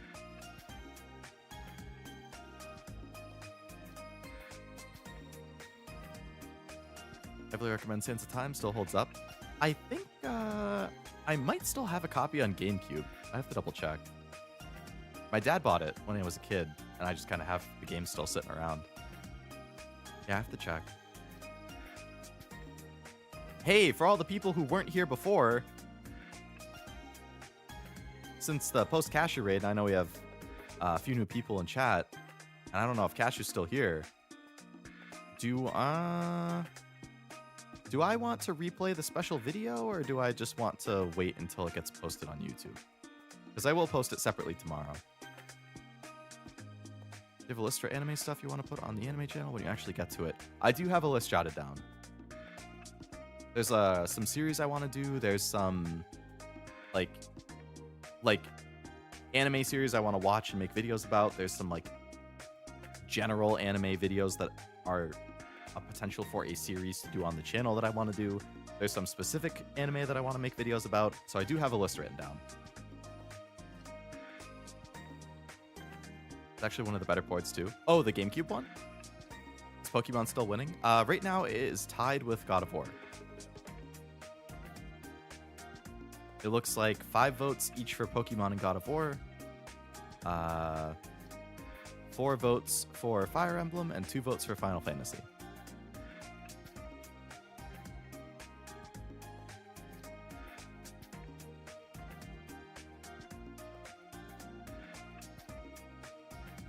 Play it. I mean, I can. I don't mind playing it again. But you guys better still watch it when I post it on YouTube and like it and comment and post it, push it in the algorithm. Not that it's gonna hit the algorithm. You better go still like it. All right, I'll play it again.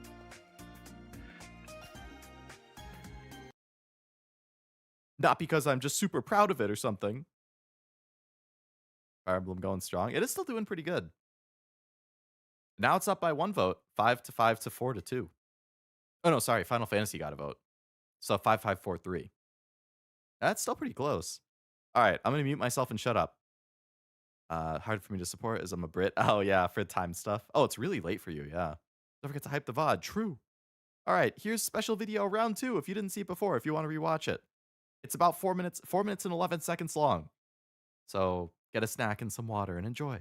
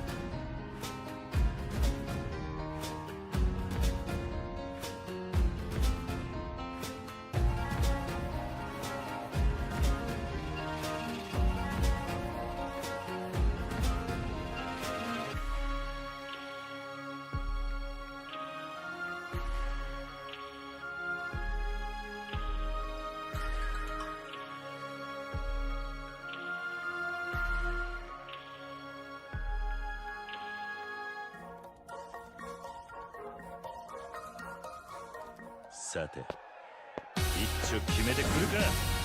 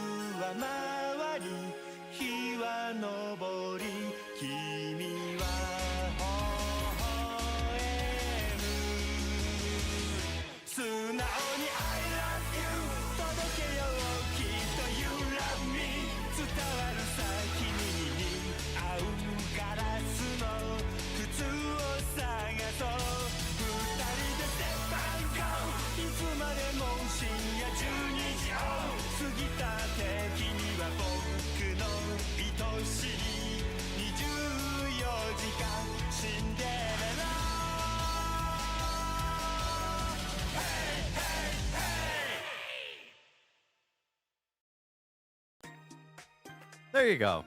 There's the replay of the video. Very Yakuza themed. My boys Kiryu and Majima taking me out to celebrate. Late in Hat with Uma? Yeah, that was the clip that I used for Uma was it was after I finished playing Layton that night, and it was the CM, whatever CM that was. It was the third one that I won, but the CM results had come out and I hadn't watched it yet. So I finished watching Layton, or I finished playing Layton, and then I went to watch the Uma CM finals, but I didn't take the Layton hat off. So that's why I had the Layton hat in that clip. But I did, that was a clip of winning a CM with Taishin. No Mugenics. I hear really good things about it. I added it to my watch list earlier. It's beautiful. Thank you, thank you. Look at him go. Wish they would make a full game out of the minigame. The disco game and the karaoke game are both super fun. Just need your CM wins to scroll by. True. Hey, I got at least one in there. I've been a viewer for sub 1 hour. Hey, I mean, that's still a appreciated hour. Anytime you spend watching is always appreciated. That was amazing. Amazing. Thank you, Cashew. Thank you, Malachi. I spent I spent time and money making that.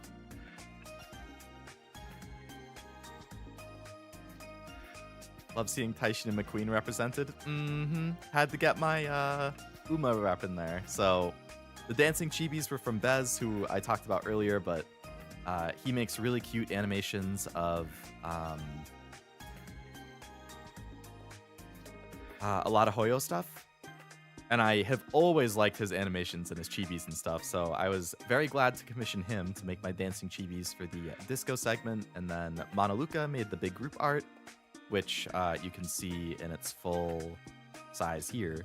Monaluka's the same artist who made my Outer Wilds campfire art last year from that video. So I went back and commissioned him again because I really like that, and I think this turned out really, really good too.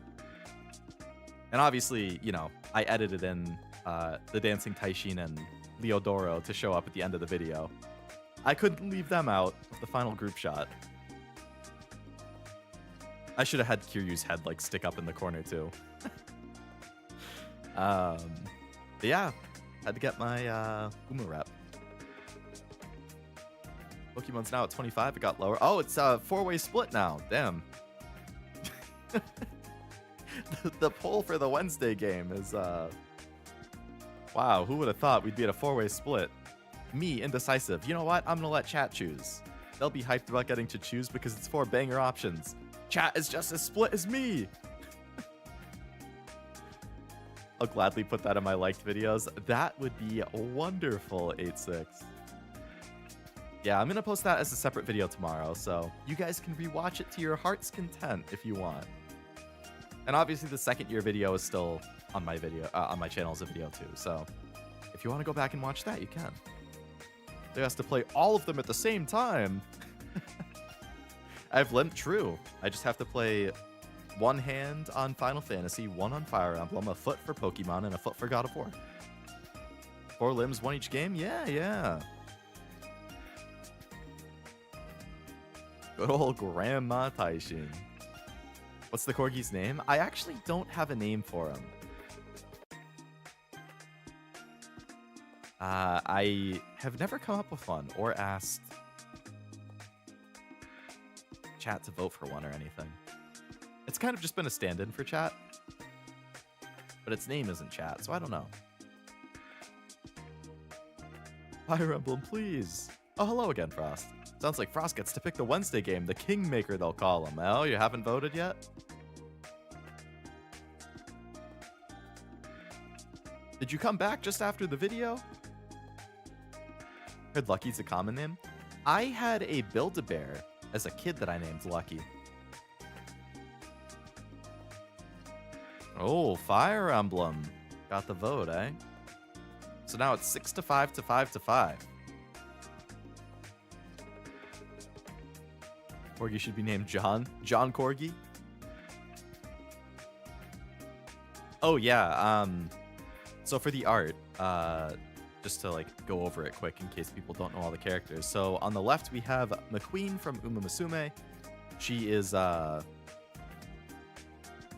chowing down on sweets as she does. You can see how many empty plates she has stacked up next to her.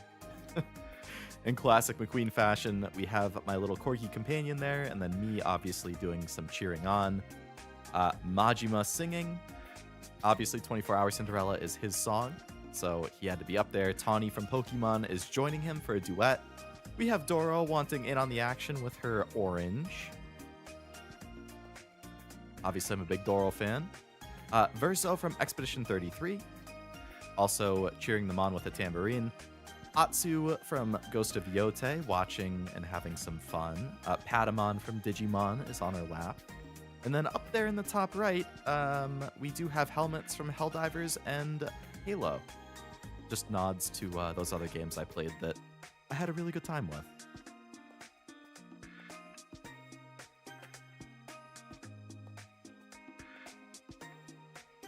Let's move this around to get it back in its position. Oh. I was asleep, woke up just before the second playing. Very nice, very nice.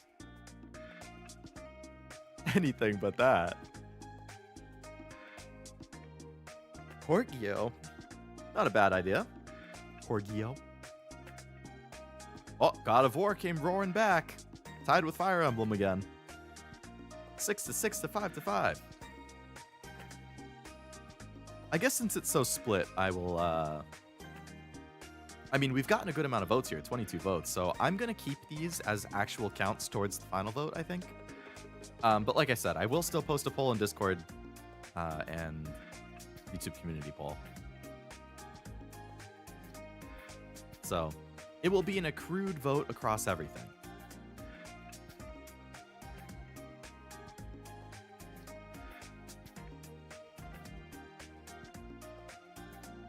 The yawns are starting to hit me hard. Ooh. God of War will win? We'll see. I'm cool with whatever wins. I want to play all 4 of them. I actually considered also doing a vote for the Saturday game, which I have in the video already as I ended up just saying, nah, fuck it, I'm doing Yakuza Kiwami. But I did originally consider having this be a vote too.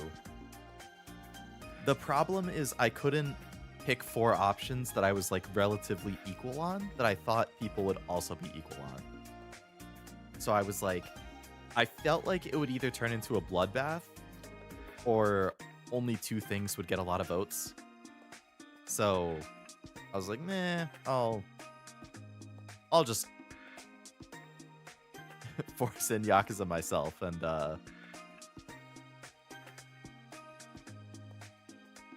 the other stuff can come up later. It's funny, the Yakuza song music kicked in when I saw a fan art where Makoto from P5 with the Yakuza characters. Oh, really? What were you wanting to do with Pokemon? What do you mean? Or what do you mean by wanting to do with? Like, I've never played White, so it would be a blind playthrough if that's what you're asking.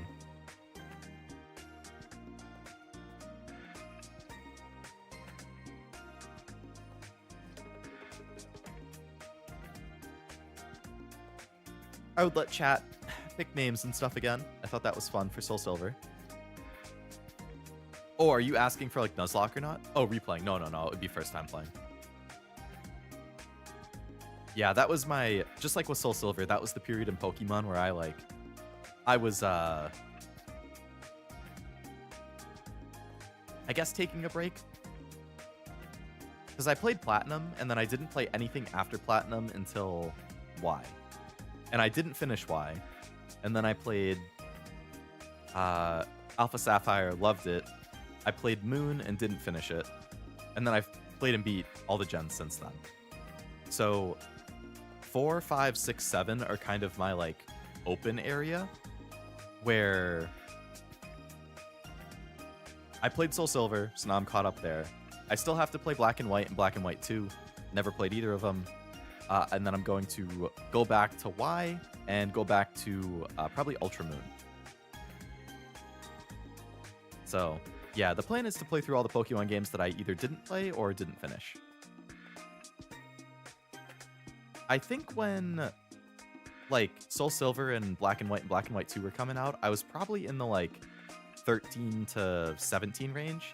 So at that point, I was like all in on PS3. I was like, you know, I was just way too into like Call of Duty, Fallout, Skyrim, Mass Effect, Dead Space. Like, I was playing all that kind of stuff. I was like, I don't know if it was like, oh, I'm too cool for Pokemon or like what, but I was all in on PS3, PS4.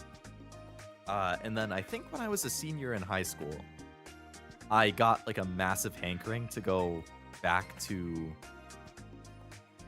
like the 3DS. So I picked up a 3DS, I picked up Pokemon Y. So yeah, when I was like 18, I got back into Pokemon again. But probably from like that 13 to 17 range, I didn't do anything. Love and War bloom on the battlefield for Fire Emblem's win. Oh, God of War took the lead back again. It looks like we're at 7 God of War, 6 for Pokemon and Fire Emblem, and 5 for Final Fantasy.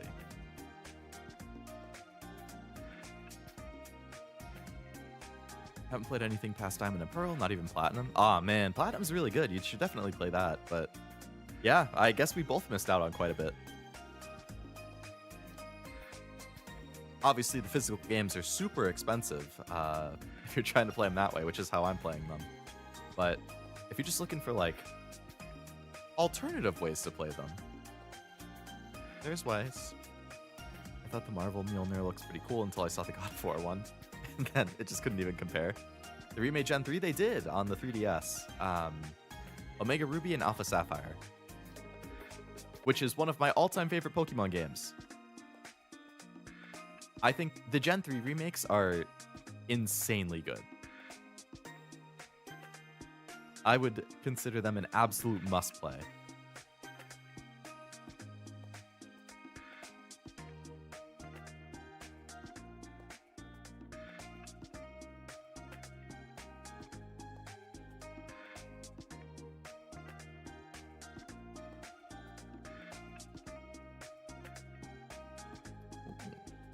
Game I bought on eBay ship.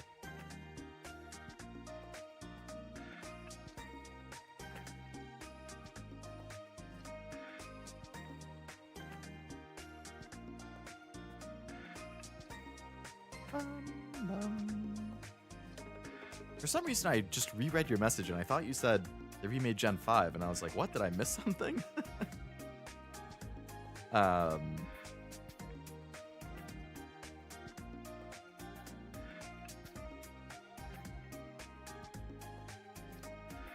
But no, I did not miss something. I live vicariously through my friend who had Gen 3. Ah, I see. Gen 3 is just so good in general. Like, the original Ruby, Sapphire, Emerald were a lot of fun. The remakes are really good. Like Ruby and Alpha Sapphire? Indeed. Amazing games. I should find a copy for my phone. It's probably... Oh, for my 3DS. Yeah, your 3DS. Well, I guess one of the good things when it comes to physical Pokemon games is the 3DS games are not that expensive. It's the DS stuff that's horrific if you're trying to buy those. Diamond and Pearl, not too bad. They're both like 70, 75. But like everything from Platinum, Black and White 2, Heart Gold, Soul Silver, those are all horrific for prices. I got really, really lucky. I bought them before they blew up in price. I think it was an insane like bundle deal. Probably when I was still in college. So that was like in the 2016 to 2019 range. I want to say I got Platinum, Black 2, White 2. All in a bundle for like 30 each. Complete in box. Like game, case, manual. So I got super, super lucky. I got them all before they blew up and became $100+ games. But For people now who want them, it's like, man, I feel bad for people who want them now. Never completed a Pokemon? Currently stuck on Blaine and Momon? You should. I mean, I would recommend it. I freaking love Pokemon. It's one of my all-time favorite franchises. Too much water, I say. Who are you, IGN? 7 out of 10. Too much water, IGN. Exactly. I actually like IGN, but yeah, the too much water thing was funny. There's a new video game release. Have you heard of Relooted? I have not heard of Relooted, no. Let's not talk about 57 all-time peak the game. Is that what you're talking about? Relooted has 57? I've never heard of it myself.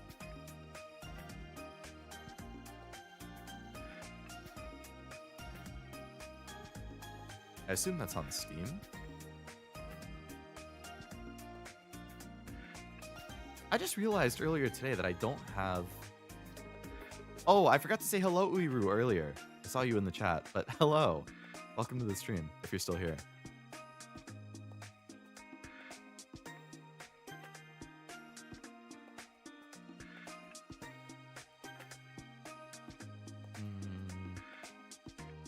Reclaim African artifacts from Western museums in this African futurist heist game. Recruit crew members, plan escape routes, acquire the precious cargo, bounce out of the joint as fast as you can. It has mostly positive reviews.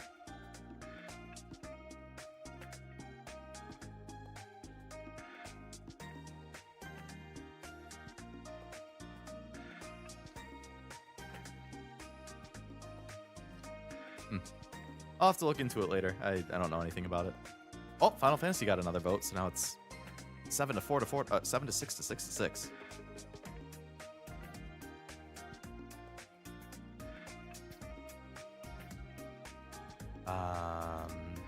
Did you give away a VTuber of the Year award? Any inspirations? I did not give away a VTuber of the Year award. I don't know who I would pick. I mean, I mostly watch a lot of clips. I'd probably be obligated to award my Kami Oshi Miko the VTuber award every year.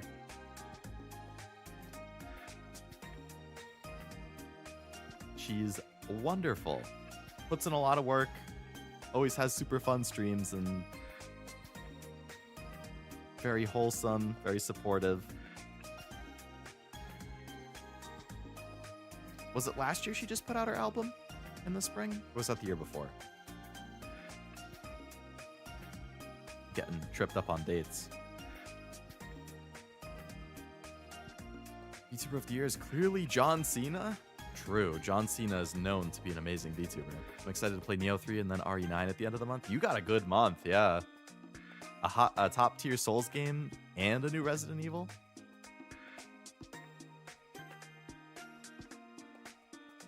Hello, Armando. Hope it's going well. Thank you then. Oh, sits back down ashamed.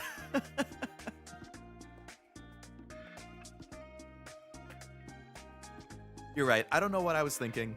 Cashew, VTuber of the Year.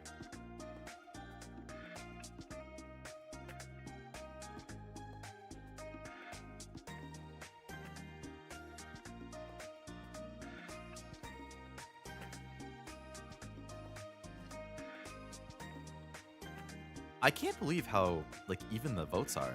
7666. Huh. Neurosama? Neurosama's good. I don't really watch her streams a lot because I think it's mostly on Twitch, and I only really look at YouTube. But I do see clips of her, and there's some good stuff there. I really liked the recent stream where it was like her and Vettel interacting like in VR. That was really cute. No way, what an upset. Cashew glazing on Leo's anniversary? Hell yeah.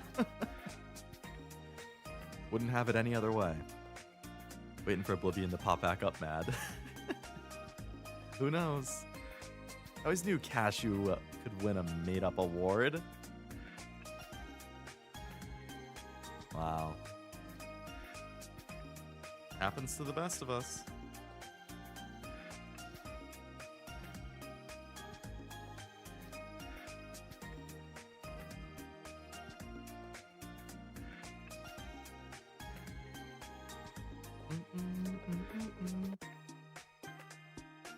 Next month's gonna go crazy for stuff to watch. Invincible Season 4, Daredevil Season 2, then the final season of The Boys in April. Damn. Yeah, you have a lot of good stuff coming up in the next, like, 2 months. I haven't seen any of those, but they're all on my watch list. And to watch Rita play Xenoblade 3 and Fire Emblem. Rita's really good. I like Rita a lot, too. I haven't watched her as much lately because, primarily for that reason, she's been playing games that, like, I'm interested in, and I don't want to get spoiled. But I really like Rita. She's great. The New Year's stream almost balled at that. Yeah, that was really cute. Redacted Twitch. I'm not a fan, yeah. I'm all in for YouTube. Seen a bunch of clips of that Nero stream. It was killing me. It was really, really good. Especially when Vidal was getting choked up, too. Like, it was so...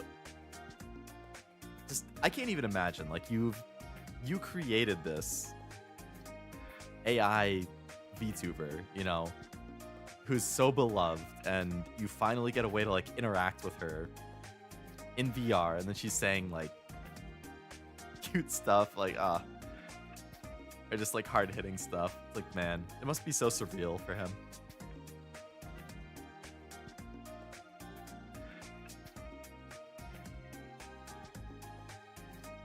Patamon reminded me of some 1999 beanie teddy I had with his beady black eye. Patamon's cute. Like a beanie baby thing? I don't think I had any beanie babies. I like Build-A-Bear. Oh, it was a Patamon, like an actual Patamon plushie.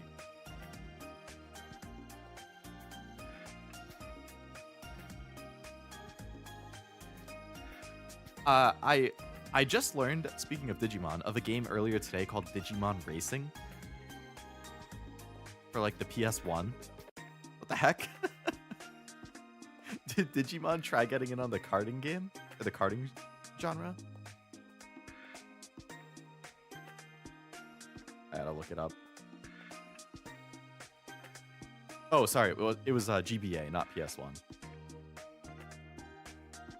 It literally just looks like Mario Kart with Digimon. That's hilarious.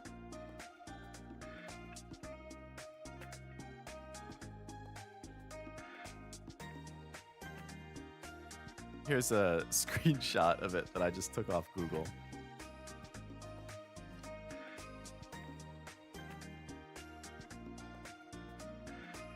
Digimon Racing on the GBA. It's Mario Kart.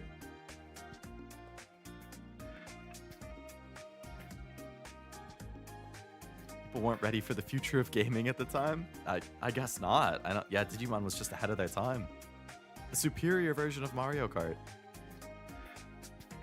I can count the pixels. I mean, it is a GBA game. That is an oldie. I'd play that. I would try it out for sure.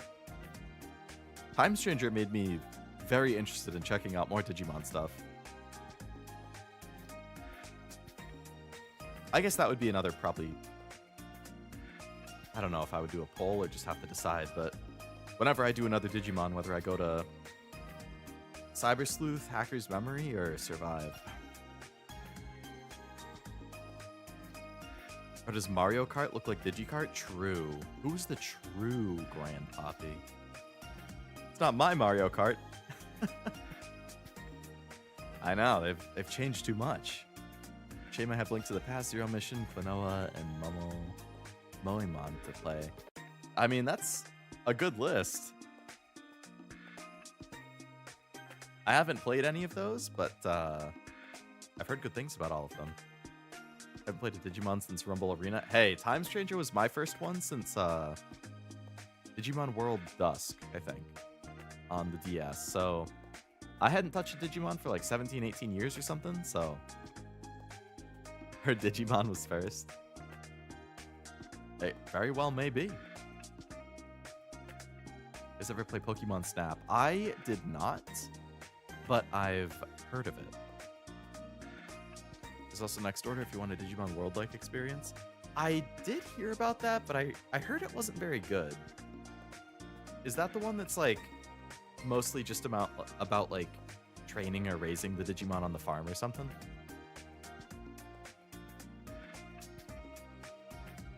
I would imagine I'd probably be more interested in like something with more of a story focus, but I'd have to look into it a bit. Voted for Final Fantasy. I mean, it's a good choice. They're all good choices.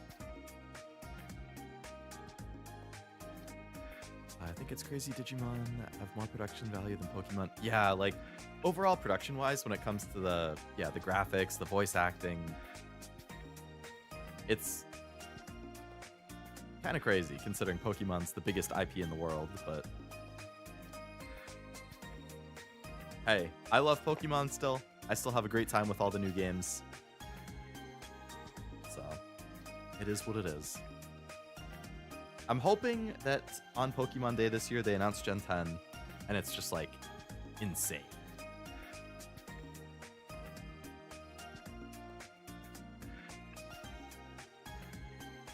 All amazing except Fire Emblem.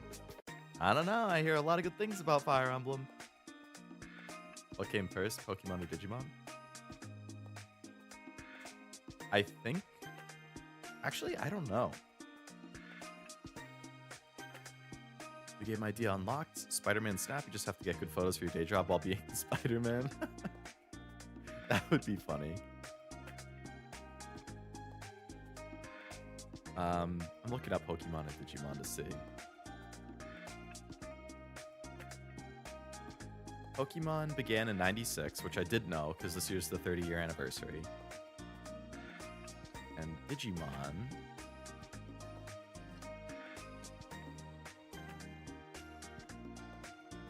97.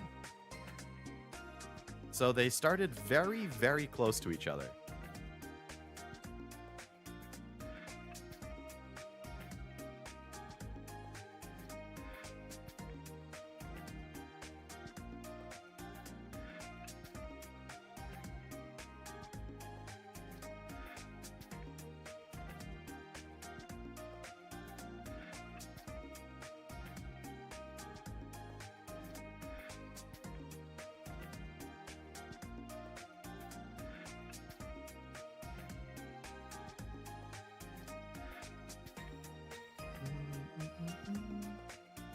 Pokemon and Leo are close in age. We were both 96, yeah.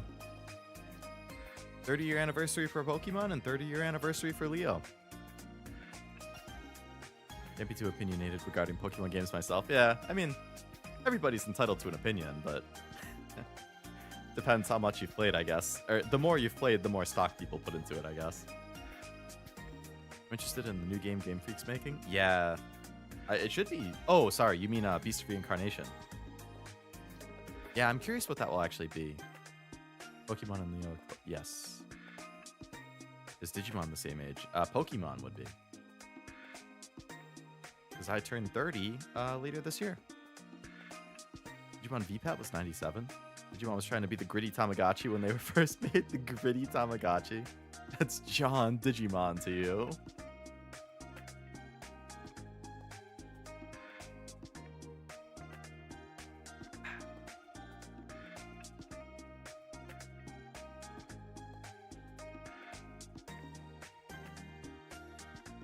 It's almost midnight. Do I want to have a snack? Do I want to open a bag of spicy chips at midnight? I do. Should I? No. Everyone has an asshole too, but sometimes I shouldn't talk about mine so much. Yeah. It's the thing, I haven't really played a Pokemon game start to finish ever. This year will be the... Hey, I support it. You should. And I hope you love it. Happy 3 years. Thank you, Silver. Hello. Good morning to you. Need to go to bed, Leo, as do I. I probably should soon. I am working tomorrow.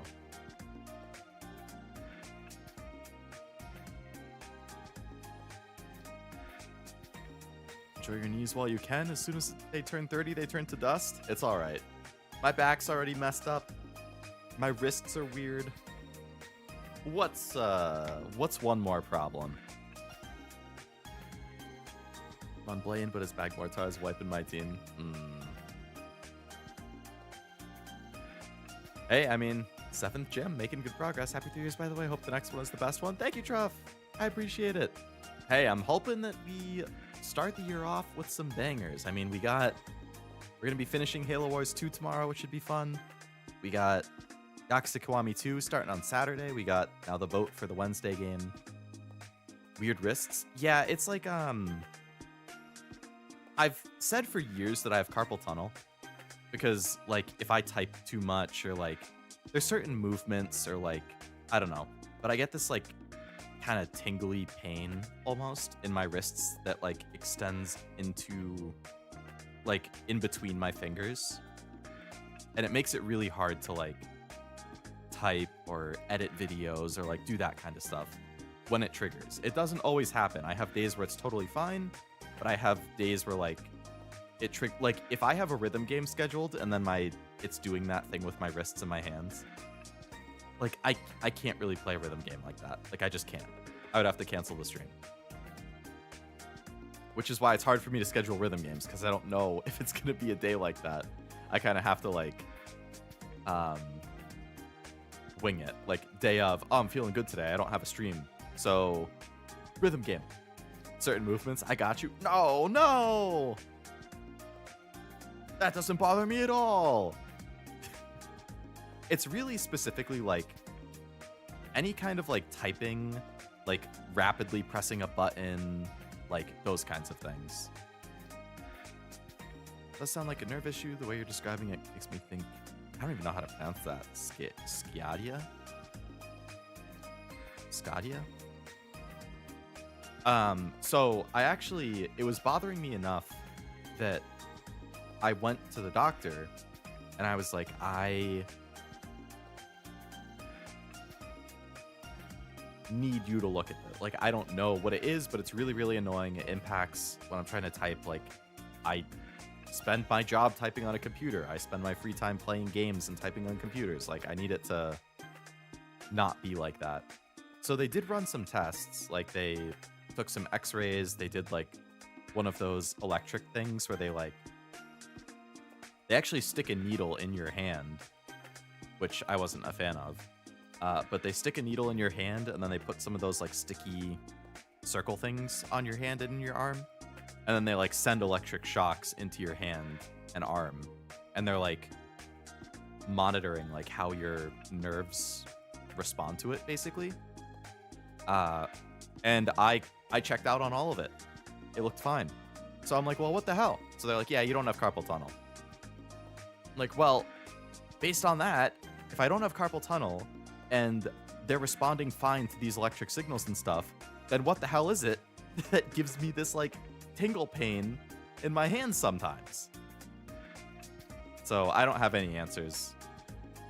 It basically was like, yeah, just manage it. Well, okay. I guess I'll try to space out my typing more and do more, like, hand stretches or something. I don't know.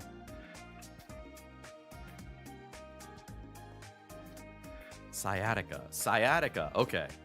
TIL. Thank you. Never play Gun Z the Duel.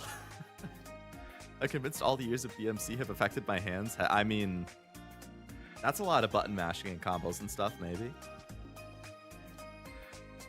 Pokemon and God of War is tied. Yeah, they are tied. 7766. Sounds horrific. It wasn't the most pleasant feeling, but it wasn't, like,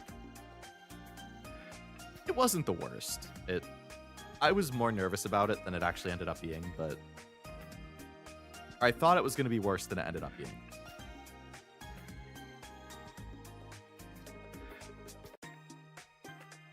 Doctor sucks. Sorry if anyone's here, doctor. I think that's one of those things where it depends a lot on the doctor itself. Like, I have had some great doctors, and I've definitely had some who are, like, a little dismissive. State of play hype? I'm very hyped. Because, like, I don't know, typically state of plays are like 30 to 40 minutes, but the one tomorrow is, they said 60. They're like just over 60 minutes. Like, that's already a lot more content than we typically get. I'm hoping that doesn't mean like 20 minutes of one game at the end, but like either way, like this is way longer than a typical state of play, and they have said there will be updates from our third-party partners as well as our own studios, which means we are going to get first-party PlayStation stuff in addition to all the third-party stuff. So, given that it's longer and it has both first and third-party confirmed, I'm very excited. I'm hoping we're gonna get some cool stuff. I got accepted into the Steam re-release playtest for Gun. Is it Guns or Gunzy? I just had a Ratatouille moment. I've never heard of this. People hated me because I kept stun locking them with the knife. Does everybody know this game other than me? I'm keeping my expectations low just in case. That's always the good strategy. Keep your expectations low and you can't be disappointed. You can only be pleasantly surprised. Tokon's probably... yeah, I would definitely expect Tokon. I would probably think they're going to show a new character or announce another beta test or maybe a release date. I say Gunzy. Okay. Maybe a little Wolverine. I could see Wolverine. I think Insomniac said that we'll see more Wolverine in the spring. So I don't know if that means that that's what their way of saying it's not at this state of play, but like maybe if there's another one in April or May, we'd see it. All right, Truff, you and me. We haven't seen it. Very good. Kernel level anti-cheat made me uninstall and wipe any file change in 24 hours via PowerShell. I don't like kernel level stuff. I had an issue with my Scout for years, and one day I commented on my regular doctor that the one they sent me to hasn't been fixing it. Turns out the skin doctor hasn't even been updating her. What the hell? Wasn't to a new one after she learned that, and I got better within the year. The old one just didn't want to lose a regular. Oh my god. Yeah, they just wanted your money. They didn't care about actually helping you. That's so shitty. I'm sorry that happened, but I'm very glad that your new one helped you a lot. Monster Hunter DLC in summer as well. I did remember hearing they've had an expansion they're working on. I mean, obviously I've heard of it. Everybody has. Yeah, right. Me too. For sure. But yeah, I don't even know. I just kind of... I would love to see Persona 4 Revival at it. I mean, Atlas has partnered with Sony. Released pretty much everything on Sony platforms for years, so... You know, I'd love to see Persona 4 news. I'd love to see Resistance come back. Give me a Resistance 3... sorry, give me a Resistance trilogy remake or remaster. I don't know. I'd be cool with like a Final Fantasy 13 remaster because I've been interested in that, but I have the first one on PS3, but like I've never played it. So I could still play it there, but like I've heard rumors of that for a long time. What else would I want? Danganronpa 2x2 if they want to give a release date for that, that would be cool. If they want to port 100 Line to PS5, that would be cool.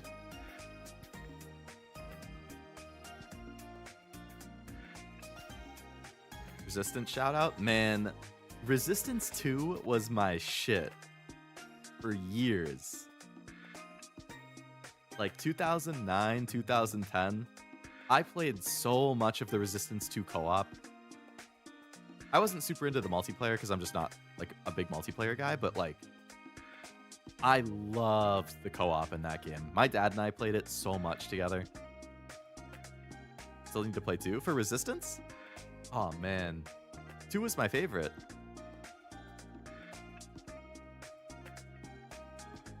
If you were to get candy right now, what would you go for? The first thing that popped into my head when I read that was Sour Patch Kids. So I'd probably say that, but gummy bears sound pretty good too. Where Prototype 3? I only played the first prototype for like maybe 30 minutes. Did they remaster that for PS4? I think they did. Want you to get into Striker and Tactica? I do want to play those. Actually, I mentioned earlier that... oh, not on the thing. Earlier, like So I said I'm playing Kiwami 2 starting on Saturday. I considered having a vote for Saturday. Like I have the vote for Wednesday. And originally, Strikers was going to be one of the games that was going to be an option. I ended up not doing a vote because I wasn't fully happy with the 4 games I picked. but Strikers was going to be one of the 4 options. I was thinking Kiwami 2, Strikers, the Trails remake. And then once I had those 3, I was like, well, I feel like Trails remake is going to get killed by the other 2. So I feel like I'd have to force Trails remake onto the schedule because I want to play that a lot.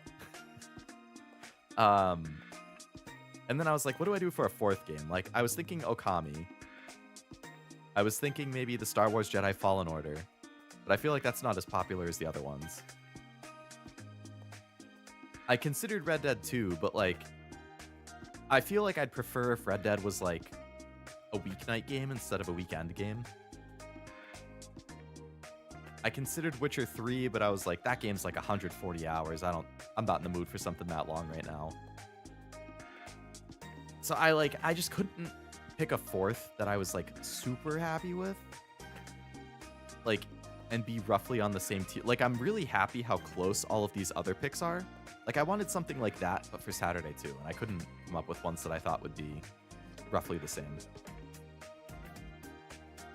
Watched Danganronpa for the first time a couple days ago, and I regret it. Why do you regret it? Currently playing it instead, and it's much... Oh, yeah. No, playing it's definitely better.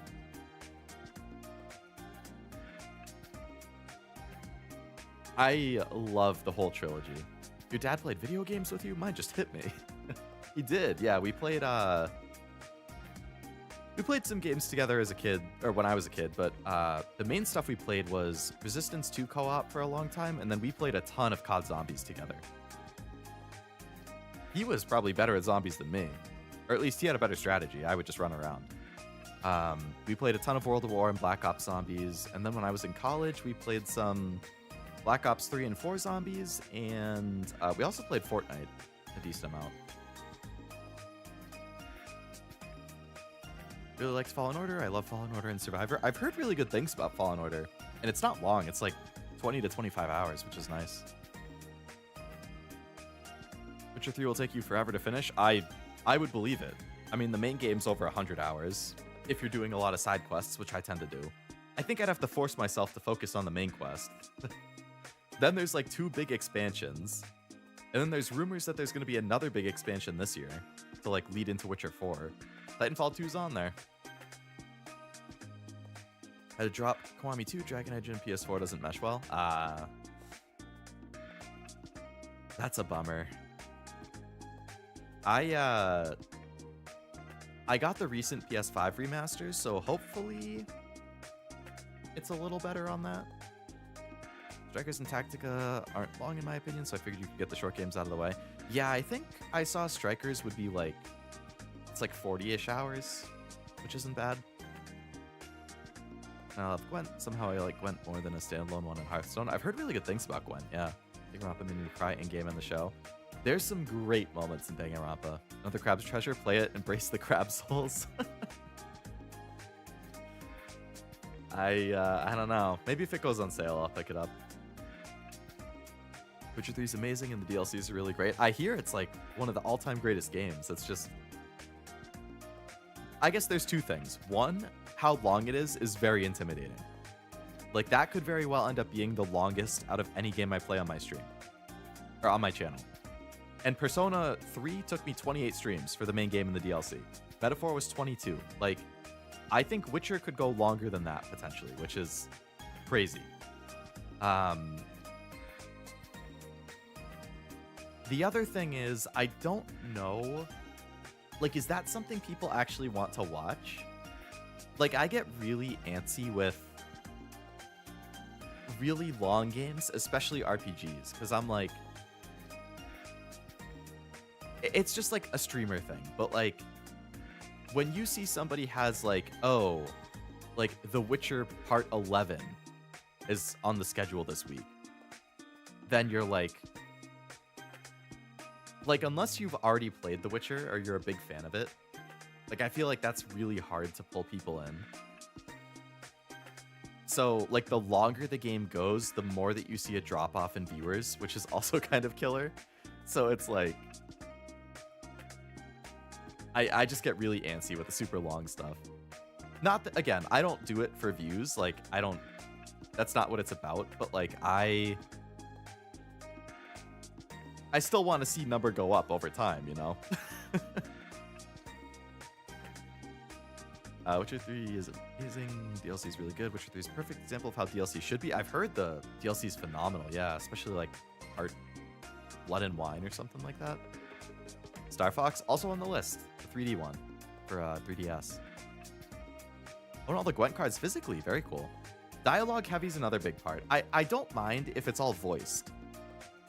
It's when I have to read a lot of dialogue, then I'm like, Like, that's why there's visual novels I'd like to play, like Ace Attorney and, I'm blanking on the other one, but, like, it's just hard. It kills my throat. But if it's all voiced, that's fine. Even if you mainline the story, it's going to take a while. Yeah, I think I saw a minimum of 50 hours even for the main story. Listening to you yap helps me focus on stuff. Hey, that's good. I'm glad. It's getting late and I want to eat. Have fun yapping for another hour. Congrats on 3 years. Sounds good, man. Have a good night. Thanks for hanging out. I appreciate it. Want to just play the super long stuff you're worried about? Why not play it off stream? I can. I definitely can. It's just like...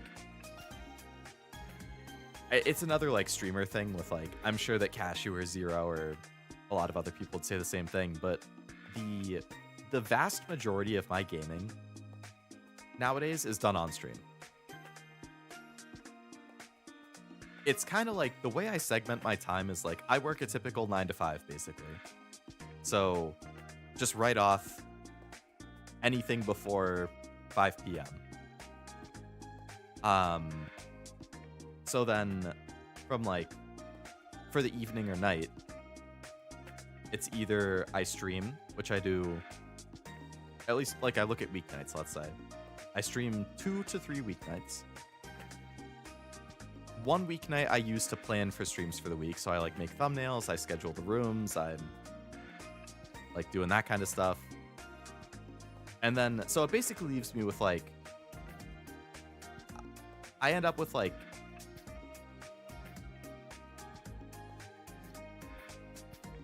2 to 3 nights a week where I get 3 to 4 hours.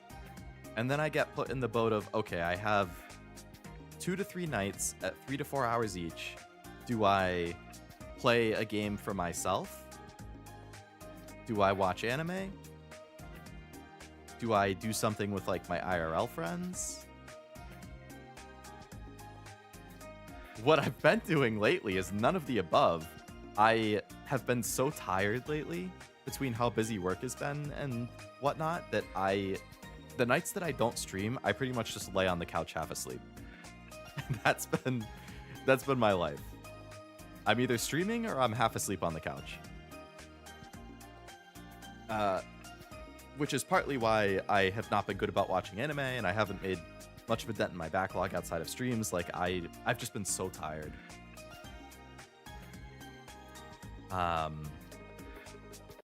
But I really want to catch up on anime. I really want to play more backlog stuff. It's just, God, I wish I had more time. There's so many things I want to do in so little time. Freaking work, man. Work is a scam. Why do we have to work 40 hours a week? And then for me, I have like an hour and a half to 2 hours of commute on top of that every work day that I go into work.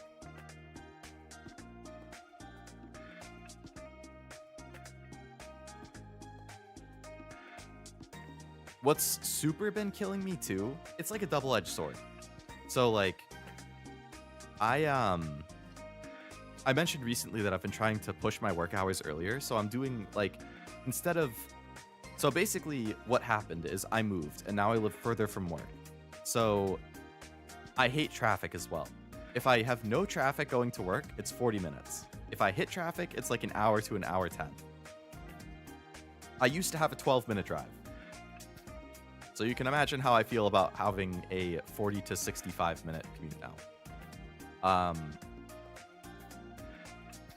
That took away a lot of my free time because now I have to do that twice a day.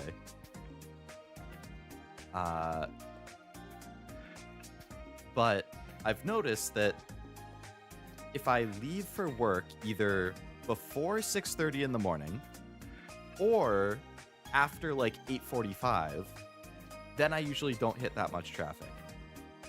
So my choice is basically either wake up at 5 a.m.,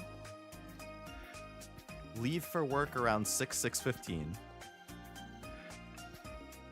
and then I work from 7 to 3, and then I'm home around 4, which is great. I have more time in the afternoon and the evening. But when I wake up at 5 a.m., I'm wiped by like 8 or 9 o'clock. So I have like no energy. Like I'm too tired to even, like that's what I found is what's been killing me is I'm happy being home earlier and not having to deal with traffic, and I'm also more productive in the morning, so I get more done at work that way. But I get tired way earlier.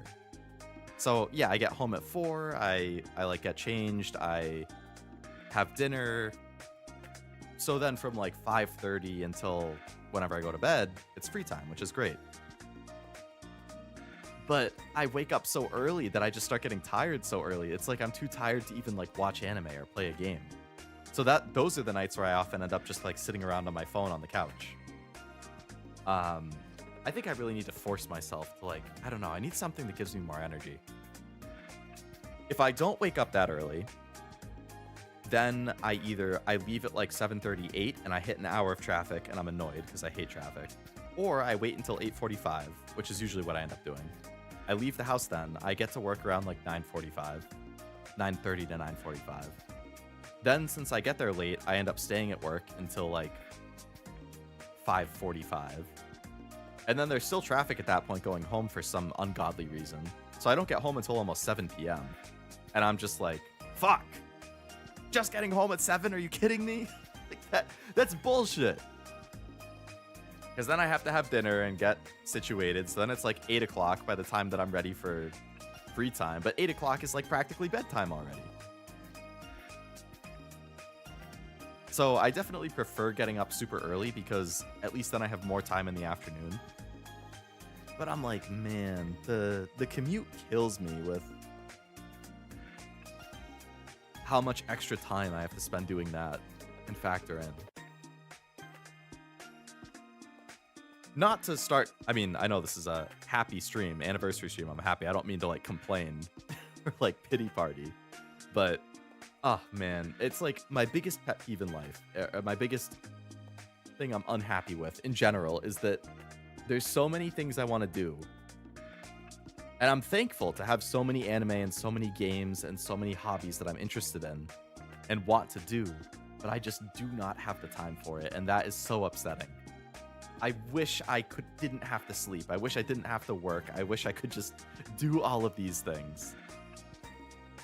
But man, it's so hard balancing all of those things in the very limited time I have before I get tired. Fix your commute? I wish I could.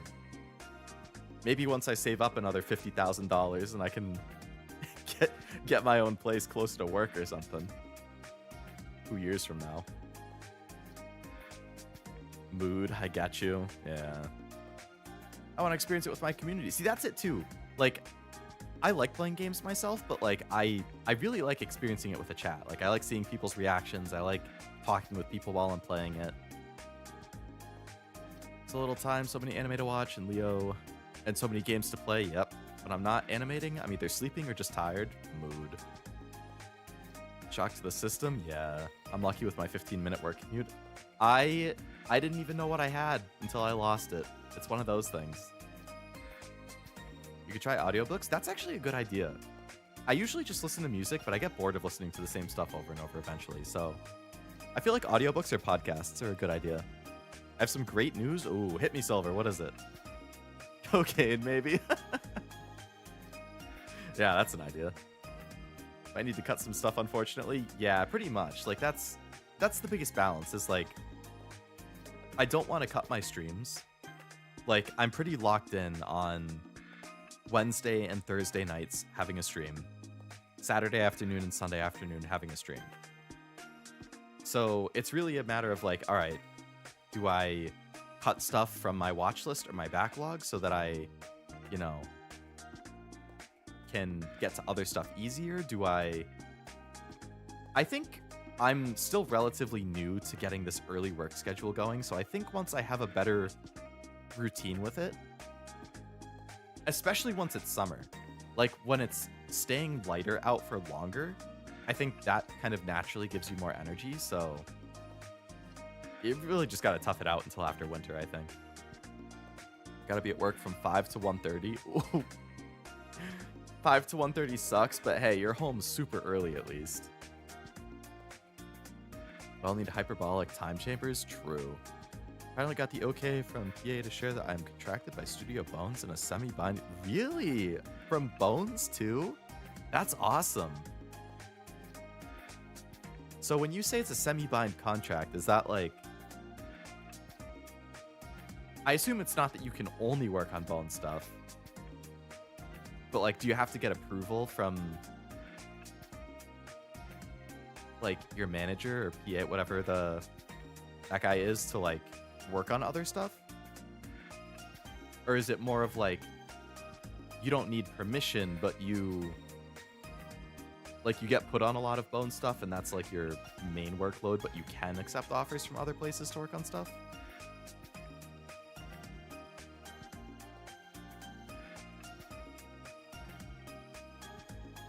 Not exclusive, so I can work with other studios as long as it doesn't disrupt workflow. That's freaking awesome, man. Bones is awesome. They make so many good things. I'm happy for you. That's sick. Congrats. You've been grinding the hell out of all your animation gigs lately too, so you must be stoked about that. Hopefully your commute isn't 45 minutes without traffic and an hour with. Is that to me 8-6? If so, yes. That is what it is. It's like 40 minutes without and an hour with. And more importantly, decent and constant pay. That is a major benefit, yeah. Not so much being stuck to the whims of whatever you get. Oh, aimed at silver, okay. No, yeah, he does it all remotely.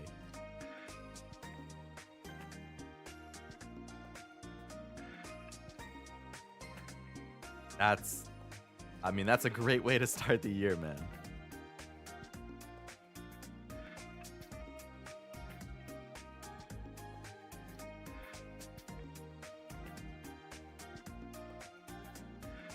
Now I have to wake up early for Olympic hockey games on top of that. Gonna be tough. It's a good thing that I don't watch the Olympics. Oh, I've never really been interested in it, but... never say never. After the stream, try thinking about what to cut out and focus on stuff like games and anime you really want to play and what the most so you don't tire yourself out. That's the main thing. It's like, it's all a balance. Like, you don't want to burn yourself out by doing too much. But I'm the type who also, like, I don't know if you guys are like this, but like, burnout's a thing, right? But I kind of get the opposite, where it's like, if I don't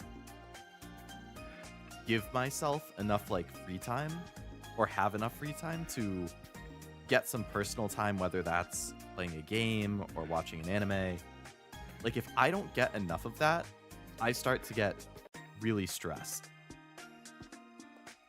Like, I need that personal me time. And the longer I go without getting it, the more I'm like, I get very stressed. I get kind of worked up. Like, it's hard to describe. But I've definitely had periods in my life where I like, between work and IRL stuff and other obligations and whatnot, like I'll go days without doing anything for fun. And I'm just like, isn't that normal burnout? I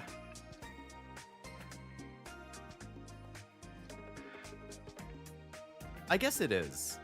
I was thinking burnout from doing something too much as in like, oh, I watch too much anime and then I burn out and I don't watch anime for a month or two. Like, that's usually what happens after Anime Awards. Like, I binge a ton of anime over a month and a half period, and then I don't watch anime for 2 to 3 months because I'm like, I'm burned out on anime. But I guess, yeah, I'm kind of describing burnout from like work and IRL stuff rather than fun stuff. Do you have traditional family dinners? Not really. I just live with my mom, so it's like we have dinner together a couple times a week. But you know, we have nights that we do our own thing.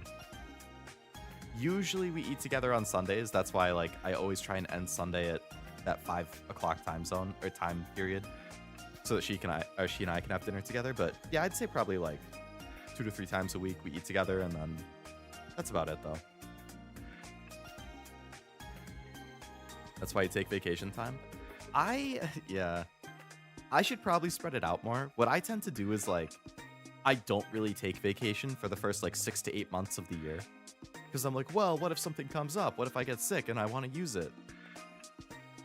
But luckily I tend to stay pretty healthy, so I'm like,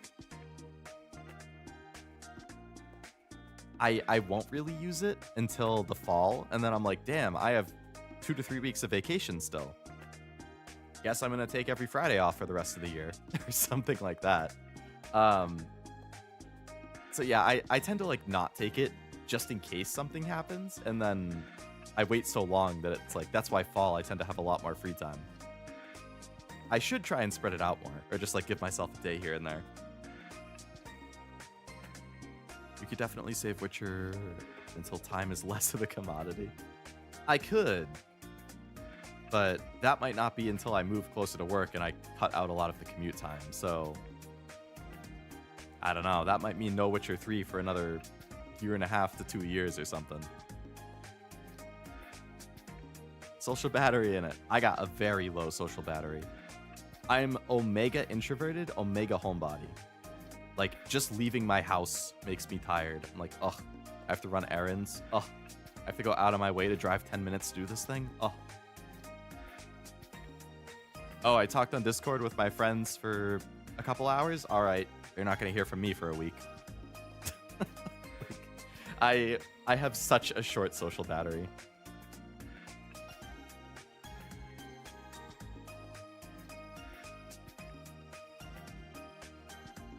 Thank God I can take vacation whenever I want, as long as I have the time. That's 2 weeks in advance. Hey, that's good. My work is pretty flexible with it, which I appreciate. Obviously, they appreciate advance notice, but if I like same week, if I'm like, hey, like on Monday, I'm like, hey, by the way, Wednesday, I'm taking it off. They're usually fine with it, as long as I'm not like screwing over the team. Provided I have the hours, of course. My vacation started after work today. Hey, enjoy your vacation, Malachi. Took this week off to try and catch up on life things and use up my days. That's a good plan. I took a half day today, so I could like make sure I was all ready for anniversary. My social battery's been broken since 2018. I kind of feel it to an extent. I end up not being able to wash the dishes till late night or wee hours because of my low social battery. It's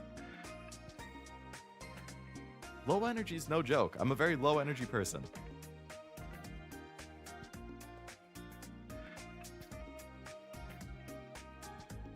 Here's a question. What you got, Isaac?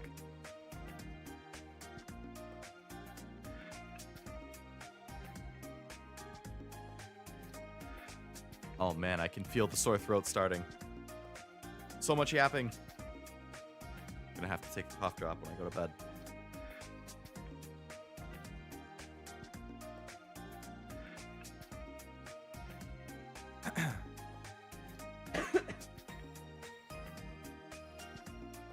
I have these cough drops that I like a lot. They're like,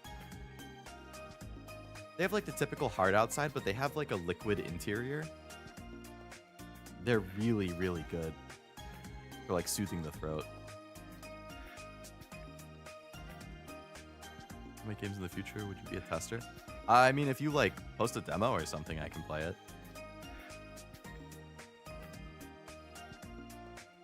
I probably wouldn't do it on stream, but like just in my own time or something.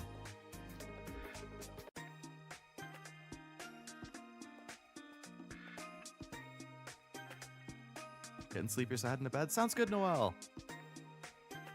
Hope you have a good night. Thank you for hanging out in the stream. I hope you enjoyed it and the special video and everything.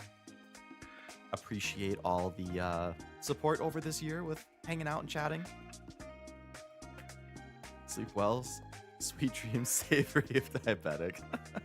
That's good. Oh, man. I should probably call it myself, given that it's 12:30 in the morning. Did I? No, yeah, you didn't say anything wrong. I was just clarifying. Like, I wouldn't play like a demo on stream or something, but if I have free time, I don't mind playing it.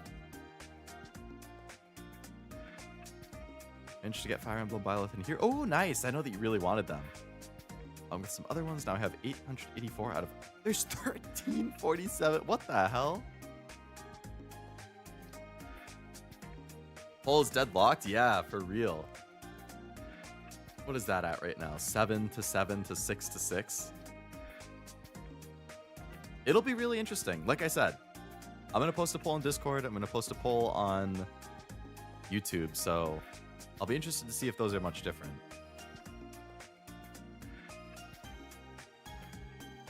When's the new single coming out? 3 years, now's the time. Oh, like a music single? Give me 3 more years so I can take some lessons and not sound like a dying animal when I sing, because that's what I currently sound like. Not interested in Romeo's a Dead Man? It looks a little too out there for me, I would say. I would consider giving it a shot if I could get it on sale. But I actually haven't played a Suda51 game, so I don't really know if like that kind of thing is for me.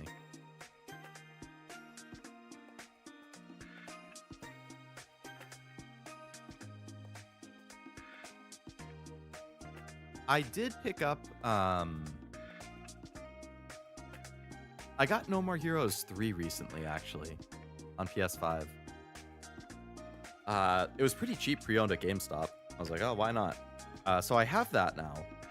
I don't know how important it is to play the first two, or if they're just kind of like loosely connected, but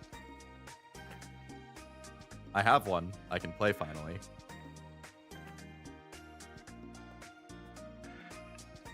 Too out there, so a Suda game? Yeah, that's kind of what I would expect. His stuff always seems super over the top. Speaking of a poll, it looks pretty even. It does, yeah. Very nice to see how close it is.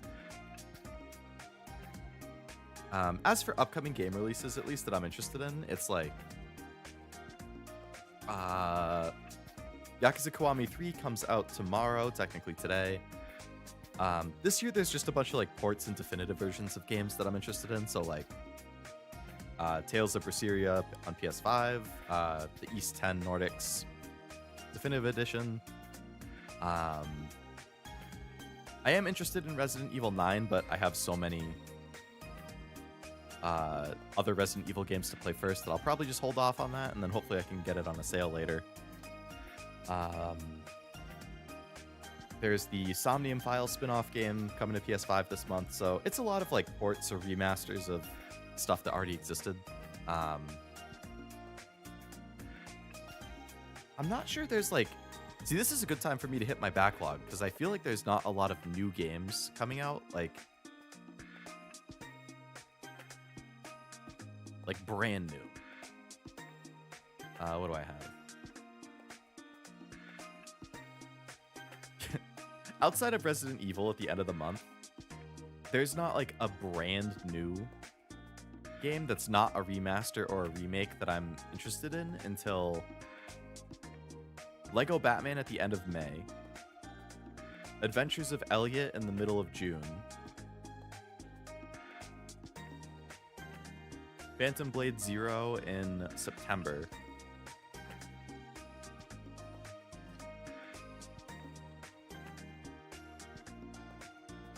and the Wolverine game in the fall. Those are like the only things with a release day or window that's brand new that I'm interested in. There are other ports and remasters and definitive editions that I want. Just speaking purely brand new.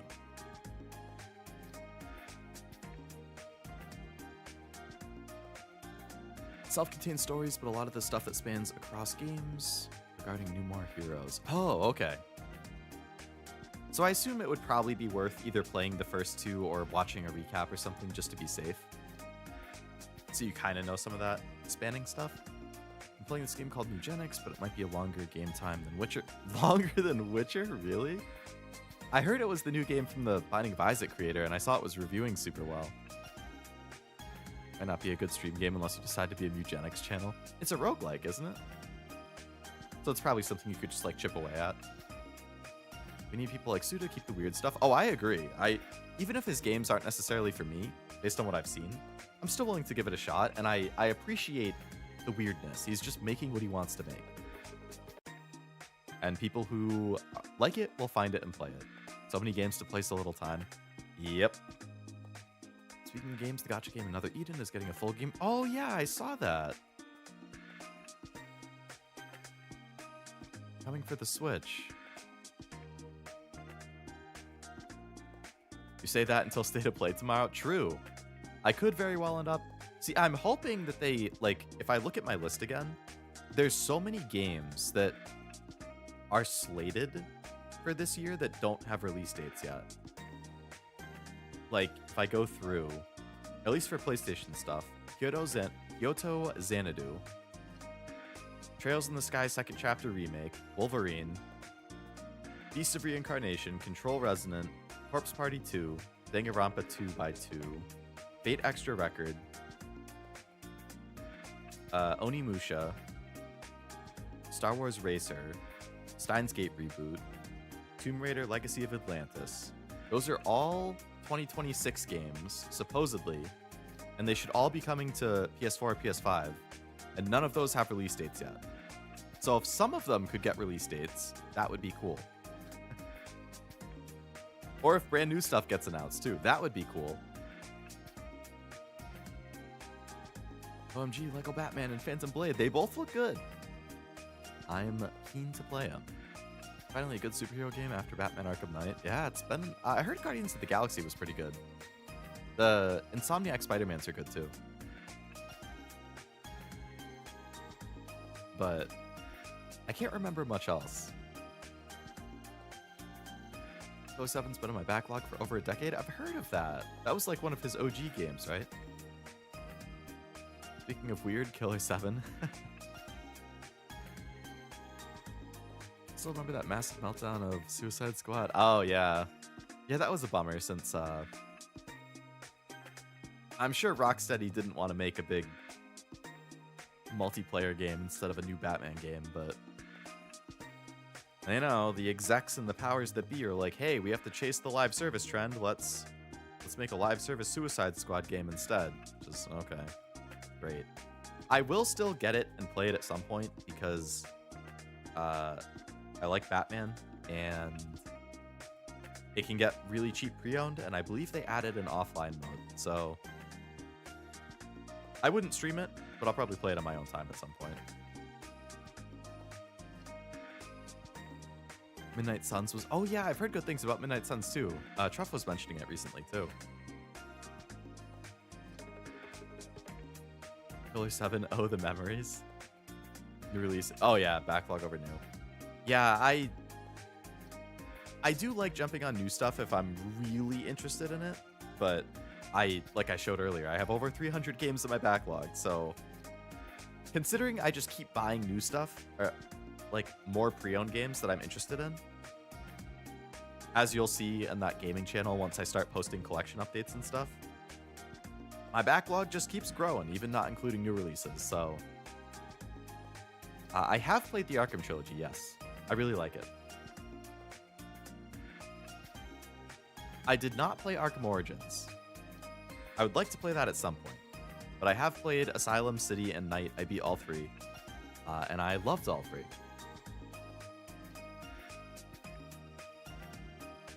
Kevin Conroy didn't deserve finishing his career like that. He has a great legacy before it. He does, yeah. Suicide Squad, definitely not an ideal way to go out, but Midnight Suns was more fun than I thought it would be, but it's a deck builder sort of XCOM mashup with a dating sim attached to it. What the hell? I mean, I like deck builders. I like dating sims. Seems like I could like it. Hard to be excited for a lot of shit these days, but I'm glad there's some games you're looking forward to. Yeah, I would say the world is crazy, right? There's a lot of shit going on. But we are very lucky, or I feel lucky, in that there are so many good games, or interesting looking games, so many interesting anime that consistently are coming out and have been coming out that always give me something to like look forward to. Like, that's part of what I like about having like a watch list for anime for upcoming stuff, my backlog list, my upcoming game list. Like, I can always look at that and be like, yeah, you know what? I'm stressed. Shit sucks. But there's so many things to look forward to that I haven't yet experienced. Purely media-wise.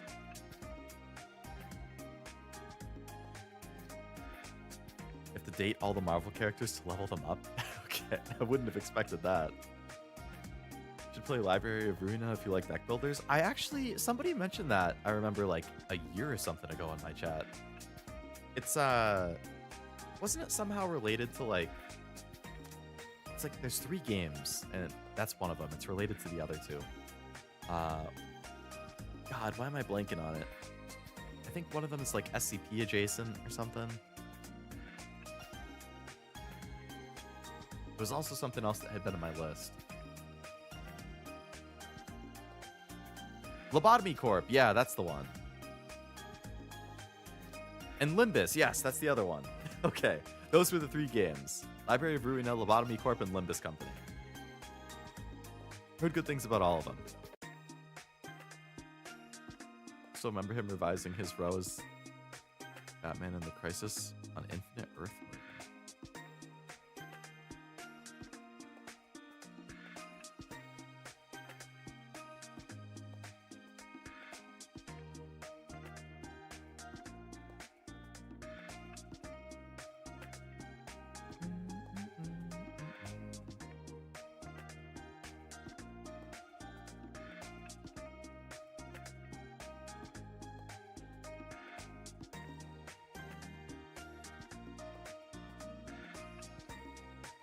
Oh boy, my phone's about to die. The model track. Oh, I think it did just die.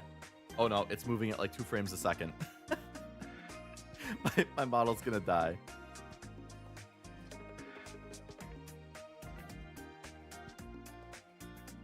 I'm gonna stroke. I get the gist of it.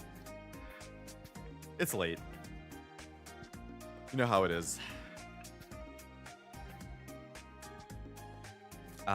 But given that my model, yeah, my phone is moving at about 1 to 2 frames a second right now. It doesn't look as bad on screen, but it looks really bad on my phone right now. So I think I should probably call it. It's almost 1 a.m. We're at 5.5 hours. I want to have a snack and get to bed. But thank you all very, very much for coming to my anniversary stream. I hope you guys enjoyed it. I hope you liked the video. You know, I hope you're excited about the upcoming games on the schedule. Like I said, I'm gonna post a poll for the upcoming games. I'm gonna post that survey I mentioned on Discord and on YouTube, so feel free to check those out. If you take the survey, that would be helpful for me for figuring out future content. If you want to vote for the games, obviously, that's cool. I'm gonna post the anniversary video as a separate thing too, so you know, go watch that, go like it. So for the rest of the week, tomorrow, Halo Wars 2 with Zero at 8 o'clock Eastern. Saturday, we're starting Yakuza Kiwami 2, my typical 2 o'clock Eastern. And I'm hoping to do a State of Play watch along as well tomorrow. So, you know, that should be fun. I think it starts at 5 Eastern. So could potentially be 2 streams, but we'll see if I'm not too tired after work. But yeah,